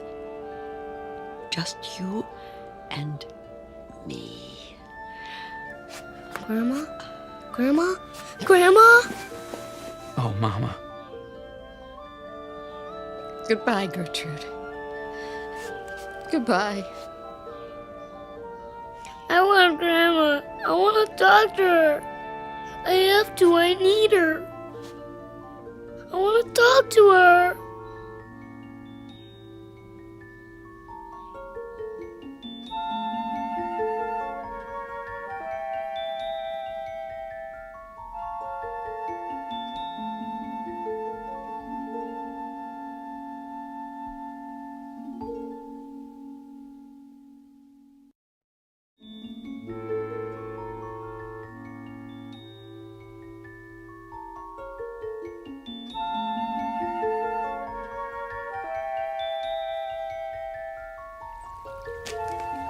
Hello, fishies.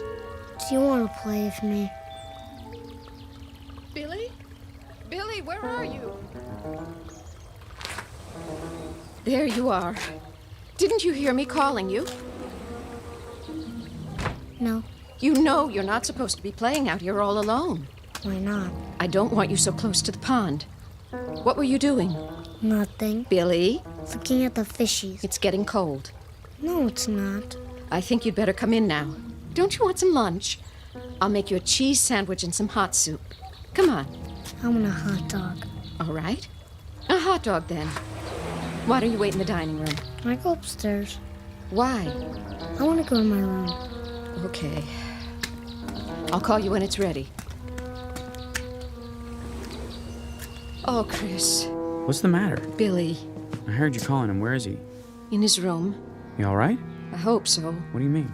He's been walking around in a trance all day. He misses her already. You know how close they were. Yes, I do. Why do you say it like that? Like what? Come on, Sil. Well, why don't you admit it? They were too close. She was his grandmother. You and I know that. But you heard what she said. What? She called him her son. Her son, Chris. She didn't mean it. Didn't she? No, of course not. For heaven's sake, Sylvia. She was full of sedatives. She was dying. I'm sorry, darling. I'm sure you're right. It's just that... I guess we're all upset. We'll get over it. I know you will. Because you're strong. I do understand how hard it must be for you. I don't have a choice. But... how strong is Billy?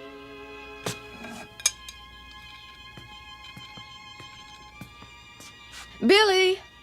Lunch is ready. Billy? Are you still upstairs?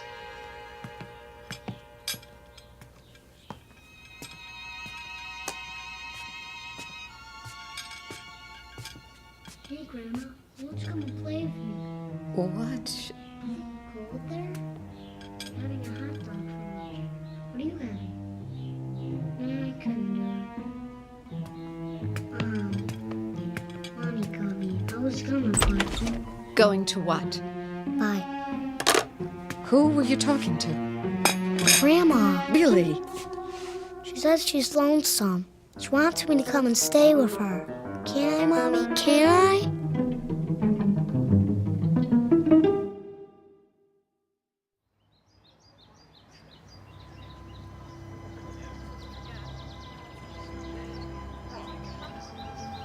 I just wanted to say, well, how much we all liked your mother. She was a fine woman.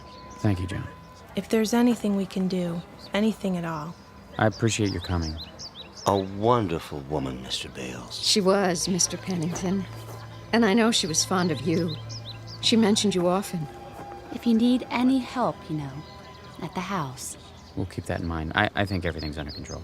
How's that dear little boy of yours? Fine, Mary. He's with the babysitter. I'd be happy to take him anytime. Shirley's just down the street. She's been very good. We have plenty of food at home if you want to stop by. That's all right. We should get home to Billy, though. I'll bring over a casserole so you don't have to cook. Bless your heart. I made dinner ahead of time. All I have to do is heat it up. Well, don't be a stranger. You two, both of you. We should see each other more often. Very kind of you to come.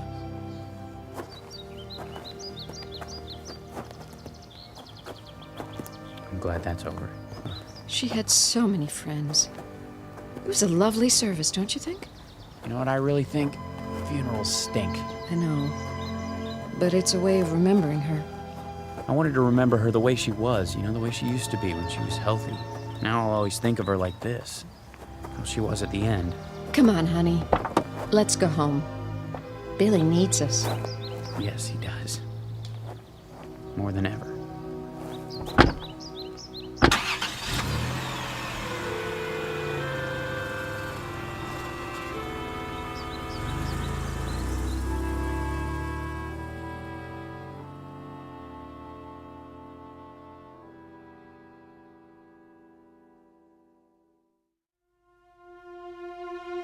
What?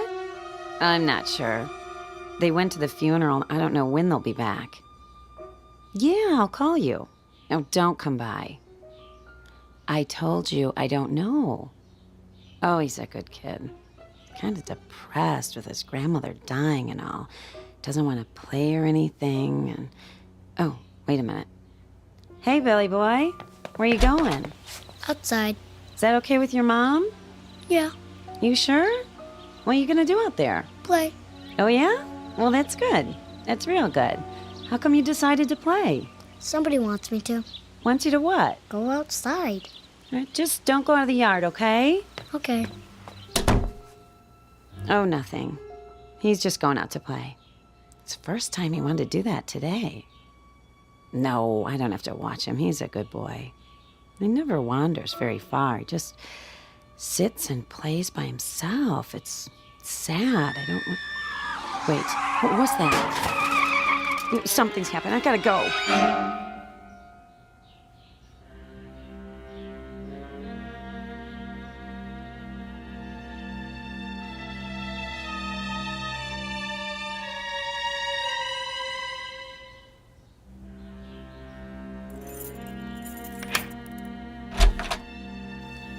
It's good to be home. I can take care of things for a while. Why? Wouldn't you rather be alone? That's the last thing I want. Oh, okay then. I'll make us some coffee. Sounds good. Billy? Shirley? We're back. Mrs. Bales? Hi, Shirley. Are you in the living room? Is there anything I should... Oh, Mrs. Bales, Who's this? Mrs. Bales, my name's Peterson, Jeff Peterson. I live down the block. Where's Billy? Sorry to bother you at a time like this. I mean, the girl told me about your mother-in-law's funeral. I'm very sorry, but, What's happened? Well, it's about your boy. Billy? What about him? He's all right, Mr. Bales. I put him down for a nap about a half an hour ago. Then what? What about Billy, Mr. Peterson? Well, now, I sure hate to say this, but, your son almost got himself killed this afternoon. What? He ran right out in front of my car, from nowhere. Lucky thing I'm a cautious driver, Mr. Bales. If I wasn't, he might have... Billy! Billy never plays in the street. He never leaves the yard. I know. That's why I didn't mind when he wanted to go out. What happened? Well, there wasn't any sense in putting on the brakes. It was too close, so I cut the wheel as sharp as I could. Just in time, too.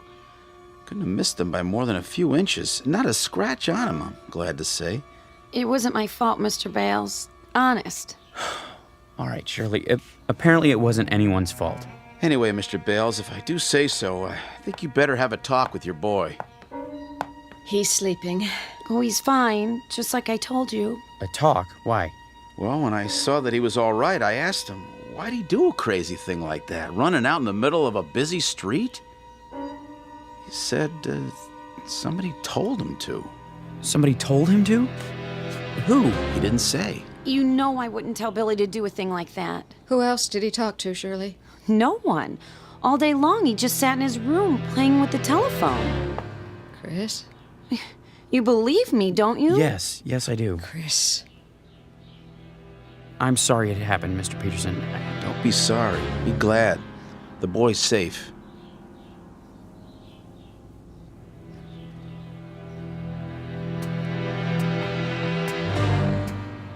What is it? You'll see. Well, he is all right, isn't he? He's not really asleep. He was faking it. Oh, for crying out... Listen. Listen to what? He's talking to... That's enough.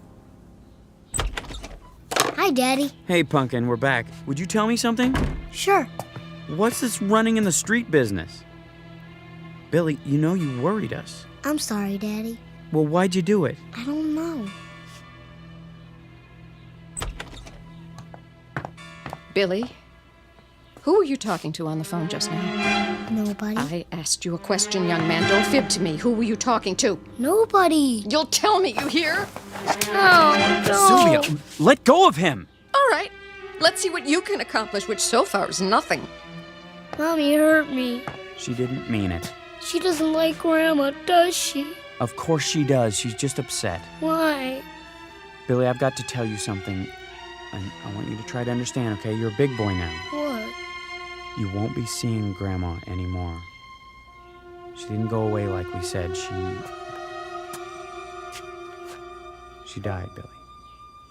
Do you know what that means? Yes. Now, I know you're only pretending to talk to her on your telephone. I know it's a game you made up, but please, will you do me a favor, Billy? Okay. Don't do it around Mommy anymore. Why? Because... well, just because. I'll explain it to you someday. Deal? Deal. Okay, I'm gonna go talk to Mommy now. I'll see you in a little while, okay? Okay, Daddy.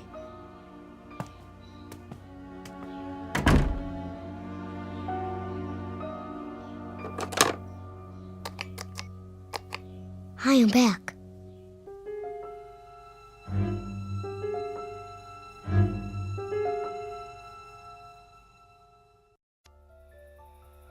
All finished in the bathroom?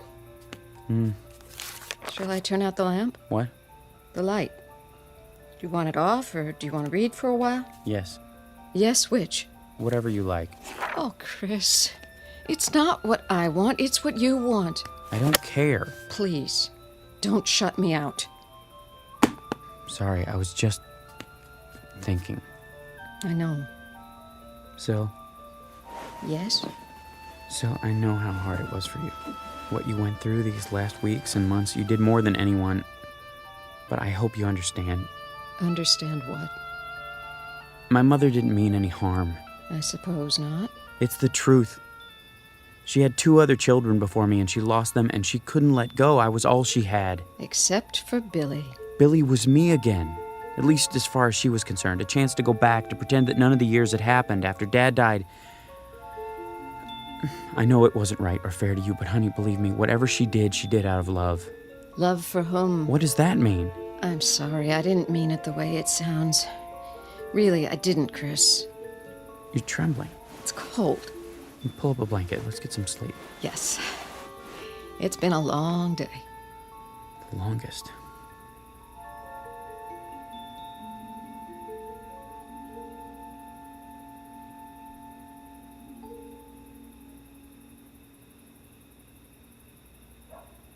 Hi. Yeah. Me too. Is it cold there? Billy? You giving me an ice cream bar? Oh, that'd be cool. How about some candy? Me too. No! I won't have it! Mommy! Who are you talking to? What's the matter? Give me that! What is it you're hearing? I want to know! That's my phone! Hello? Hello? Give me my phone back! Whose voice is that? Who? Mommy, give it to me! Not until you tell me. Say it! Say it! It's my phone! It's from Grandma! That's it! No more of this stupid telephone! You broke it. You broke it! Yes, and I'll break it even more into little pieces. You will never play with this telephone again. It is gone. Do you understand? Gone and never coming back. I want it. I want it. Why? I want Grandma. Billy? Billy! What did you do? What did I do? What happened here? It was that stupid toy. I woke up and... I'm sorry, Chris. I lost my temper again, but... Why did you break it? I heard her. Heard who? Who do you think? What are you saying, Syl? She was there. On the phone. She didn't say anything, but I could hear her. Breathing. That's crazy. I know. But I heard it. Come on, honey, snap out of it. He was so upset. Of course he was. Where did he go? Downstairs. I'll go after him. We both will. That's the back door. He's gone outside. Billy! Billy! Where is he? In the patio. Billy, come here, son. The fish pond. Billy! Oh, no. He's not breathing. I'll give him CPR. Go inside and call 911. Dr. Unger, too, now!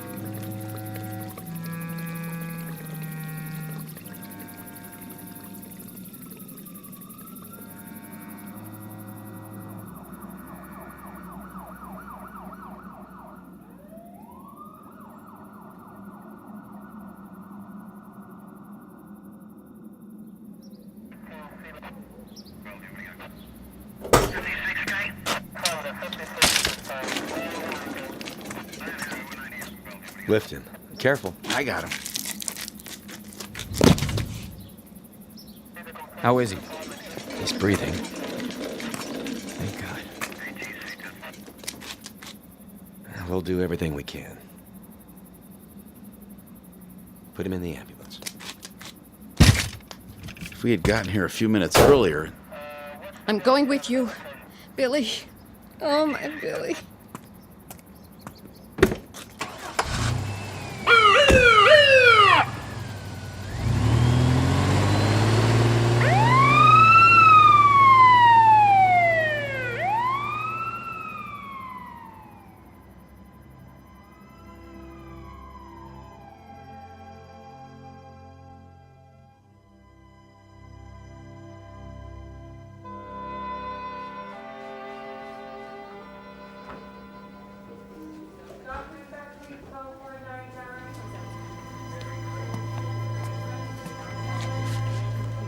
Excuse me. Yes? My son, the little boy. Oh, yes, Mr. Bales. How is he? He's out of IC. They're moving him to a private room. Is he conscious yet? I'm afraid not. I brought some of his things. He's gonna come out of it, isn't he? We're doing everything we can. My wife's having a hard time. The doctor will be here in a minute. He'll give her something. Please tell him to hurry. Now, if you wait over there. Yes, of course.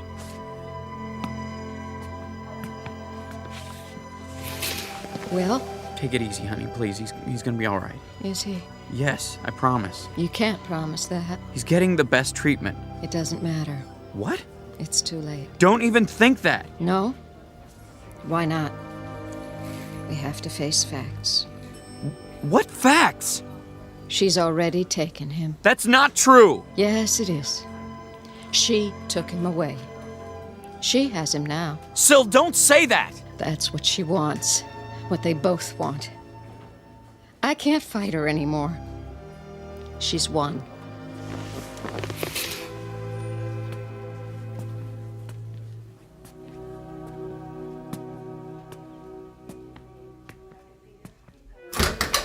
Just a minute, sir. Is this room 511? Yes, but no visitors are allowed. I'm his father. I brought some of his things. You can leave him with me. Give me a minute with him. Well, just a minute, until Dr. Unger gets here. Hi, Pumpkin. It's Daddy's. Can you hear me? You're gonna be all right, you know. I swear you are. Why did you do such a crazy thing? Going in the fish pond. Mommy and I will take care of you from now on, you'll see. She doesn't mean to get you all upset. She's sorry. She's so sorry. She only meant You don't need that telephone anymore. It was Grandma's idea, but I'm the one who got it. I shouldn't have listened to her. Grandma's at peace now. You have to accept that. Please, Billy, try. She didn't want you to do anything like that, I'm sure of it. Anyway, I brought your telephone so that I can use it one more time, okay? Just once, and that's it. I have to try. You hear me? I know it's silly, but I have to.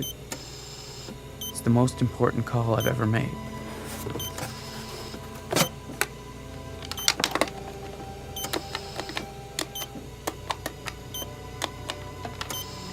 Mother, if you can hear me, by some miracle you can hear me at all, please listen to me now. You said you loved Billy, remember? On his birthday, you picked him up on your lap and hugged him and said that he gave you life again. I know you meant it. You did, didn't you, Mama? Well, if you did, if you really meant it, I'm asking you now to prove it. Give him back to us. He's 5 years old. Do you know how young that is? He hasn't even started. He doesn't know anything about school or girlfriends or wearing long pants or pitching a baseball. He doesn't know anything yet. He hasn't been anywhere. He's hardly been out of our house. There's a whole world he hasn't seen or heard or tasted or smelled or touched. Remember what you said. You said Billy gave you life again. Well, now you can give him life. If you really love him, let him live. Give him back, Mama. Give him back.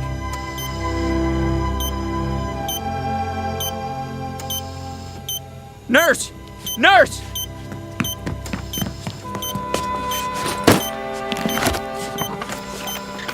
What's happened here? I don't know, Doctor. His heart!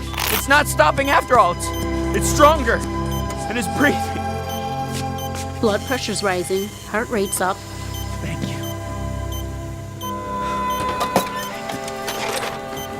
Something's happened here. What? His vital signs are stabilizing, Doctor. Take a deep breath, Mr. Bales. Then go tell your wife. He's come back to us. I don't know how or why, but we've got him. He's going to be okay.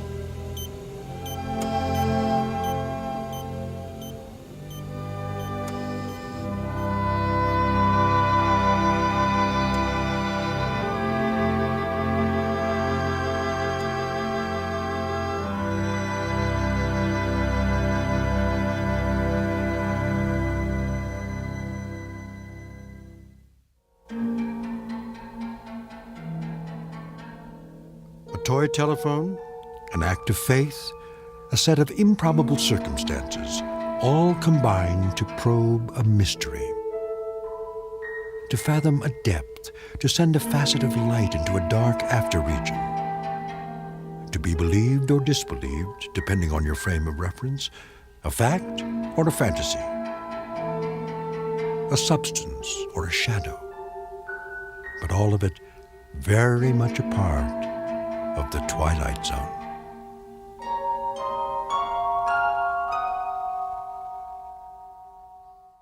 We'll return to the Twilight Zone in just a moment. You are about to enter another dimension, a dimension not only of sight and sound, but of mind, a journey into a wondrous land of imagination. Next stop, the Twilight Zone.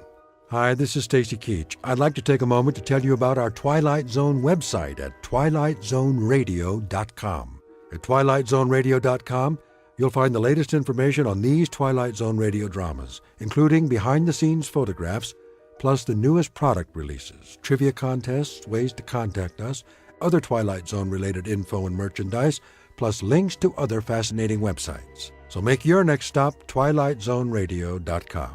Visit twilightzoneradio.com to purchase these Twilight Zone radio dramas on cassette and CD, or call toll-free 1-866-989-ZONE. That's 1-866-989-9663.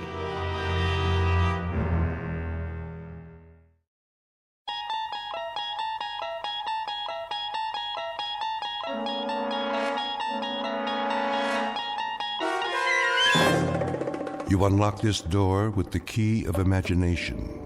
Beyond it is another dimension, a dimension of sound, a dimension of sight, a dimension of mind.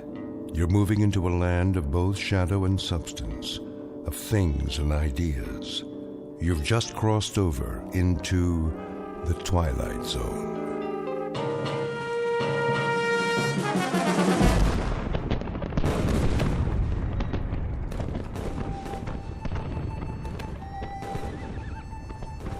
The date is Tuesday, September 11th, 1864. We are encamped outside Atlanta, and the destruction goes on. I know not what history will make of this conflagration, but I have witnessed it at close range.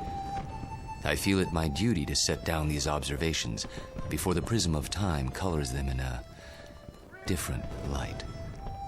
As to the present battle, then my words may seem harsh, but I assure you, this is how it was. We charged the enemy's works and carried them with the bayonet. The earth ran red. The air was filled with the screams of the wounded and dying, but we were many, and they were few. And so we triumphed.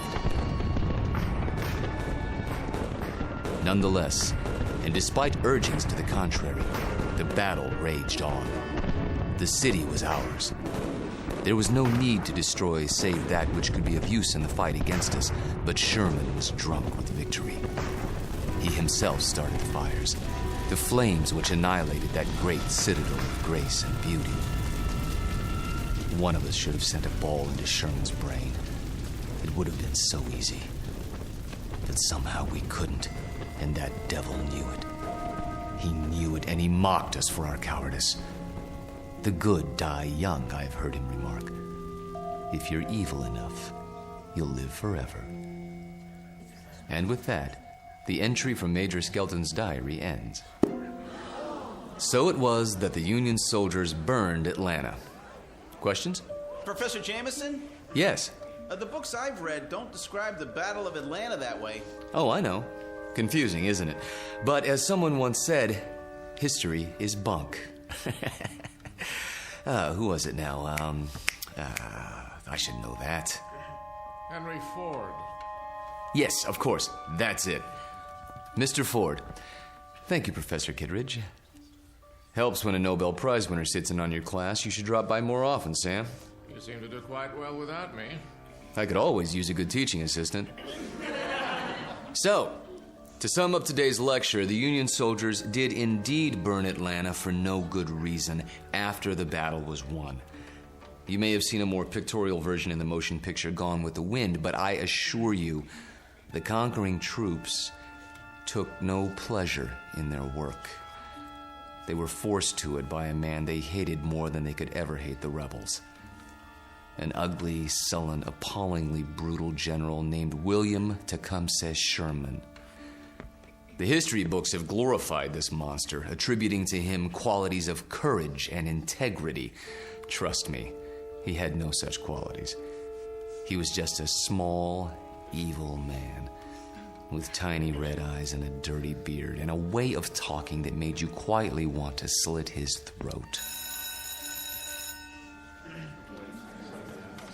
What a great lecture. I really like this class. Professor Jameson makes it so real. I forgot to take notes. Oh, you can borrow mine. When's the test? I don't know. I think it's next Tuesday.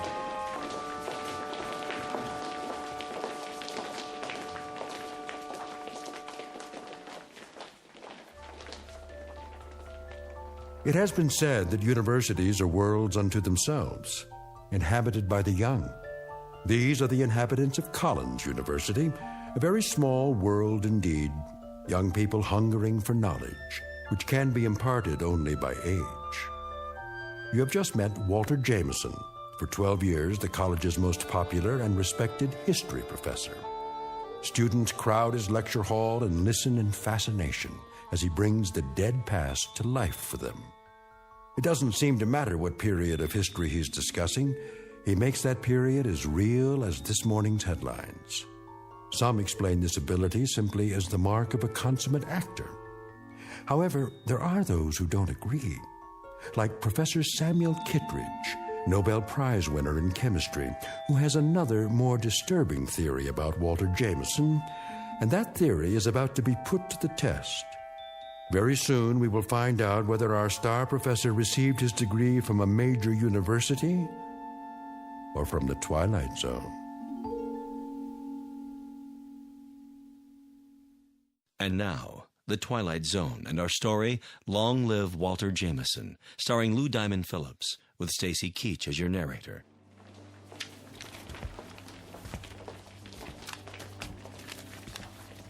Very vivid, Walter. You had me on the edge of my chair. Thank you, Sam. Coming from you, that means a great deal. Now I see why these lectures of yours are so popular. Is that why you sat in today? Partially. Tell me something, if you have a moment. Certainly. Who was this Major Skelton? Oh, no one important. Just a lawyer who happened to enlist. And you acquired his diary? Yeah, lucky break. As I recall, an auction of Civil War memorabilia a few years back. What regiment? 123rd Illinois Infantry. Remarkable. American history is a hobby of mine, but I must say I've never heard of him. His diary's never been published. A fascinating document. May I see it? Surely.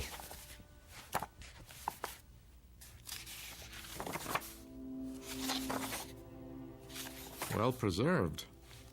It was stored in someone's attic for 100 years. I don't think it had ever been read. You come across objects like this once in a while, put away in boxes. They didn't know what they had. You could resell it for a nice price, I imagine. Original source materials are hard to come by. Don't suppose I could borrow it? I never lend books to absent-minded professors. Remember the last time? Yes. I guess you're right. Time for some coffee? What?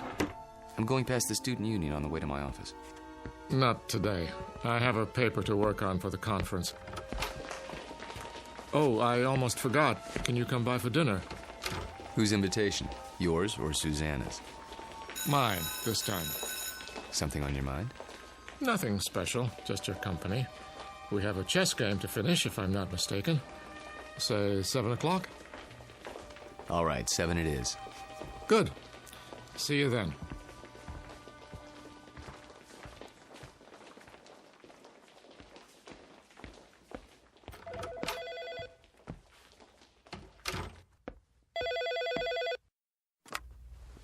Hello?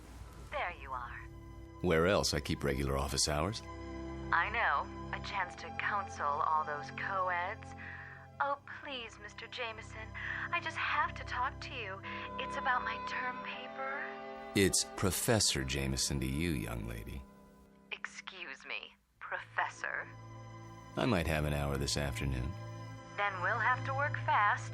You see, I have a bad case of writer's block. I need someone to, well, loosen me up. You don't need me. You need a cold shower and a massage.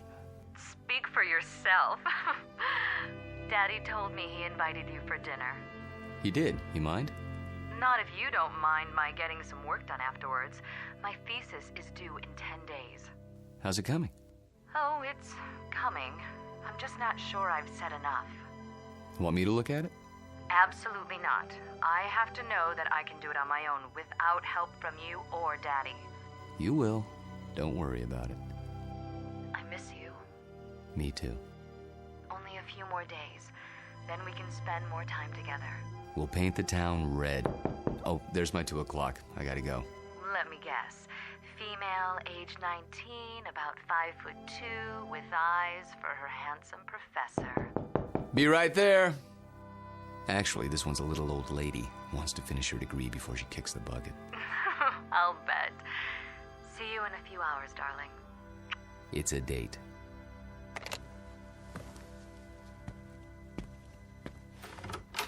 Oh, there you are. Come in, Janice. I was afraid I was late. Someone else is waiting for you. You're my only appointment this afternoon. She asked if this was your office. A student? No, I don't think so. She's sort of elderly. She acted like she knew you. Hello? Hello? She'll probably come back. Oh, I'm sure you're right. Now then, Janice, how can I help you? I'm sorry to bother you, Professor, but I'm having trouble with the assignment. Can't find all the books? The research library isn't supposed to check out certain materials, but sometimes... It's not that. I've got everything I need, but the authors on the list, they don't agree with your version. So my question is, which version should I use, yours or theirs? Remember what Ford said. What? Never mind. Start with the basic events. Everyone's in agreement there. As to interpretation, that's up to you. Just tell me what you think happened and why, based on all the accounts. Original thought is what counts. But how can I be sure if I wasn't there? That's always the problem, isn't it? There's an old adage. Those who were there know more than those who weren't. The problem is getting people to believe you. Nonetheless, you know what you know, so you learn to keep some things to yourself. But that doesn't affect you, Janice. We deal with truth in my class. Nothing but the truth, for better or worse. They say it can set you free.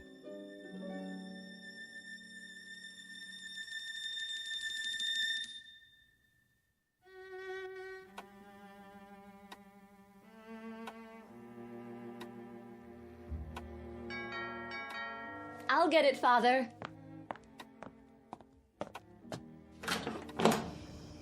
Hello there, miss. I've got a great deal on a set of encyclopedias. Sorry, we don't want any. Just let me get my foot in the door. Oh, really? You know what's wrong with you, Professor? What? You're always on time. Sort of takes the mystery out of things. Oh, so I'm not mysterious enough for you. That's just it. You're too mysterious. Except when it comes to keeping dates. Get in here. Mwah. What's that for? Because, like my new dress? Awful. Get rid of it right away. You mean here and now? Watch it. You're a PhD, not some sorority girl. And not yet, I'm not. There's a little matter of a thesis, remember? A mere technicality. Anyway, it doesn't matter. You're about to give it all up and become a housewife. The devil she is. Hello, Sam. I didn't see you there. I'm giving you my daughter's hand, not her brain. Which I inherited from you. She'll get that PhD if I have to... Spank her. I know. Well, I like that. Spare the rod and spoil the child. Pour yourself a drink, Walter. Dinner's almost ready. Don't tell me you're the cook again tonight. Indeed. And why not? Don't you think it's about time Susanna learned for herself? He won't let me. Force of habit, after her mother died. Let's go into the dining room, shall we? I'll serve. You sure there's not something on your mind, Sam? Nothing that a good meal won't cure.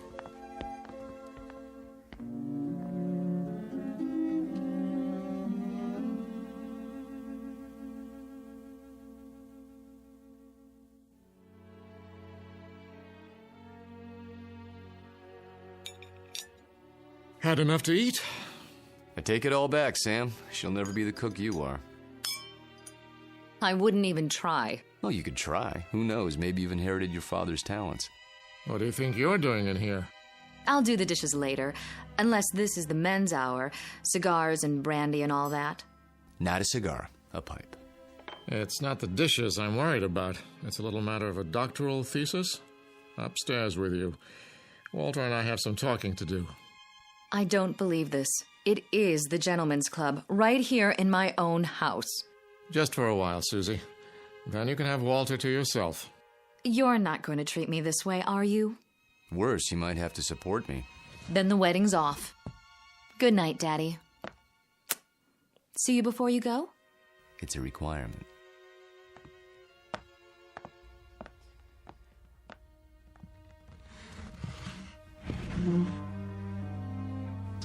Brandy? By all means. You know, you don't have to worry about her. She'll accomplish anything she sets her mind to, with or without us. Oh, I know that. But she's wasted a lot of time. She's almost 30, and I'm almost 70. You're talking about chronological age. You're both still very young. I don't feel young lately. Aches and pains. Let's sit down. The chessboard is exactly as we left it.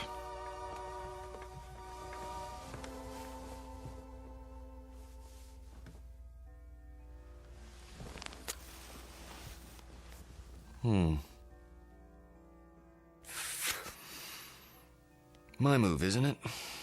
Do your worst.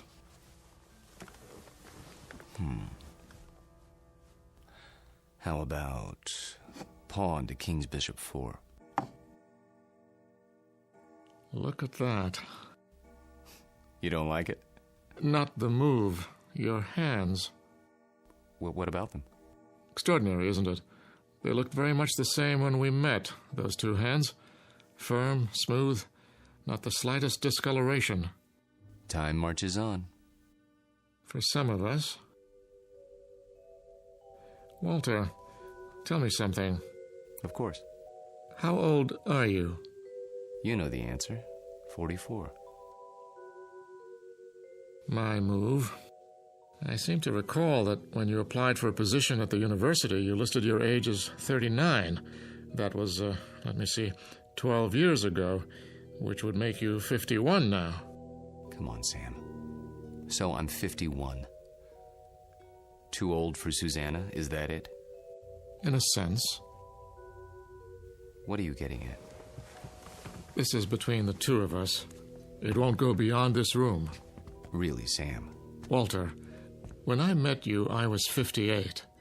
I had most of my hair, all of my teeth, and hardly a wrinkle. Look at me now.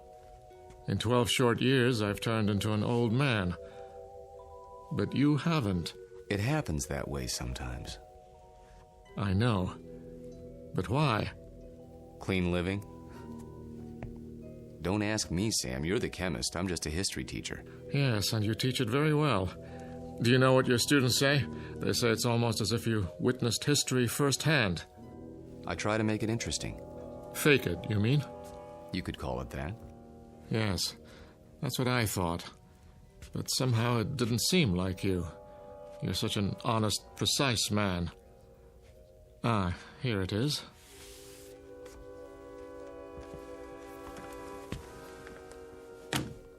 What have you got there? A book, a first edition. Photographs, mostly. Taken by a fellow named Matthew Brady during the time of the Civil War. Well, what is it? You look as if you'd seen a ghost. Perhaps I have. Hand me that magnifying glass, will you? I don't see.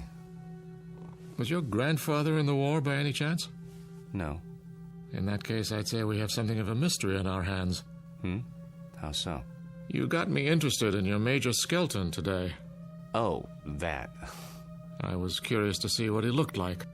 So I went through the Brady pictures, not really expecting to find anything. Here, this is a shot of Sherman and 3 staff officers. Yes, typical of Brady's work. Moody, grim, not a smile between them. Look closely. The one with a pistol in his belt is identified as Major Hugh Skelton.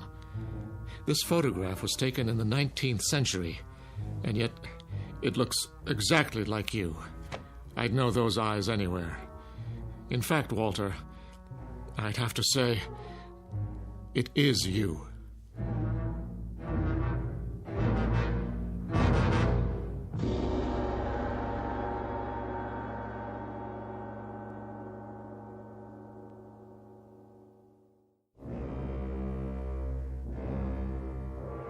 It is you, Walter, isn't it?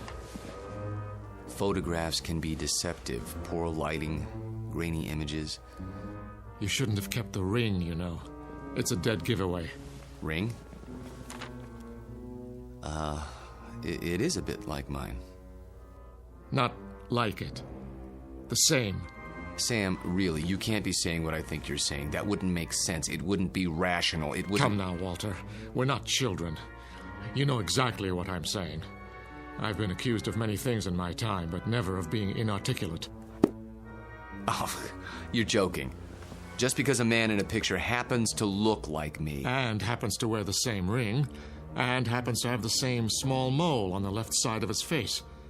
Did you keep the pistol? Or is it in a Civil War museum somewhere? Oh, Sam. Tell me the truth. You know what the truth is, don't you?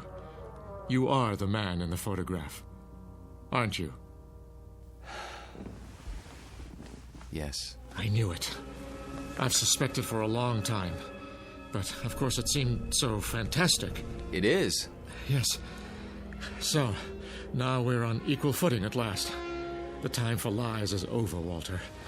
Wouldn't you agree? Yes. So tell me, how old are you? You won't believe me. I can believe anything now.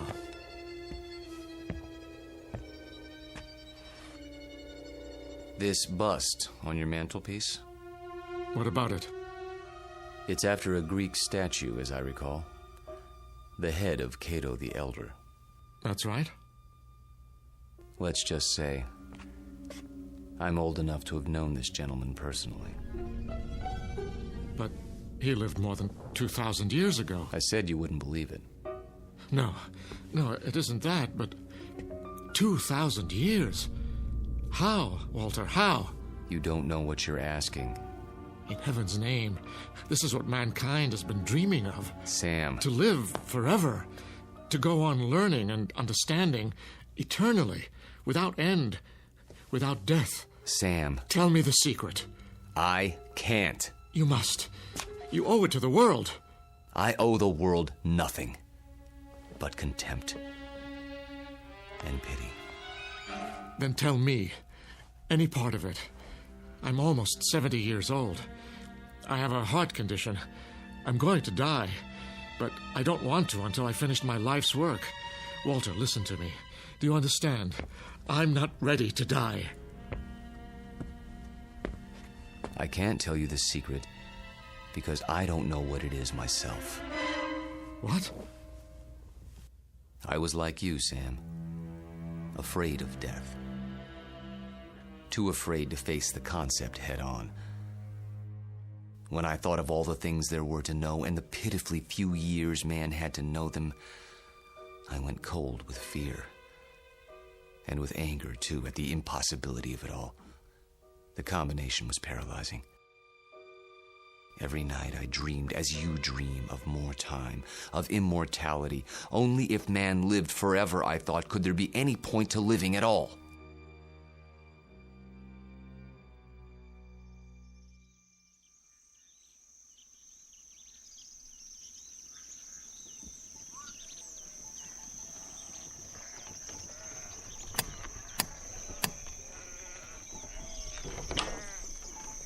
I'm thirsty. You have water? Come in, traveler. Thank you. You're very kind.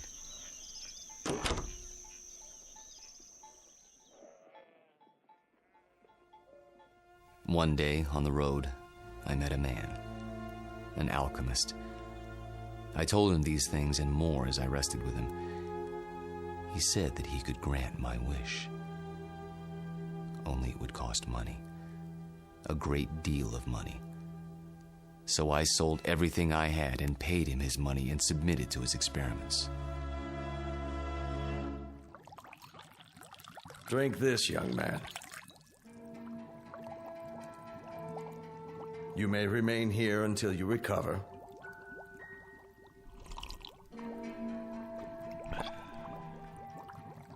I feel strange. That will pass.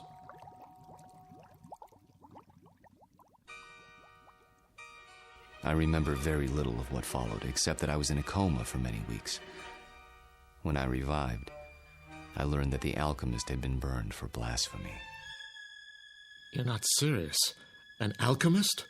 The only legitimate one that I've ever known. You're asking me to believe something that goes against everything I know. Not without proof. But an alchemist? I'm a man of science. They knew nothing of chemistry. Lead into gold. Just as I thought. You won't believe it. Smoke and mirrors. Their methods were based on superstition, magic. What did he use? Bat's blood and eye of toad? And once upon a time, germs were unknown, and blood cells, and pasteurization, and human growth hormone, and... Sam, all those things and more would have been called magic once. It's a matter of knowing what to measure and how. Do you realize that most of today's medicines come from plants? Witch doctors discovered a long time ago that they worked, even if they couldn't explain the reason. Don't lecture me.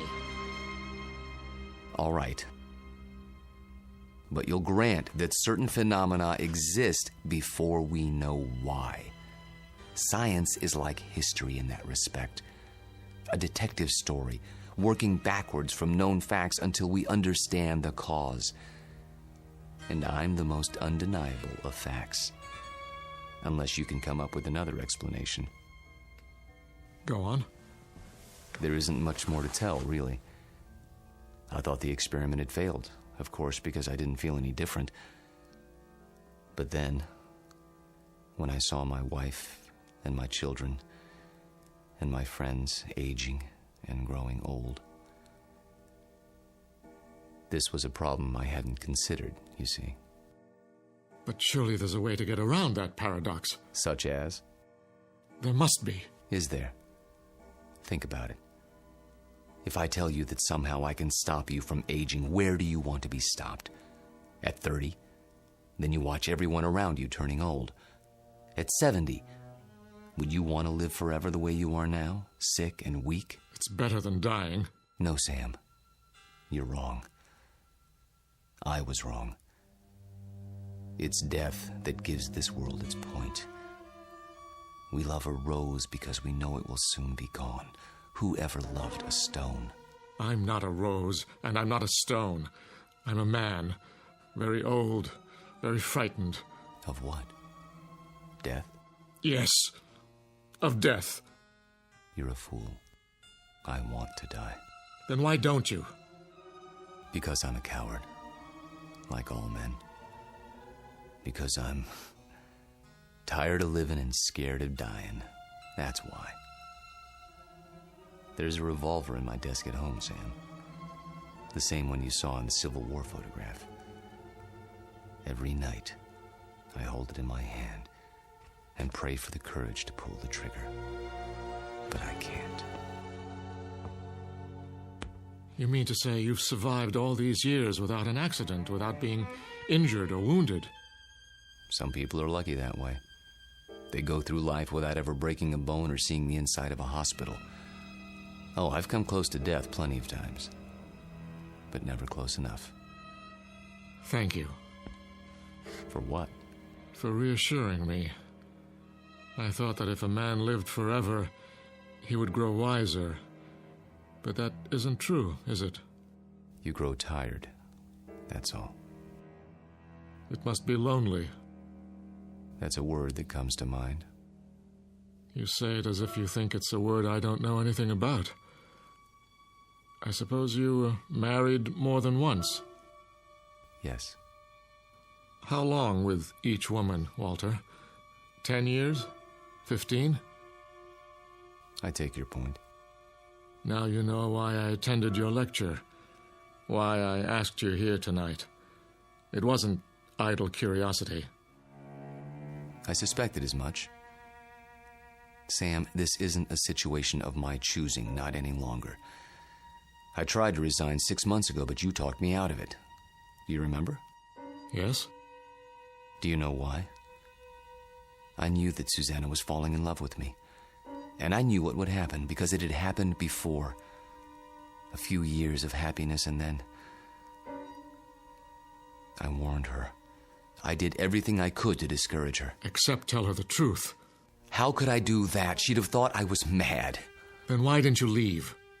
Because it was too late. I was in love with her. Everything was against it, all my reason and experience. But that didn't matter. And God help me, it doesn't matter now. It does to me. Walter, I can't let you marry my daughter. And why not? Susie. Well, go ahead. I asked a question, Father. We were just having a conversation. So I gather. How long were you standing at the top of the stairs?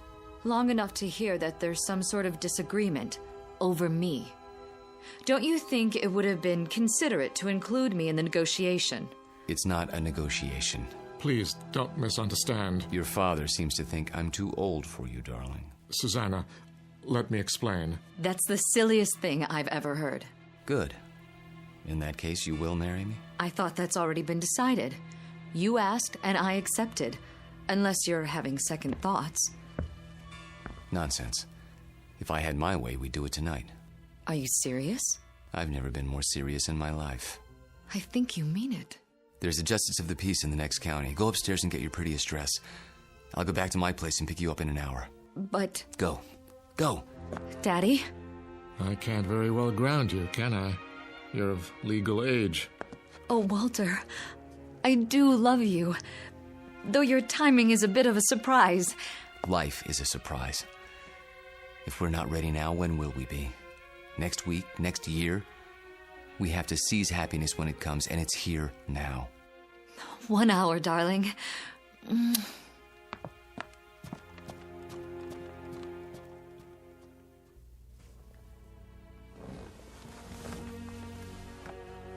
I'll tell her. She won't believe you, Sam. No one would. In fact, by tomorrow, you won't believe it yourself. We'll see. Yes, we will.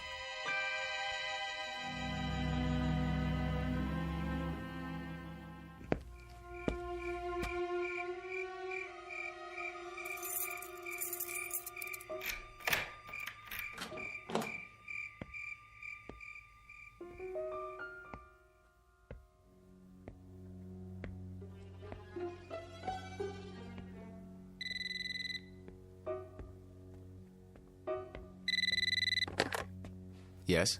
I'll give you one last chance, Walter, if that's your name. Sam, please. The irony is, I truly like you. We've been fine friends. But when it comes to my daughter... You deny her happiness? Is that what you call it? People who love each other don't have secrets. They share their lives. They grow old together. Susanna's entitled to the same thing. Not a mockery of it. You don't think this is easy for me. There's nothing ahead for her but a broken heart, as she sees herself age while you don't. How long do you think you can keep it from her? And if I go away, will that make her happy? She'll suffer, but she'll get over it. You don't belong here, any more than that antique pistol in the photograph. It's still here, in my desk drawer. And so am I. That's reality, Sam, for better or worse. She's upstairs now, packing. If you come back, I'll expose you. Not just to her, but to the university and the world, starting tonight. You mean it, don't you? You don't leave me much choice. Give me a few minutes. I need to think it through. Good. If you love her, you know what to do. Yes, I know what to do. Only, I don't know if I have the courage.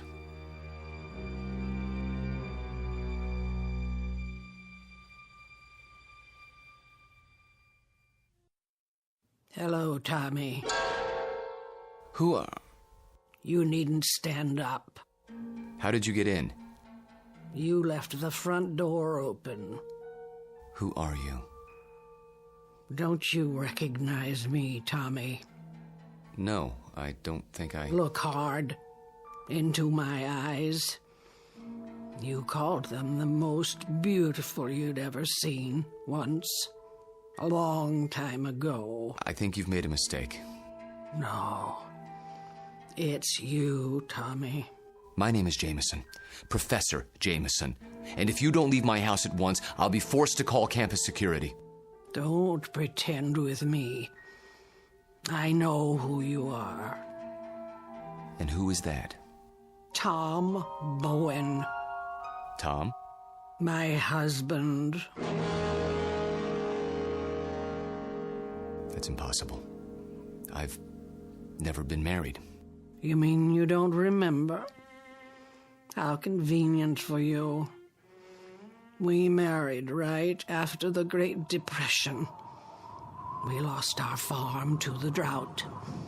Crops died. and blew away like dust. And you, still a strong, vital man. So we packed up the car and moved west. The living would be better now, you said. And it was. For a while. We had a little girl. Did you know she passed away last year, Tommy? A grown woman herself, getting on in years. It's not right to outlive your children.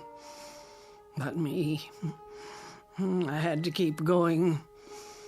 It was like I'd been waiting all these years, waiting to know where you went when you ran off.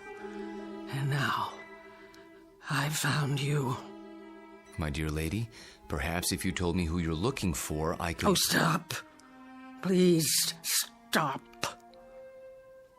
I saw your picture in the paper. I knew it was you by those eyes. And the ring. You always wore it. So I had to see if it was true. It is. No, Lord, look at that. I can't explain it. I only know what I see. I've grown old, and you haven't. Don't. Please. And now you're going to marry someone else and leave her the way you left me. Lorette, for God's sake. I can't let you marry her, Tommy. You're mine. Don't touch me. What's this? Put the pistol down. Oh, I remember that gun. You used to keep it locked away. Said it belonged to your great-grandfather. Take it out and oil it like you knew you were going to use it someday. Is it still loaded? I said put it down. Tommy, what you're doing, it's wrong. You can't go on hurting people the way you hurt me. I won't let you. Lorette, for the love of... What was that? I didn't hear anything. Are you sure? I thought... Thought what? I don't know. Susanna, dear, please wait. Don't try to stop me. I've made up my mind. I know. It's not like I'm going away. Walter and I will be married, and then we'll come back and I'll move my things into his house. It's only down the block. I'll still see you every day and... Shh. I did have some things to say to you. Very important things. But now, I don't know where to start. Please don't. I'm nervous enough as it is. Can't you be happy for me? I know it's a change, a big change, but surely you're not surprised. You must have seen it coming. I know we haven't talked much about it, but... Do one thing for me, sweetheart. What? Bring me my reading glasses. I shan't be able to sleep while you're off eloping. At least I can get some reading done. Oh, Daddy, thank you. Where did you leave them? Upstairs in my bedroom, as I recall. Would you mind getting them for me? Of course I will. If Walter comes to the door, tell him... I know what to tell him. Don't expect him just yet. There's still time. Wait right here. I'll find them.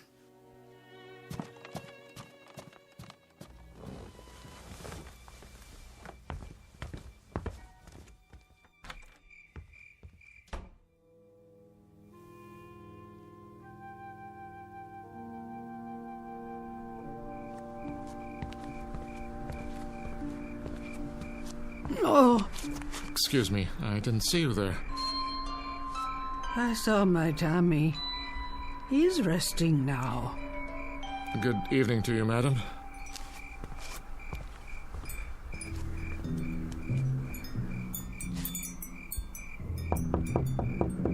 Walter.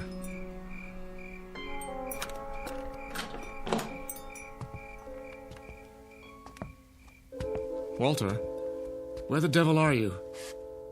Hello, Sam. Why are all the lights off? I was just thinking. The window's open. I know. I'll close it. No. What's the matter? It's a strange feeling after all this time. What do you mean? I mean, I've come to my senses. Tell Susanna. Tell her if you would. You're hurt. Turn on the light. Stay away. I'll call a doctor. No. But your hand, there's blood on it. Hard to avoid that when you've been shot. It's dripping all over everything. I'm leaking, Sam. Everything that's been held inside for so long, it's running out. I feel light as a feather. Take my arm. Sit down. Quickly. A little late for that. I'm sinking, Sam.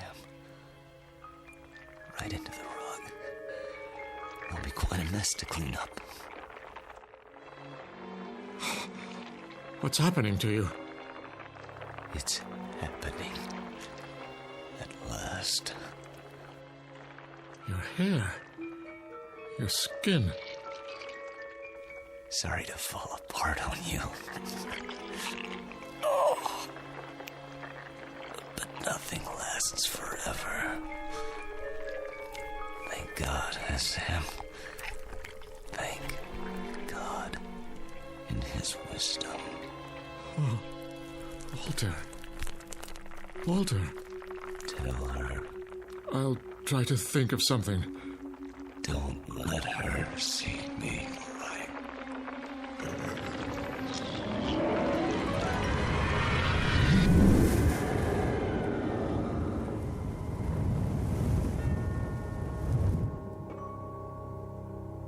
Dad?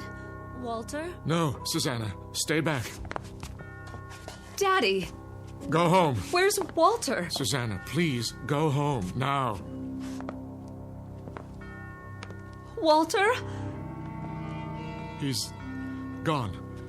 Gone where? I wish I could tell you.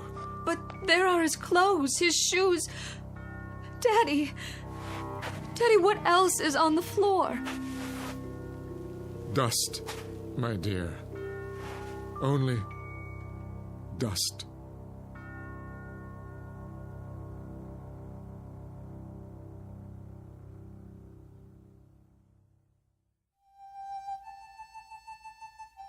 Professor Walter Jameson, an expert in the subject of times long past, and above all, a consummate actor, since before this university was founded. He's finally completed his life's work, a history of the world that begins in the cradle of civilization and ends in our time, because the future was not his specialty. In fact, the simple truth is he had no future left. The past has a way of catching up with us, sometimes when we least expect it. They say that time heals all wounds, but it also wounds all heals. Rest in peace, Professor. You've just passed the ultimate final examination in the Twilight Zone.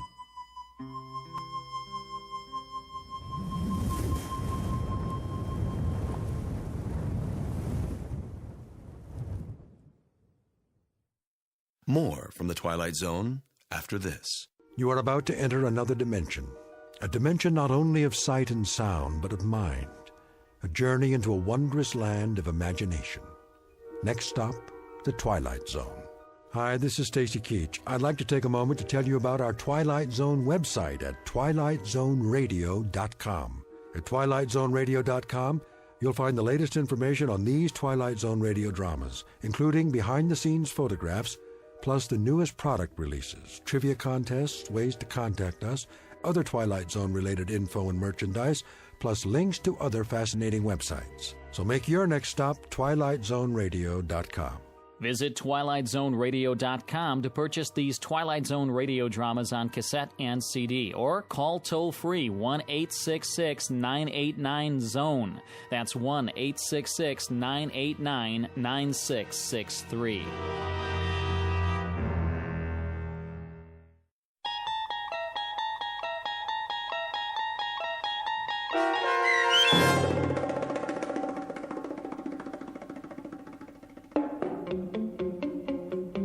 Long Live Walter Jameson, starring Lou Diamond Phillips with Stacy Keach as your narrator, was adapted for radio by Dennis Etchison and written for The Twilight Zone by Charles Beaumont. Heard in the cast were David Darlow, Alyssa Fraden, Elizabeth Leto, Ann Whitney, Jeff Lupetin, and Christian Stolte. To learn more about the Twilight Zone radio dramas and to obtain audio cassettes and CDs of these programs, visit our website at twilightzoneradio.com. The producers of The Twilight Zone wish to thank CBS Enterprises, Carol Serling, Dennis Etchison, Dick Brescia Associates, Claire Simon Casting, Terry Jennings, XM Satellite Radio, Sirius Satellite Radio, our sponsors and our radio affiliates for helping make this series possible.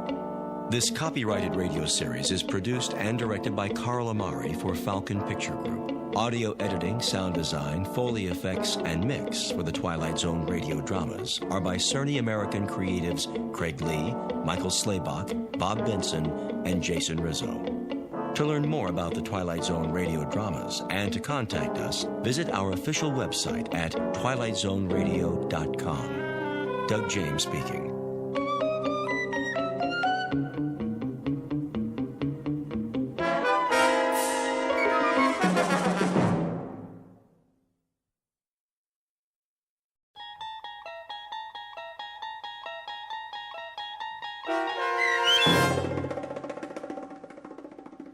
Miniature, starring Lou Diamond Phillips with Stacy Keach as your narrator, was adapted for radio by Dennis Etchison and written for The Twilight Zone by Charles Beaumont. Heard in the cast were Ellie Weingart, Alyssa Fraden, Jeff Lupetin, Joby Cerny, Roger Mueller, Elizabeth Leto, Christian Stolte, Doug James, Kurt Nabig, and C.J. Amari.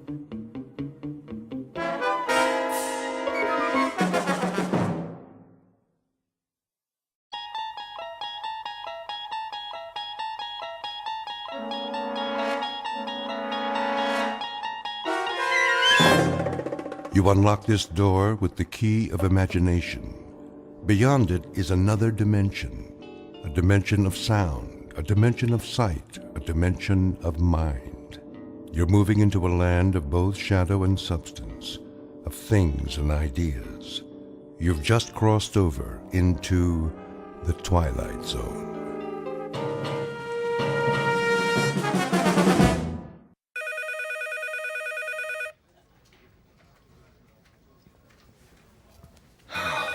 Finally, 12 o'clock. Let's go to lunch. Hey, Charlie. Charlie, it's recess. Oh. Thank you. I just want to finish up here. Trying to make us look bad? What do you mean? Now, just what do you think I'm... Hey, just forget it. Come on, we'll be late. Look at him. Little goody two-shoes. Why don't you guys lay off him? Because we're mean, heartless brutes. Right, Fred? Right. Well, I think he's nice. Hey, Mama, don't forget to change his diaper. Charlie? Hello? Aren't you going to lunch? Oh, yes. Any place in particular? Yes, in a way. Where? Well, it's in the museum, actually. The museum? They have a very nice cafeteria. It's quiet there, and, Would you like some company? well, I mean... It's okay, Charlie. I understand. See ya. Hey, look at the dinosaurs. Wow, that's the biggest elephant I ever saw. It's a woolly mammoth, you dope. Come along, children. Keep up with the class and don't touch anything.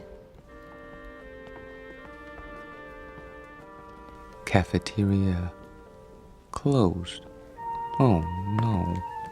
And here we have one of the world's greatest collections of primitive art. Excuse me. Pardon me. There are selections from every period. I direct your attention to the New Guinea exhibit. Some of the pieces, the sepik shields, for example, are hundreds of years old, but some were made as recently as 1950. This is because New Guinea is still a largely unexplored and therefore unspoiled land. Most natives of the interior will live and die without realizing that the world extends beyond the limits of their jungle.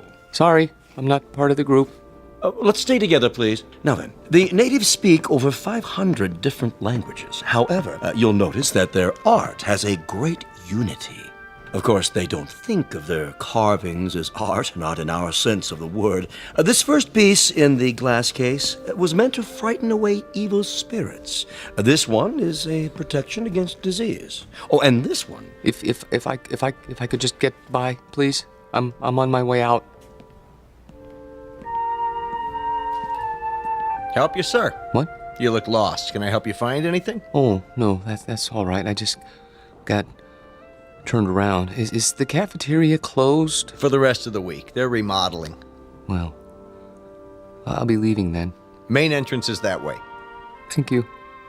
Have you seen the Egyptian wing? Pardon? Egyptology. They have a nice exhibit. Is that right? Just downstairs, next to the Hall of Miniatures. Miniatures? You know, the model houses. They have the palace at Versailles, a log cabin, a New England church, a whole room full of them, all made by hand, with little dolls inside that look just like real people. Pretty amazing. Have you been there yet? No, I only come here for lunch, you see.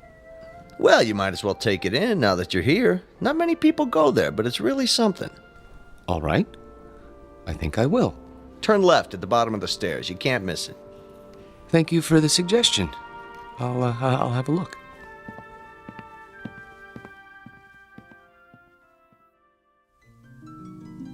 To most of us, a museum is a place of knowledge, of beauty and truth and wonder. Some people come to study, others to contemplate, others to look for the sheer joy of looking. Charlie Parks has his own reasons. He comes to the museum to get away. It isn't really the low-priced cafeteria meal that draws him in here every day. It's the fact that in these cool, inviting halls, he can be alone for a while. Really and truly alone. Away from his work and from people who don't understand, which includes almost everyone in the world. But Charlie should be careful. He doesn't know it, but there's always a chance he might wander too far and get lost in the Twilight Zone.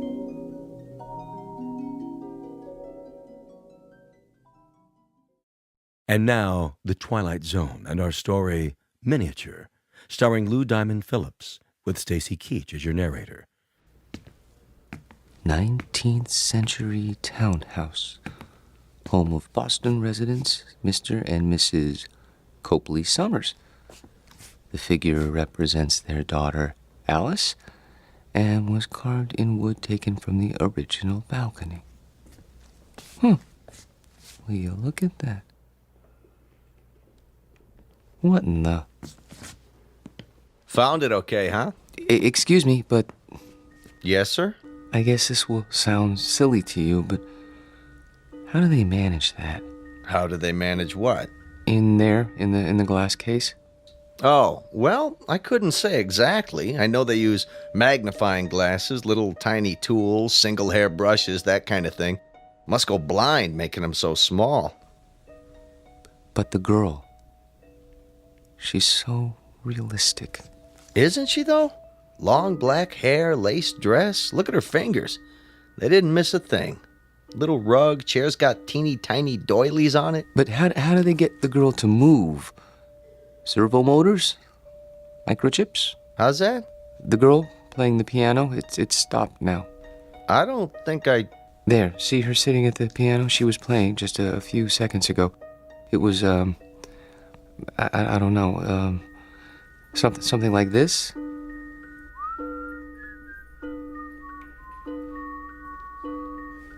Didn't you hear it when you came downstairs? I don't like jokes, mister. Not when I'm on duty, anyway. I'm not joking. Then you're hearing things. There isn't any mechanism inside that piano, and the doll's carved out of wood, a single block of wood. See the sign? Yes, I know, carved in wood taken from the original balcony. But I could have sworn... Yeah, it was probably some kid with one of those pocket radios. They sneak them in once in a while. But I saw her move. At least I think I did. Well, you know better now, don't you? Yes, I know better now.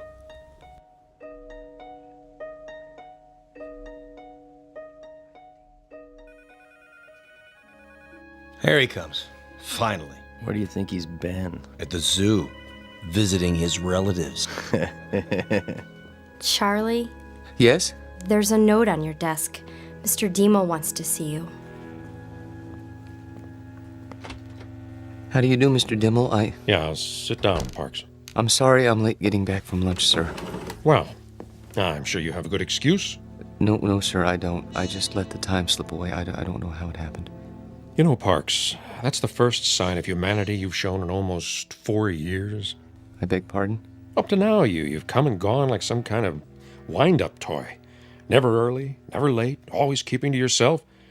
What, don't you like us, Parks? I've never thought about it, sir. Well, think about it now. Do you like your co-workers? I suppose so. Oh, you suppose so? I mean, that is, I don't dislike them. I'm afraid that isn't good enough, Parks. An office is like a team or a platoon. Either it works together or it doesn't. And here, it doesn't. And the reason is you. I knew you were a square peg when I hired you, but you were bright, and I thought we'd wear those edges off. We haven't. No, not at all. You're still a square peg. You understand me? Yes, sir. I think I do. I'm going to use the excuse of your being late, but I can't. The fact is, I'm letting you go because you just don't fit in. I understand, sir. Parks. Yes, sir? No, this isn't any of my business, but how old are you now? 37, 38? 35. 35. Don't you think it's about time you gave up living with your mother? She needs me. Oh, why? Is she ill? Not actually ill, but my father died some time ago, and my sister is married, and, well, she needs me. I see. Look, you're welcome to stay on a few weeks if... No. That's very nice of you, sir, but I'll manage. Well, you can pick up your check tomorrow. Thank you.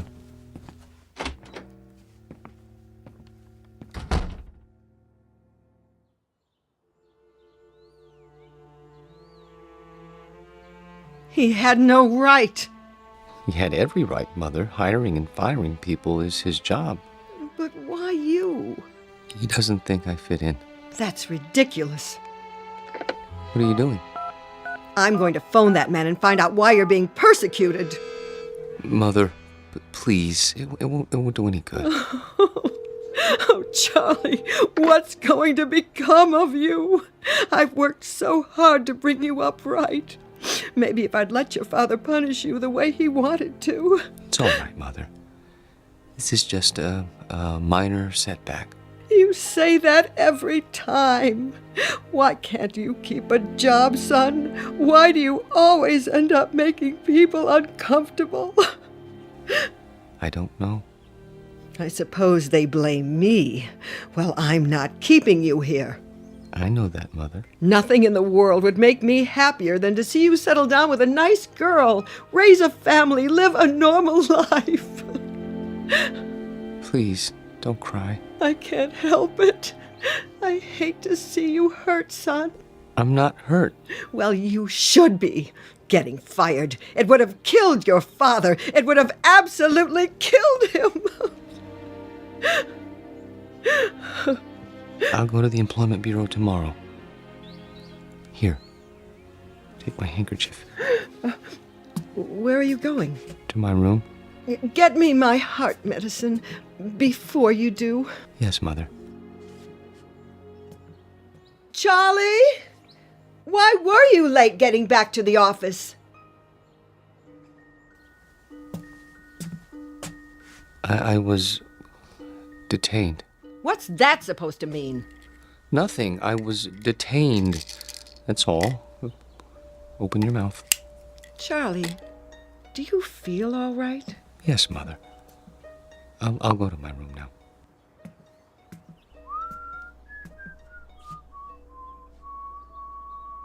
What's that you're whistling? Pardon? You were whistling. I don't remember. You should lie down, Charlie. Take a little nap. Mother, please, I can take off my shoes. I'm only trying to help. I know, but I'd prefer to untie my own shoelaces. Very well. I'll bring you some cocoa. Not now. Why? You always have your cocoa. I think I'll go out. At this time of day, we'll be having dinner soon. I want to get a head start with the Employment Bureau, see if there are any jobs. But they must be closed by now. There's still time. I think I'll walk over. It isn't far. Are you sure you should? Why not wait till tomorrow? Get a fresh start. Do you want anything at the store? Not that I can think of. But... Sit in your chair in the living room. Put your feet up. Are you sure?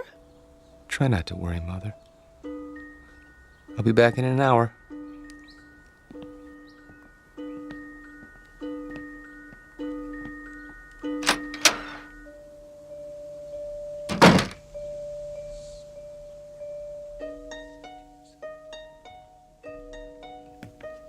Back again, huh?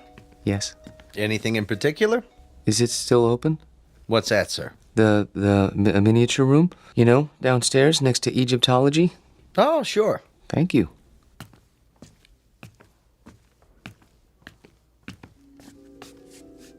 I came back.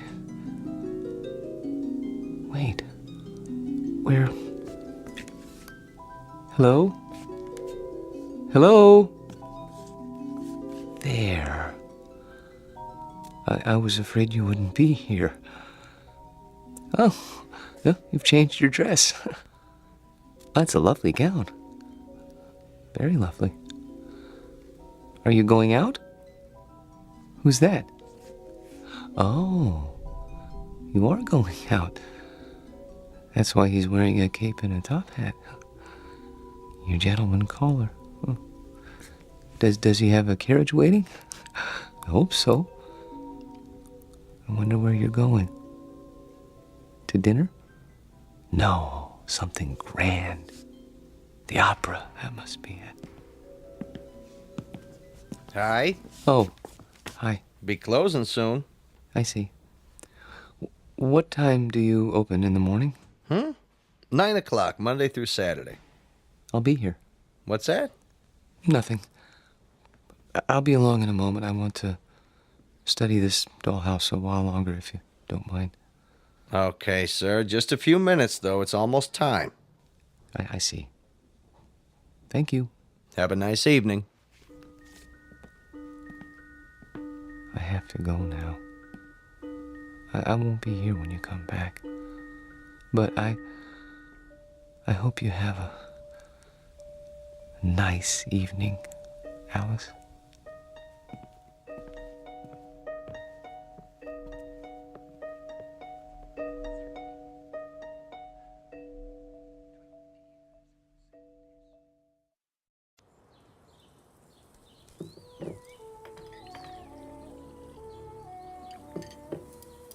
Hey, where's old Charlie this morning? Don't worry about him, buddy. My brother never misses breakfast. Charlie, your breakfast is getting cold. You see, late for his meals, awake every night, tossing and turning. I tell you, I'm half dead with worry. Mother. He's sick. I know he is. Sounds to me like he's got a girl. Don't be silly. What's silly about it? He's not a bad-looking guy. A little peculiar, maybe, but, you know, he's not... If he had a girlfriend, he'd tell me. He hasn't told me, so it isn't possible. Okay. Nothing would make me happier than to see Charlie settle down. He knows that. I'm not one of those mothers who won't let go of their children. Ask Myra. Pass the butter. Charlie! I'm here. Your breakfast is on the table. Sorry. Hey, Charlie boy.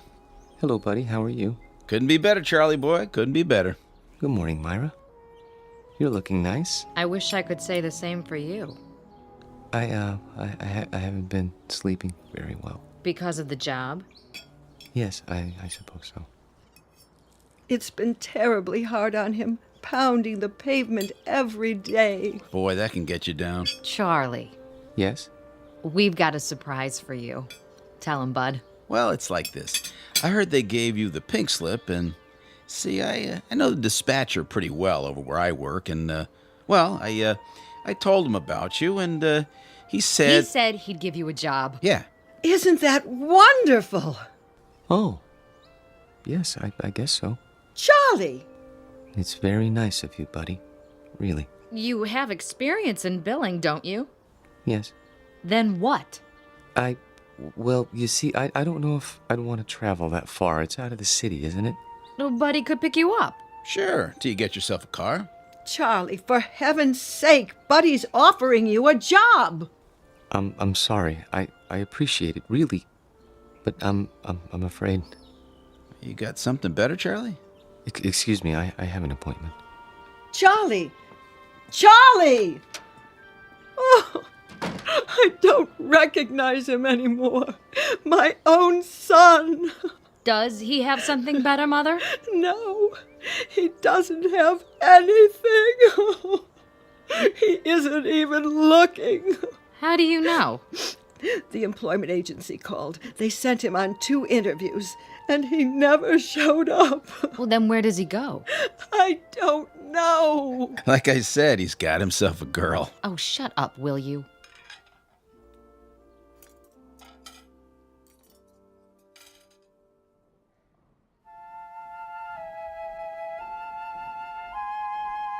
Henry, look at that.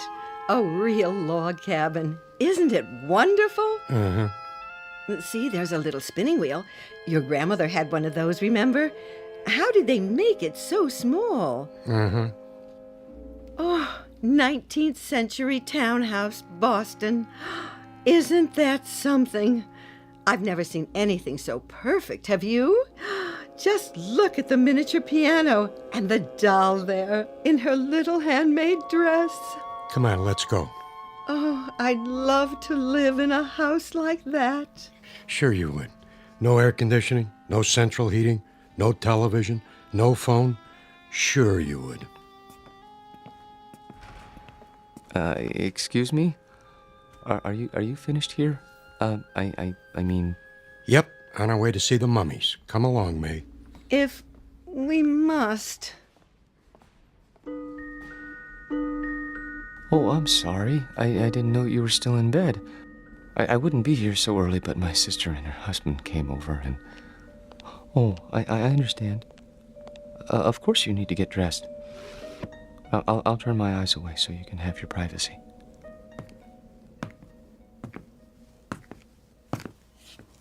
Hi. A little early today, aren't you? Am I?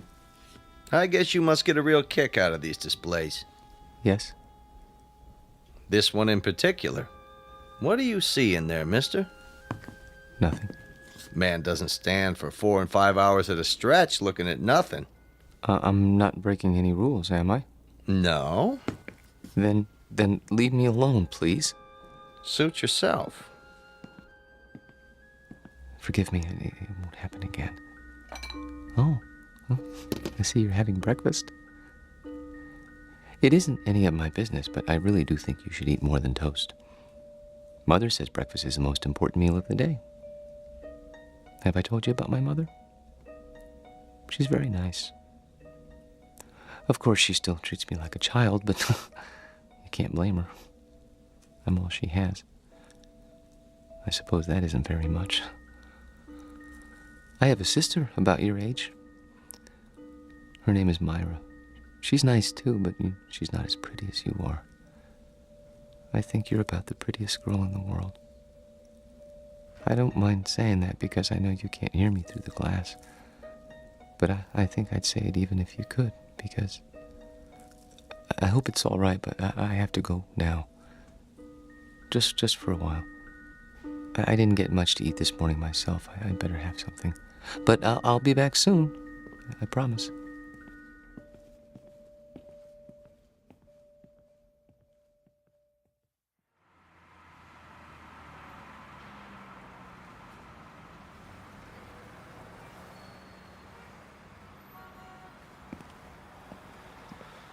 Charlie? Hello, Myra. What are you doing here? Oh, I was driving by. Saw you come out of the museum. That's nice.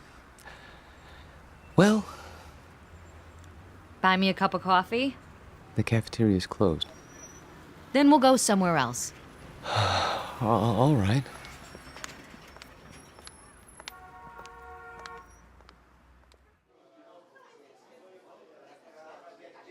Here you go, folks. Thank you. Charlie, I'm gonna be honest. I didn't just happen to see you today. I followed you. You did? Why? Because Mother asked me to. She's worried, and so am I. You haven't been yourself. No? You go to that place every day? I thought it might be a good idea to improve my mind. That isn't why. I'm your sister, Charlie. I grew up with you, and I know you. You go there because it gives you a chance to be alone. And you want to be alone because you're scared. Myra? Listen to me. This is important. You're over 30 years old, Charlie, but you're living the same way you did when you were 14. Some of it's Mother's fault, some of it's yours. But it isn't natural. It's sick, Charlie, and you know it's sick. And that's why you're scared. You're probably right. Stop agreeing with me. I could say you were a blue monkey and you'd agree. But Look, I don't know about psychology or anything like that, but I think I know what's wrong with you. You need a girl, Charlie. You're at that time in your life. You know what I mean? Not exactly. Well, it's hard to explain, but you've never had a girl, have you? Not as such? That's what I thought. Well, we're gonna change that. How? I'll introduce you to Harriet Gunderson. She works at my office, and she's a lot of fun. You'll like her. Myra, please. Charlie, please. This one time, try. For me. If you do, I promise I won't bother you anymore. All right. Here's her address. You don't even have to phone. Just stop by, say around 7. And you don't have to buy her dinner. Take her for a walk in the park. She'll like that, okay? Okay. Word of honor? Word of honor.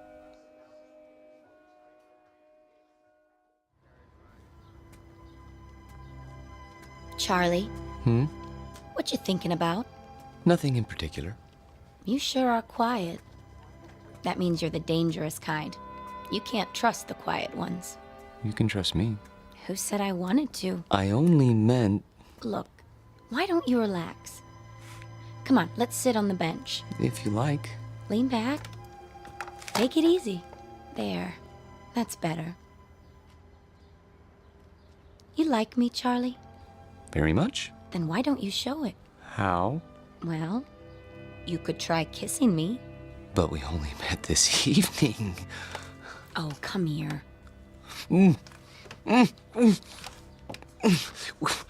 We hardly know each other. Quiet, you man, you. Oh! I didn't mean to push you off the bench. It's just that you surprised me. Sorry, I'll help you up. Forget it, Buster. Just forget it. Tell your sister you don't need a girl. You need a doctor. Wait, please.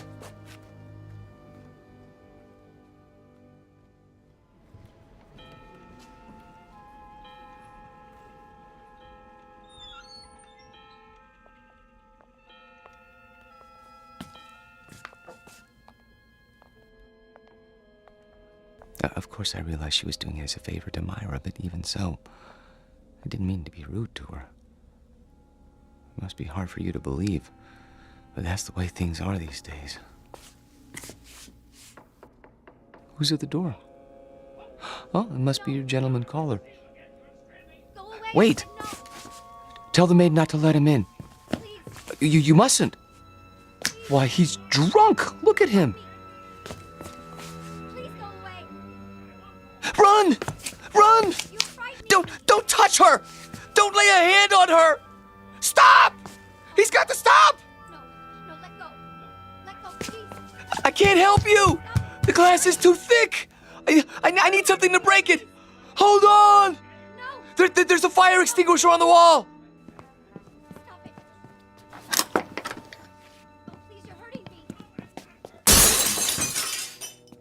What are you doing?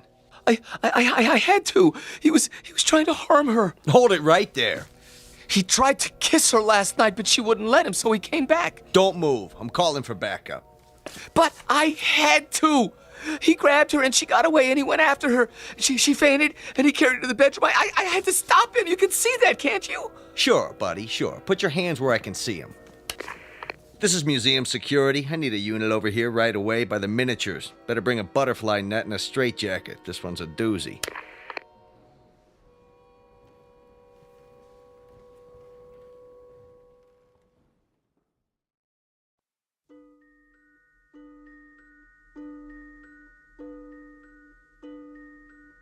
Now, Mr. Parks, I want you to understand that no one is saying you didn't see these things. There's no doubt that you did. But you saw them in your mind. They were real, Doctor. To you, they were. That's the way it is with hallucinations. Ordinarily, the eye sees and transmits a picture to the brain, but sometimes that's reversed. In certain cases, the brain sees and transmits a message to the eye. Do you follow? They were real. Then others would have seen them too. Isn't that so? But no one else did see them. How would you explain that? I can't. Think about it. Mr. Parks? I don't know why nobody else saw them. Maybe they weren't looking. You say there were 3 figures. A young girl, her maid, and a man. He had a big black mustache. All right. Now let's reason it out. According to the museum officials, there was only one figure, the girl. Where did the others come from? Well, the maid always comes from the kitchen, and that fellow... Yes. Where did he come from? Outside.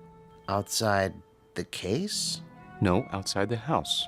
Mr. Parks, there was nothing outside the house but glass. And beyond that, other displays. Isn't that true? Yes. But he came to the front door, and they went out together once. To the opera or something, I don't know. She didn't realize what he was like then. I could have told her. You only had to look at him to see what kind of person he was. But she's so innocent and trusting and helpless. Not like other women. No, not at all. Have you seen her? Yes, I have. Is she all right? Would you like to see her now? Yes! She's here. In a box in the drawer of my desk. Careful! You are holding a piece of wood in your hands. A beautifully carved piece of wood. About 6 inches tall. Do you have to take her back? I'm afraid so. It's museum property. Now I want you to go back to your room and think about what I've said. Will you do that? And remember, what you saw isn't the important thing. Our job is to find out why.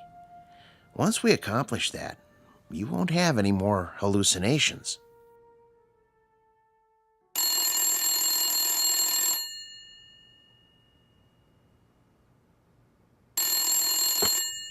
Yes? Oh, yes. Send them in. And ask Dr. Geisner to prepare the patient for checkout. Nice to see you, Mrs. Parks. You remember my daughter, Myra. Hello. Hello, Dr. Wallman. And my son-in-law, Buddy. Hi, Doc. Where's Charlie? He'll be along in a few moments. Is he really normal, Doctor? That's a word we try not to use. Why not? Because it's meaningless. It refers to the behavior patterns of the majority. If 99.9% of the people in this country went to bed with their socks on, then that would be considered normal. And if you didn't... I go to bed with my socks on all the time.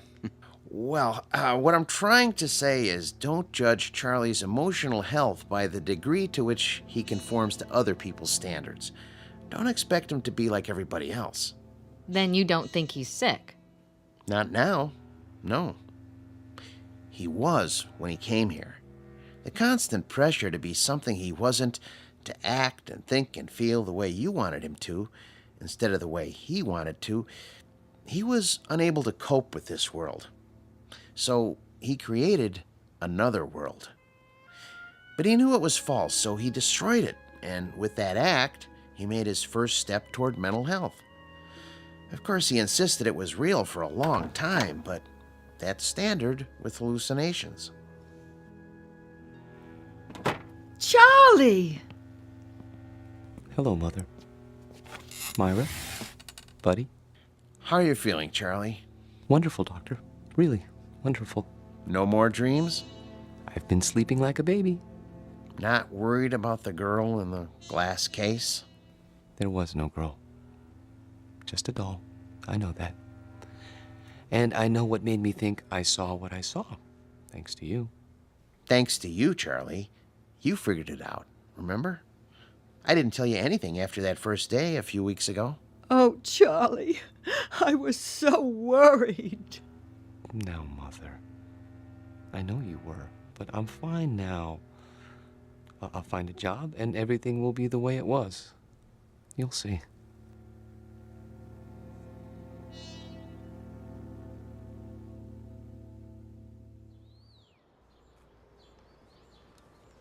I've sure missed this.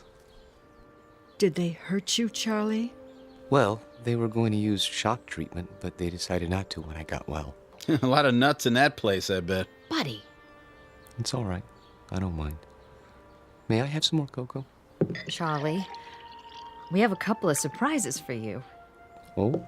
The job at Buddy's office is still open. Really? And I talked to Harriet. She forgives you. But she can tell you herself. She's coming over tonight. That's great. Thank you, Myra. And thank you, buddy. Well, it took some doing, let me tell you, after where you've been and all. Well, I'm sure it did. But you won't be sorry. I intend to work very hard. Now, if I'm going to be ready for tonight, I'd better get a little rest. You'll excuse me? Have a good nap, Charlie. Thank you. Would you like to fix my bed, Mother? I turned it down and fluffed up your pillow. It's all ready. That's great. Just great. See you all later. If you need anything, just holler. I will.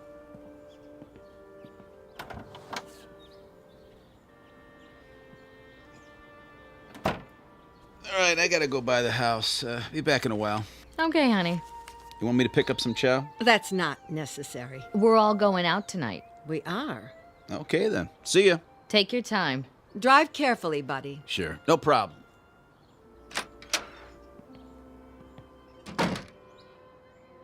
It's wonderful having Charlie home. I think the hospital did him good. Shh, not so loud. Don't you? I still don't understand what happened to him. The doctor told you. He didn't tell me anything but a lot of gobbledygook. Mother, I hate to say this, but if you want Charlie to stay well, you're gonna have to let go. What in the world do you mean by that? Just what I said. You don't know it, you really don't, but you're keeping Charlie here in this apartment. You're keeping him from growing up. That isn't true. I've told him 1,000 times nothing in the world would make me happier. No, Mother, that's wrong. And don't go clutching your heart, because it doesn't work with me. There's nothing wrong with your heart. And there's nothing wrong with Charlie that getting out of here won't cure. He's not your baby boy anymore. He's a man. Let him be one. I love Charlie. We all know that, Mother. But if he doesn't leave, he'll be back in that asylum. And this time he'll stay. You don't want that, do you? No, of course I don't. Then you help me tonight, when Harriet comes over. How? By going out to a movie with Bud and me and leaving them alone. All right. If you say so.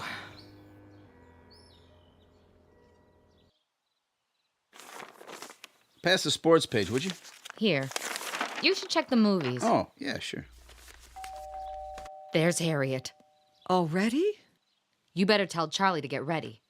Charlie? Hi, I made it. Ooh, new dress? Yeah, cost me something too. Hi, bud. Hey, Harriet.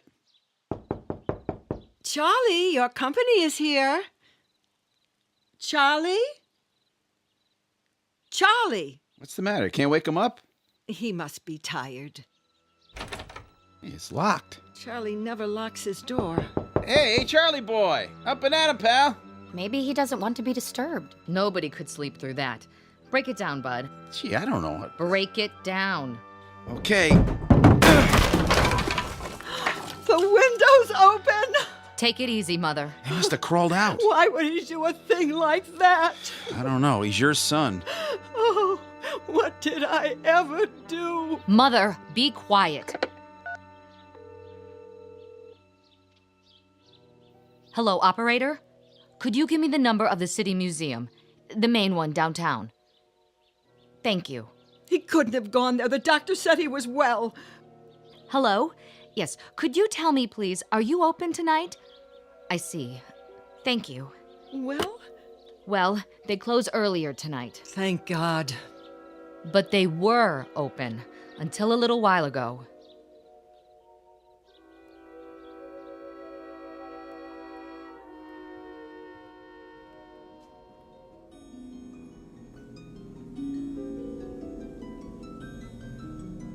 Hello.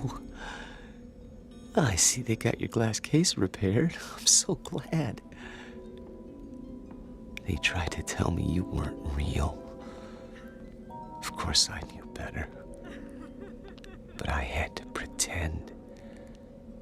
Otherwise, I never would have seen you again. I love you, Alice. Maybe if I keep telling you, you'll believe me. Your world isn't simple, is it? No world with people in it ever is. There's loneliness and misery and heartache. Oh, look at you, crying because you're alone. I've been alone all my life. People try to understand, but they can't. You could.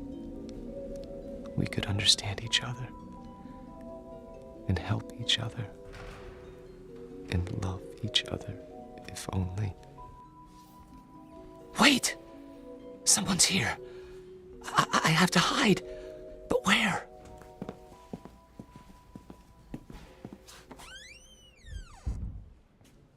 This is where he always went, every day. Are you sure he's here, Doctor? I'm almost positive. Place is empty, I checked. He could have come in earlier and hidden, couldn't he? Where? This place is deader than a doornail. Shine your flashlight over there. What about those Egyptian mummy cases? Say, that one isn't supposed to be open. Could a man hide in there? I guess. Nobody's allowed to touch him. It's against the rules. Mrs. Parks, would you do something? Anything for poor Charlie. I'm sure he can hear you, wherever he is. Are you going to take him back to the hospital? I think it would be wise, don't you? Before anything else happens, call him. Ask him to come out. Charlie? Louder. Command him. Charlie, this is your mother. Come here. Again. Charlie Parks, you come here this second, young man. You hear me? It's too late. He's not going to listen to you now, Mother. Hey, Charlie boy, let's go. What do you say, huh? Can you turn on the lights? Yeah, at the main switchboard. Do it. We're gonna have to search the whole place. Hey, is this the dollhouse? That's the one. And the doll, is that her? Yep. Say, what? There's two of them now. A man and a woman sitting on the piano bench. I don't remember that. All right, let's start looking. Yeah. Yeah, I'll get the lights. Charlie! Charlie, please. This isn't funny. Yo, Charlie! Come on, Charlie!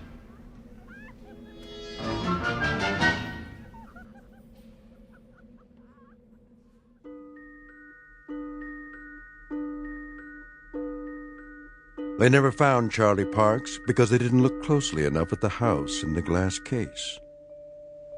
The guard didn't say anything more about what he saw. He knew what they'd think, and he knew they'd be right. because seeing is not always believing, especially if what you see happens to be on display in an odd corner of the Twilight Zone.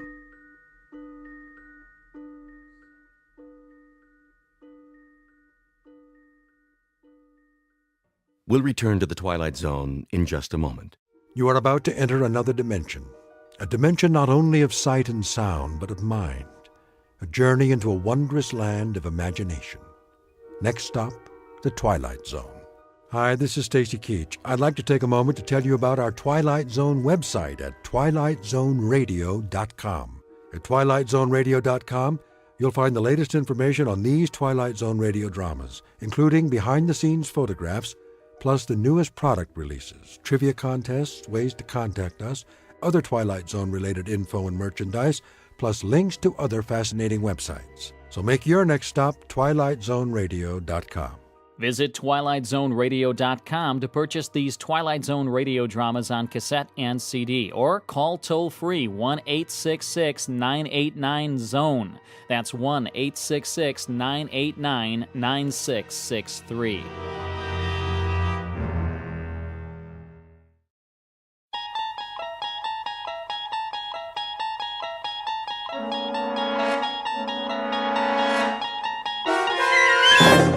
There is a fifth dimension beyond that which is known to man. It is a dimension as vast as space and as timeless as infinity.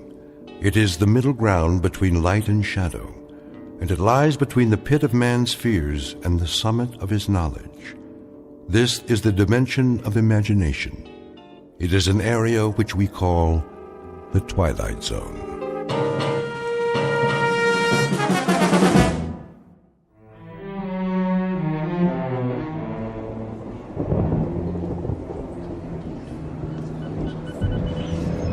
Last call, bus to Hart City, now departing from door 2. Carry on luggage only. All passengers with tickets proceed to door 2. What did he say? He said the bus to Hart City. Hartford? That us? No, dear. When's our bus? I don't know, Edward. Why don't you ask? Ask who? The nice man at the ticket window. I want a window seat. Yes, dear. If they don't give me a window seat, I'm not going. I'll stay right here on this bench all night if I have to. You can't do that. They won't let you. Won't let me sit by the window? Then you go on without me, Eleanor. Pardon me. Oh, hello, dear. I'm sorry to bother you. Not at all. Are you waiting for the Cortland bus by any chance? What did she say? Portland? Portland, Maine, or Portland, California? Neither, I'm sorry. We're going to the Elder Hostel in Fort Ritchie. My friend Mary went there last year, and she said it was lovely. I'll ask at the window. About your bus, too, if you like. Do you mind if I leave my suitcase here, just for a minute? Of course, dear. Oh, you know that. Thank you. I'll be right back. Excuse me.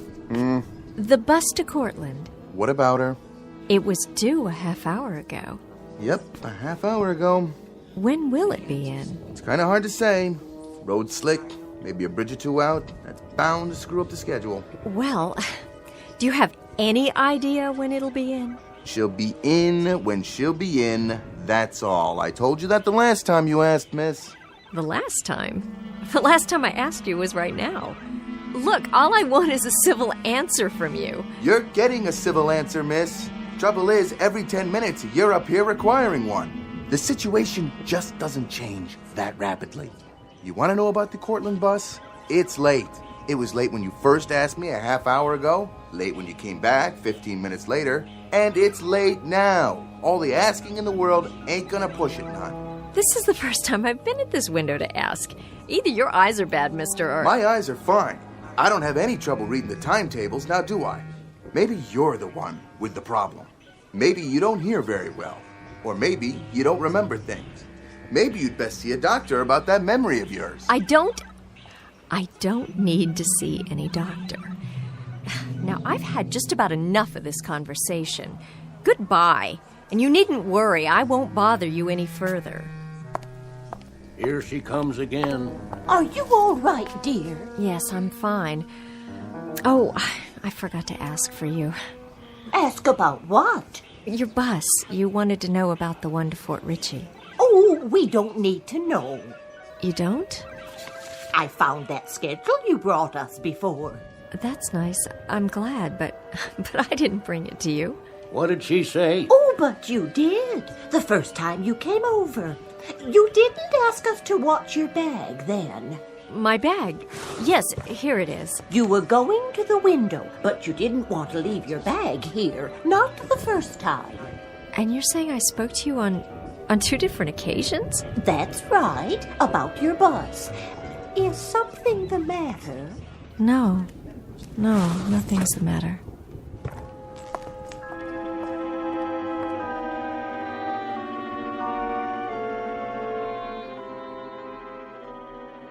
Millicent Barnes, age 25, young woman waiting for a bus on a rainy November night. Not a very imaginative type is Miss Barnes, not given to undue anxiety or fears, or for that matter, even the most temporal flights of fancy. Like most young career women, she has a generic classification as, quote, someone with a head on her shoulders, end of quote. All of which is mentioned now because in just a moment, the head on Miss Barnes's shoulders will be put to a test. Circumstances will assault her sense of reality, and a chain of nightmares will put her sanity on the block. Millicent Barnes, who in 1 minute will wonder whether she's going mad or whether she's just stumbled into the Twilight Zone. And now, The Twilight Zone, and our story, Mirror Image, starring Morgan Brittany and Frank John Hughes, with Stacy Keach as your narrator.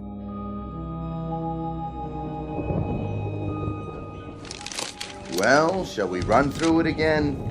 Thank you, no. Good. I wondered, well, I just noticed. Noticed what? That the bag in there? Where? In the baggage room behind you. That bag, the one on the floor in front of the others. What about it? Well, I'd like to see it. You would? Yes, it looks familiar. What is this? Some kind of game? No game, honestly. It looks just like mine. It's identical, even to the handle being torn, the red name tag, the sticker on the side. Lady, that is your bag. You checked it. That's not my bag. You want it back? It looks just like mine, but it's not. It can't be. That's my bag over there by the bench. Is it? The bench against the wall, at the end where I was sitting. Oh. Uh-huh. My bag was there, but it's not now. That's because you checked it. Well, how did... Then I'd like to uncheck it, if it's mine, as you say. Claim check, please. What? All you have to do is show me a claim check. The one I gave you when you checked the bag. I don't have one. Here's my bus ticket, my wallet, my keys, and the rest. See, that's all I have in my purse. No claim check, no suitcase. But that's absurd. You just said it's mine. Nothing I can do about that. State law. When I saw it in the baggage room just now, I'd swear that was the first time I... Why don't you just go over there and sit down, miss? You're either walking in your sleep or you're hungover or something. Just go back there and sit down and breathe through your nose and let me read my magazine. When the Cortland bus comes, there'll be a loud noise, a door opening, and people will come in here. And then you'll know the bus has arrived. But I never checked my bag. I don't feel very well. Where's the ladies' room? Straight across the lobby, other wall. There goes that girl again. I see her, Edward. Can't make up her mind, can she? Must be on some kind of drug. Oh, you hush now. I'll be finished cleaning the floor in a minute, honey. You go right ahead. Thank you. Are you all right? Yes, I'm all right. I'm perfectly all right. Why, don't I look well? Why, no. Honey, you look fine. You look just fine. Just like when you came in before. What do you mean, before? You were in here just a few minutes ago, remember? That wasn't me. Sure was, honey. Same coat, same little rain hat. That was you, for sure. Not that many people in the station this time of night. Plus, I never forget a face. Look, I don't know what's going on around here. Somebody takes my bag, somebody says I'm always asking questions about the bus. Now you tell me I've been in here before and... Just take it easy now. Everything's going to be all right. Well, of course it is. There's nothing wrong to begin with. There isn't a thing wrong. I think the only problem around here is that you people need some sleep or something. You say I came in the ladies' room. Big as life. And then I suppose I walked back out into the waiting room, right into this very door. So far, yeah. Here, wanna try? Oh, thank you. This guy's easy, though. Let me get you a cold cloth, honey. I don't think you're well. I don't need one, thank you. I must be overtired. That's it. But I'm gonna be fine. Now, let's just do a quick reality check. Look out there. What for? Tell me what you see. Okay. Now, tell me about the woman. Tell me if... No woman. Are you sure? All I can see is a kid playing a video game. Hi. Oh, hi. I'm on level 13 again. That's nice. Whoa. I wanted to ask you, who were you talking to just now? Who do you think? Wanna play, huh? Play? There goes. I lost. Oh, well. I might have another quarter in my purse. Nah, 4's enough. Is it? That's what you gave me already. I still got 2 left. Of course. And that was just a minute ago, wasn't it? Yeah, when you're coming out of, you know... The ladies' room? That guy at the window. He won't give me change, but you did. 4 quarters for $1. Thanks. You're welcome. So you want to play? You mean like before? You didn't play me before. You said some other time. Well, want to now? This game, it's called Tomb Raider. Cool, huh? There's the graveyard. When the dead people come out of the ground, you have to shoot them before they get you. Or a tombstone pops up with your name on it. See? After I was standing here talking to you, where did I go? Did you see exactly? How come? I'm trying to retrace my steps. I think I lost something. Same place you were sitting before. Over there on the bench. Where the suitcase is. A suitcase? Yes, of course. It has to be mine. Right where I left it. On the floor. Last chance. For what? Last game of the night. Before they shut off the machine. Some other time. I gotta go home anyway. Home. Yes, you do that. Time to go home. Here. Right here. And a tag with my name on it. How can that be? Miss? Yes, what do you want? Your wallet. I think it fell out of your purse. Oh, thank you. I must have dropped it over there somewhere. You did. I saw it, so I brought it over. Person can't get very far without a wallet now, can they? Thank you again. Thank you. You mind if I share your bench? No, I don't mind. Bus is late, isn't it? It seems to be. It's over half an hour late now. You mean the Cortland bus, don't you? That's the one. I was supposed to be in Syracuse by 10. Planes were all grounded. Took a cab from Binghamton. Darn thing skidded and ran into a tree just a few miles outside of town. Had to walk back to the bus station there. That's quite a story. You look awfully wet. No kidding. I'm about 4 hours from Binghamton and about 5 minutes away from pneumonia. Is that right? Forgive me, miss, but you're not ill, are you? I don't know what's wrong with me. I really truly don't. Well, is there anything I can do? I don't know how to answer that. It's just that a whole bunch of odd things have been happening. Odd? I've been seeing things. What sort of things? Oh, I don't think I should tell you. I think you'll want to move to another part of the room if I do. Or call the police or an ambulance or something. Why don't you take a chance and tell me? You never know. I might be able to help. I don't even know you. Oh, sorry. Paul Grinston. I'm from Binghamton. Millicent Barnes. At least I was. And what does Millicent Barnes do? I'm a private secretary. I quit my job here on Thursday, and I got another job in Buffalo, and that's where I'm going tonight. Well, trying to go to Buffalo. But everything I do, people keep telling me I've done it before. The man who sells the tickets, he said I kept asking him where the bus was, and the woman in the restroom, she said I'd been in there before, and I hadn't been. And my bag here, my bag, where?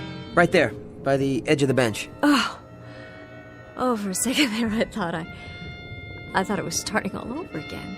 I think you'd better tell me the whole story. Well, that couple over there, the man and the woman and the ticket man, they said I'd checked it, and there was a bag almost identical to mine in the baggage room. I saw it. Then when I looked again... Go on. Please.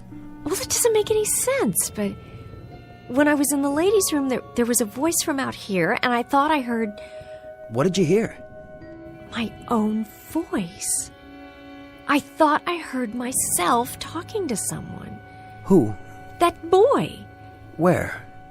Oh, he must have gone home. You don't believe me, do you? Well, I wasn't there. It has to be some kind of a delusion. Do people have delusions that they can hear? I don't know. I guess they could. That's what they are, I'm sure. Some kind of delusions. But it isn't just hearing things and seeing things that don't exist. It isn't just that. Why did the old man selling tickets and that woman in the powder room and the couple on the bench and the boy playing the video machine, why did they all say they'd seen me before? I can't say. That's a tough one. What is happening? What on earth is happening to me? I must be sick. I must be running a fever, but I'm not even warm. I don't have a fever. No fever at all. Do I? Here, touch my hand. Can you feel me? Yes, I can feel you. You're really here if that's what you're worried about, and you don't have a fever. I'm not some sort of crazy person. Really, I'm not. I've never had any problem like this. I mean a problem with my mind or anything like that. Of course you haven't. And there is an explanation someplace. There's a reason. Maybe... Maybe what? Maybe there's someone here in this building who resembles you. Could be that, you know? Or maybe somebody playing a joke or something. Is that possible?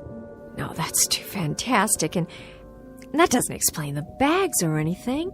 If there was someone, where is she now? This is a small bus station. Where is that person? When you get to Buffalo, will someone be there to meet you? Why, yes, I think so. I'm sure of it. A friend of mine. She's supposed to pick me up at the station. Maybe you should call ahead since we're running late. Let your friend know you won't be getting in for a while. Yes, that's a good idea. There's a payphone over there. Good. Oh, but I only have $1.25, and that man at the window... Here, this ought to be enough. I can give you this dollar bill. Forget it. Oh, you're very kind. I'll be over there. I'll watch your bag for you. Thank you so much. Good luck. Would you do one thing for me? Sure. What do you need? I need you to ask the man at the ticket window something. Would you mind? Not at all. Ask him if... But you don't have to ask him. Just look over his shoulder into the storage room where they keep the bags and see if there's one that looks like mine. The same handle, the same kind of tag hanging off it exactly. And if there is, tell me. Would you do that? No problem. I'll be right back.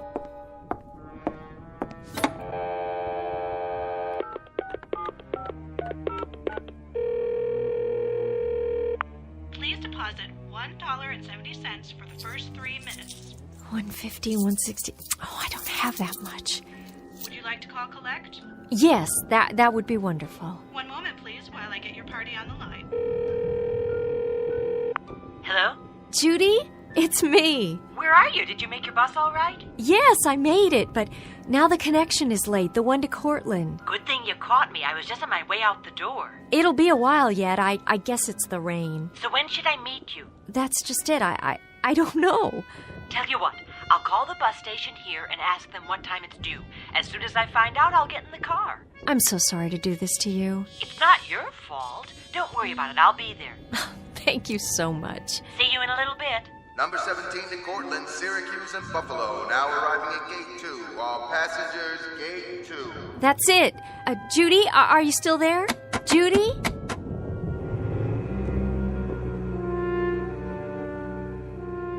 Gate 2, departing in 5 minutes. Need a ticket? No, I've got one. Luggage? What? You want to check any luggage? All I have is this briefcase. Go right through that door then. Line's outside. What time is it? Oh, I don't believe it. It's finally here. I thought we'd have to stay in a motel. Hope the bridge didn't wash out. Well, better late than never. You can go now. Right. I have to wait for someone. I think she checked her bag. Could you look?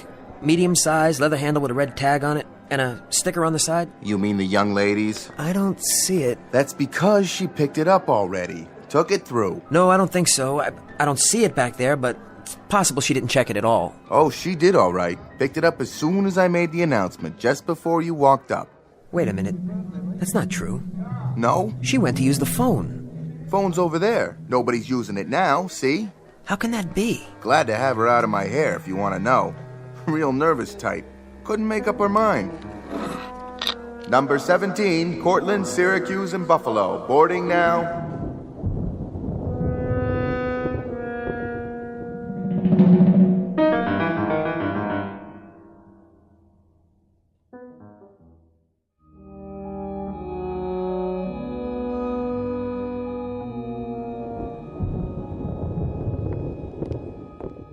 Hi. Oh! You are here. Where did you think I'd gone? To make a phone call, but I did, and now the bus is here at last. I guess we better get going. Let me get my bag. You're... Right here where I left it. Thanks for watching over it for me. Let me get that for you. Looks heavy. Oh, thank you. You're very nice. No problem. Really, you're being very kind to me. Oh, forget it. You're easy to be kind to. More than just kind. I mean... Come on. We don't want to miss it. Just set her down right there, ma'am. I'll put her in with the rest. Be careful now. It's got all my prescriptions. Don't you lose it. I won't lose it, ma'am. What goes in comes out. I'll even give you a claim check for it, okay? There you go. What did he say? Come along, Edward. Hello, sir. Hi. Want that in here? Yes, just this suitcase. Give the claim tag to the young lady. Oh, Something the matter, miss? look! What? That's my bag. He's got it. Not that one, the other one. The one that looks just like it. Where? In the luggage compartment, you see it? It's already been loaded on the bus. Who gave you that suitcase? Which one? With the red name tag on the handle, right there. Some woman? I don't remember. Try. What did she look like? Well, it's hard to say. Half a dozen people lined up all at once. Miss Barnes! Millicent, wait!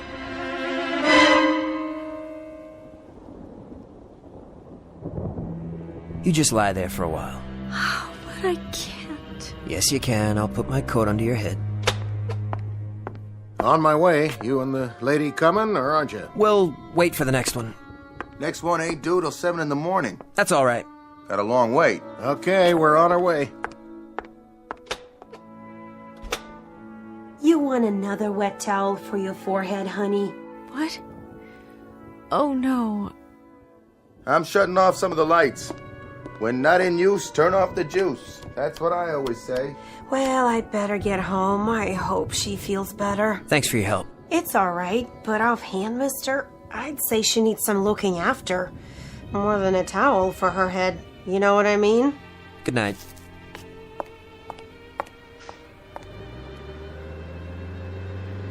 How are you doing? The bus. It couldn't wait, but there'll be another one. You didn't get on. I don't care. I'm this late already. A few more hours won't make any difference. It's quiet now. Nice and restful. So you can just take it easy on this bench here. Keep your feet up. Where are you going? Nowhere. I'll sit on the other end. Stay here. I wanted to tell you Yes? what I've been thinking about. Go ahead. Something. It's very odd, but I've been remembering something I heard or read a long time ago. I don't know where. About different planes of existence. Different worlds that exist side by side. How do you mean? Parallel planes. That's what they call them. And each of us Each of us has a counterpart in this other world. And sometimes through some sort of freak occurrence, there's a break, and the two worlds converge. The counterpart steps outside into our plane, and to survive, it has to take over. Take over how? Replace us. Move us out so it can live. That's a little metaphysical for me. I remember reading it someplace. Each of us has a twin in this other parallel world. An identical twin. Maybe the one people saw tonight. Millicent, there's another explanation. There's gotta be. An explanation that, well, something that has more reason to it. I can't explain it, but somehow I know that's what happened. My counterpart, this other woman. Forget about it, please. Look, I just thought of something. I've got a good friend who lives in Tully. I'll call him and see if he can't bring his car down here for us. He could probably run us into Syracuse.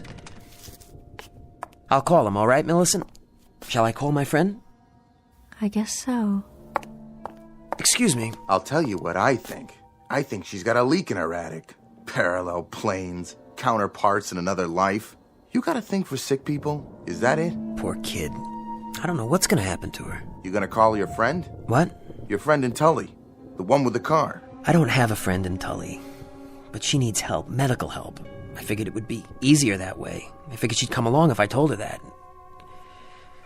Poor kid. I don't know what else to do. Have you got a phone in there? Who you want to call? The police, I guess. They're the ones who'd know how to help her. To tell you the truth, she kind of gives me the willies. I just as soon she get out of here one way or another. I don't much care how. Where's your phone? Come around to the office so she can't hear. Okay. Say, where'd she go? What? Take a look. She ain't on that bench no more.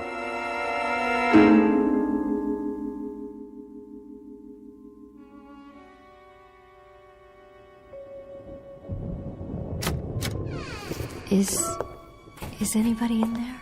Where are you? Where did you go? I know you're in here. Unless you really did get on that bus, but you didn't, did you? You're too clever for that. I only want to ask you a question. Then I'll go. Who are you really? And what do you want? Millicent, are you in there? Yes? Oh, good. You had me worried there for a minute. I'm fine. I made the call. I just thought, it's let up outside. How about a breath of fresh air while we're waiting? All right. It's late. Yes, it is. You know, sometimes, on a bad night, a person could use some help. Sometimes we all could. You've been really nice. I don't know what to say. Neither do I. Except that I do want to help you. Sometimes talking to someone can make all the difference. I may not have the answers you need, but there are people who do. Why is that police car here? Is there trouble? No trouble. We'd better go inside. Mr. Grinstead. Yes. You the one who called? No, he didn't call you. Why would he call you? Easy now, miss. What are you doing? Get your hands off of me! You know a place to take her? Paul? I think it's best if you go with them. No one's going to hurt you. Paul! Relax, lady. Come over to the car. No! No, I won't! What are you doing? Be careful with her. She's kind of fragile, a little confused, that's all. Paul, don't let them take me! Why are you doing this? I told you, be careful with her. She's not a criminal or anything. Don't worry, Mr. Grinstead. We'll hold her for observation, get her some help. You did the right thing. Stop! Let me go! All right, come on. Get right. Okay, here we go.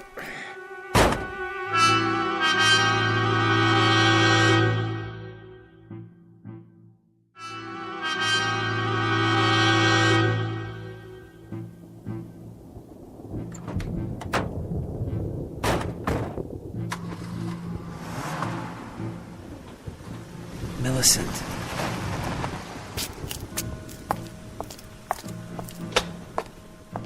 Get it all squared away? Yeah, they're They're gonna take her to the hospital for observation. What was she talking about anyway? All that business about another life? I don't know. Part of her illness, I guess. We've been driving for quite a while. Miss, Where are you taking me? don't worry. You're not going to jail. This is all a misunderstanding. The doctors will figure that out. But I'm not sick. Then you'll go on home. I don't want to go home. No. I'm on my way to Buffalo. I have a new job there. Would you like to see the letter? It's in my purse. Got your ID, too. Certainly. Let's have a look. What happened back there, Miss Barnes? Nothing. Must have been something. Mr. Grinstead said you were upset, behaving irrationally. Did he? Said you had some wild story about people out to get you in the bus station? Oh? Well, there were a couple of pretty unsavory characters hanging around. Haven't you ever been in a bus station? He a friend of yours, Grinstead? Not at all. I only met him a few hours ago. And you thought somebody stole your luggage, got on the bus, tried to pass herself off as you? Look, officer, it's really very simple. I haven't slept in almost 24 hours. I've been riding buses and it's raining and every connection is late. Wouldn't you be a little on edge? That's no reason to run around disrupting the place, bothering everybody. He tried to pick me up. That's why I was so upset. Well, that's not what the station master said. Well, what does he know? I mean, he's pretty peculiar himself. Stop the car right here and let me out. I'm begging you. Sorry, I can't do that. Look, I'll take a cab all the way to Buffalo. Then none of you will have to put up with me anymore. See, there you go. There I go what? You seem like a nice enough person. Why don't you just take it easy? If you'd seen the things I saw, heard what I heard. Calm down now and be a good girl, or I'll have to cuff you. You wouldn't like that now, would you? Oh, you do that! Do it! Look, I don't care anymore. I think you better let them check you out real good when we get to Braywood. Braywood? What is that, a loony farm? Emergency medical facility. They'll run some tests, see if you need any medication. But my friend's waiting for me. What will she think if I'm not on the bus? Your friend have a name? Yes, of course she does. It's Judy Jensen. We've known each other since we were in school. In Buffalo. That's where the bus is going. I'm supposed to be on it. She was going to pick me up. We'll get word to her. Yes, do that. She'll tell you there's nothing wrong with me. One call, that's all I ask. All units, possible robbery on Elm Street. This is Unit 4. South 2000 block at Mayfair. Are you in the area? Negative. Well, boys, somebody better roger me fast, because I need a unit out there right now. Why are you wasting your time like this when there's a crime going on? Look, I'm not violent. I've never been arrested in my life. And now you're probably going to cost me my job, when all you have to do is call my friend. Do you really want to drive around for another hour with someone in the backseat who's broken no laws while real criminals are running around on the streets? We'd have to fill out a report. A lot of paperwork. Be at the hospital till dawn. We already have to fill out a report. We could release her OR. Then she goes right back to what she was doing, hurt herself or someone else. Oh, in the friend's custody, I mean. Your friend. She willing to drive out here and sign an affidavit? Oh, I'm sure she would if you'd ask. We could at least make the call. This is Unit 4. Kelly, we're heading over to South Elm. Meanwhile, do me a favor. Patch me through to a Judy Jensen in Cortland. I have your call, Unit 4. Hello? Miss Jensen? She's gone to bed. Who's calling? This is the Tully Police Department. Do you know a Millicent Barnes? Yes, I'd say I do. We have Miss Barnes here, and we were wondering... Is this a crank call? This is Lieutenant Anderson of the Tully PD. Miss Barnes says... Oh, she does. Well, it just so happens that this is Millie Barnes, and I don't appreciate crank calls in the middle of the night, and neither does Judy. We just got in from the bus station, and if you don't mind, I'd very much like to take a hot shower and get some sleep. Is that all right with you? Good night. No. No. No. No.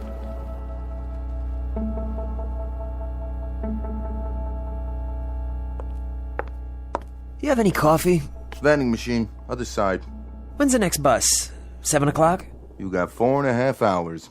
Take a snooze on the bench there if you want. You'll be all alone. No noise. I even shut off the video machine. This place is like a tomb between now and morning. Thanks. I might do that. You want to check your briefcase? No, I'll keep it with me. Thanks.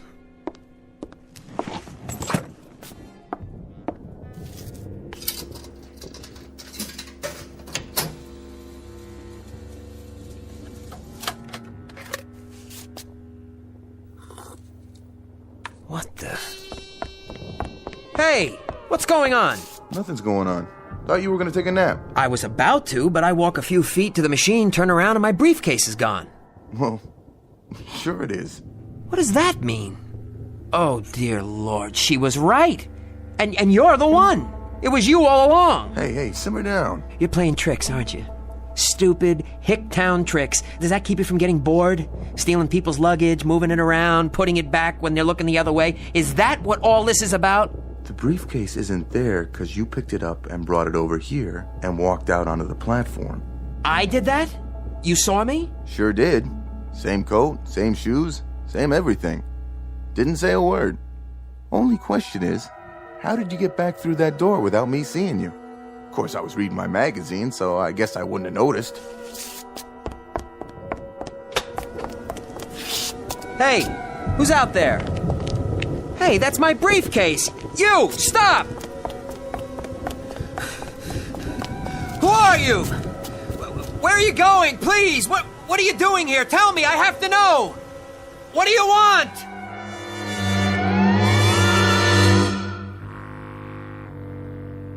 Obscure metaphysical explanation to cover a most disturbing phenomenon.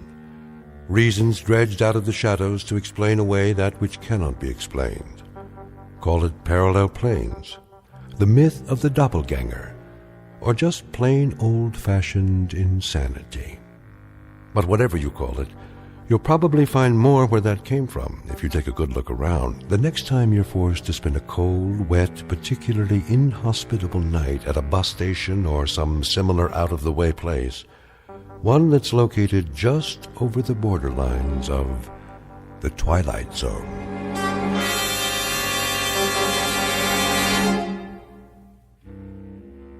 We'll be back to the Twilight Zone in a moment. Hi, this is Carl Amari, producer of the Twilight Zone radio dramas. I'd like to take a moment to tell you about our official website at twilightzoneradio.com, where you'll get the latest news and information on these Twilight Zone radio dramas. Plus, at twilightzoneradio.com, you can digitally download 3 free episodes or any of our episodes for only $1.95 each. In this age of ever-changing technology, we've decided to make these episodes instantly available to you by making the Twilight Zone radio dramas a digital download-only series. This means that this series will no longer be offered on CD. The CD collections at our website are now being offered while supplies last at buy one, get one free. So be sure to get your favorites before they're sold out. Be sure to visit us often, and I'll see you in the zone.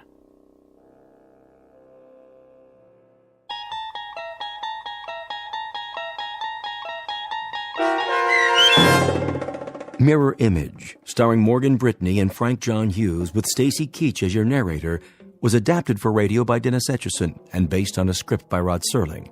Heard in the cast were Peter DeFaria, Richard Hensel, Peggy Roeder, Adam Tangway, Roderick Peoples, Doug James, and Natalia Reed. To learn more about the Twilight Zone radio dramas and to obtain audio cassettes and CDs of these programs, visit our website at twilightzoneradio.com. The producers of The Twilight Zone wish to thank CBS Enterprises, Carol Serling, Dennis Etchison, Dick Brescia Associates, Claire Simon Casting, Paul Patch, Terry Jennings, the American Forces Radio and Television Service, our sponsors, and our radio affiliates for helping make this series possible. This copyrighted radio series is produced and directed by Carl Amari and Roger Wolski for Falcon Picture Group. Doug James speaking.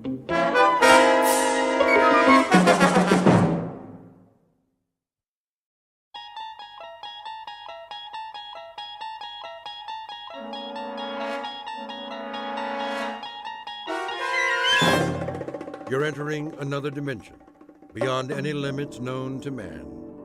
This is the universe of imagination, a wondrous land of brave new stories from the far reaches of space and time.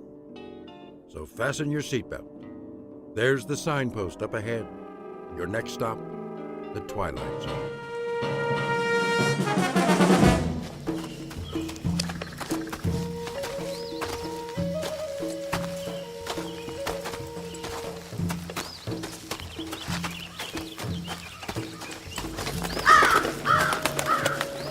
Man, what was that? Seagull, probably. No way. Let's move it, ladies. But Sarge, Now what are you crying about? Ramirez says it was a seagull. Yeah? From what ocean? You hear that, Manny? There ain't no beach around here. I didn't say it was. I said it could have been. It was big and black, and seagulls ain't black. Maybe it was a chicken. Now listen up, you jokers. We don't make it back by 1200 hours, we miss chow. Bobbit. Yes, sir. See that big rock? Which one? Side of the trail, about 30 yards. Climb up, take a peek over the edge. See if anything's moving in the valley. Sure thing, Sarge. Ramirez. Sir. Go around the turn to the trees. If cemetery road's all clear, give me the high sign. You got it, sir. I'll watch your back. Now move.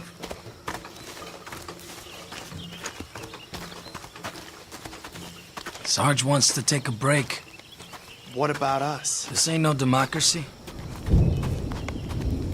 You hear that? Artillery. Could have been thunder. I don't see any clouds. You see any clouds? The weather's crazy around here. The enemy's 5 kilometers away. That's what headquarters says. Why would they lie? So we don't turn, tail, and run. I ain't no chicken. Well, let's find out. You got the glasses?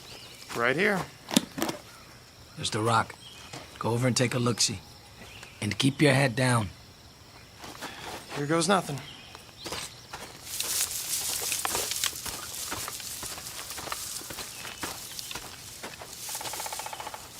What do you see? Crop fields. Grass. That's all. My turn. Wait there. Hey, Manny, be careful. That was a mortar for sure. What do you know? It's raining. We better get going. I'd like to take me a little shower first. Oh! Manny! Manny! You're bleeding. Go back. Can you walk? I said go back. There's a sniper. I ain't leaving you here. Nice shooting, Sarge. You got him. Take cover. Ramirez is hit. He's losing blood. Get him to the trees. You were right. Hang on, Manny. It was a crow. I should have known. Crows are bad luck. Move! He can't walk. Lift his legs. It's too late. Promise me something. What? When the captain writes my folks, tell him to say, I didn't feel a thing. Get down!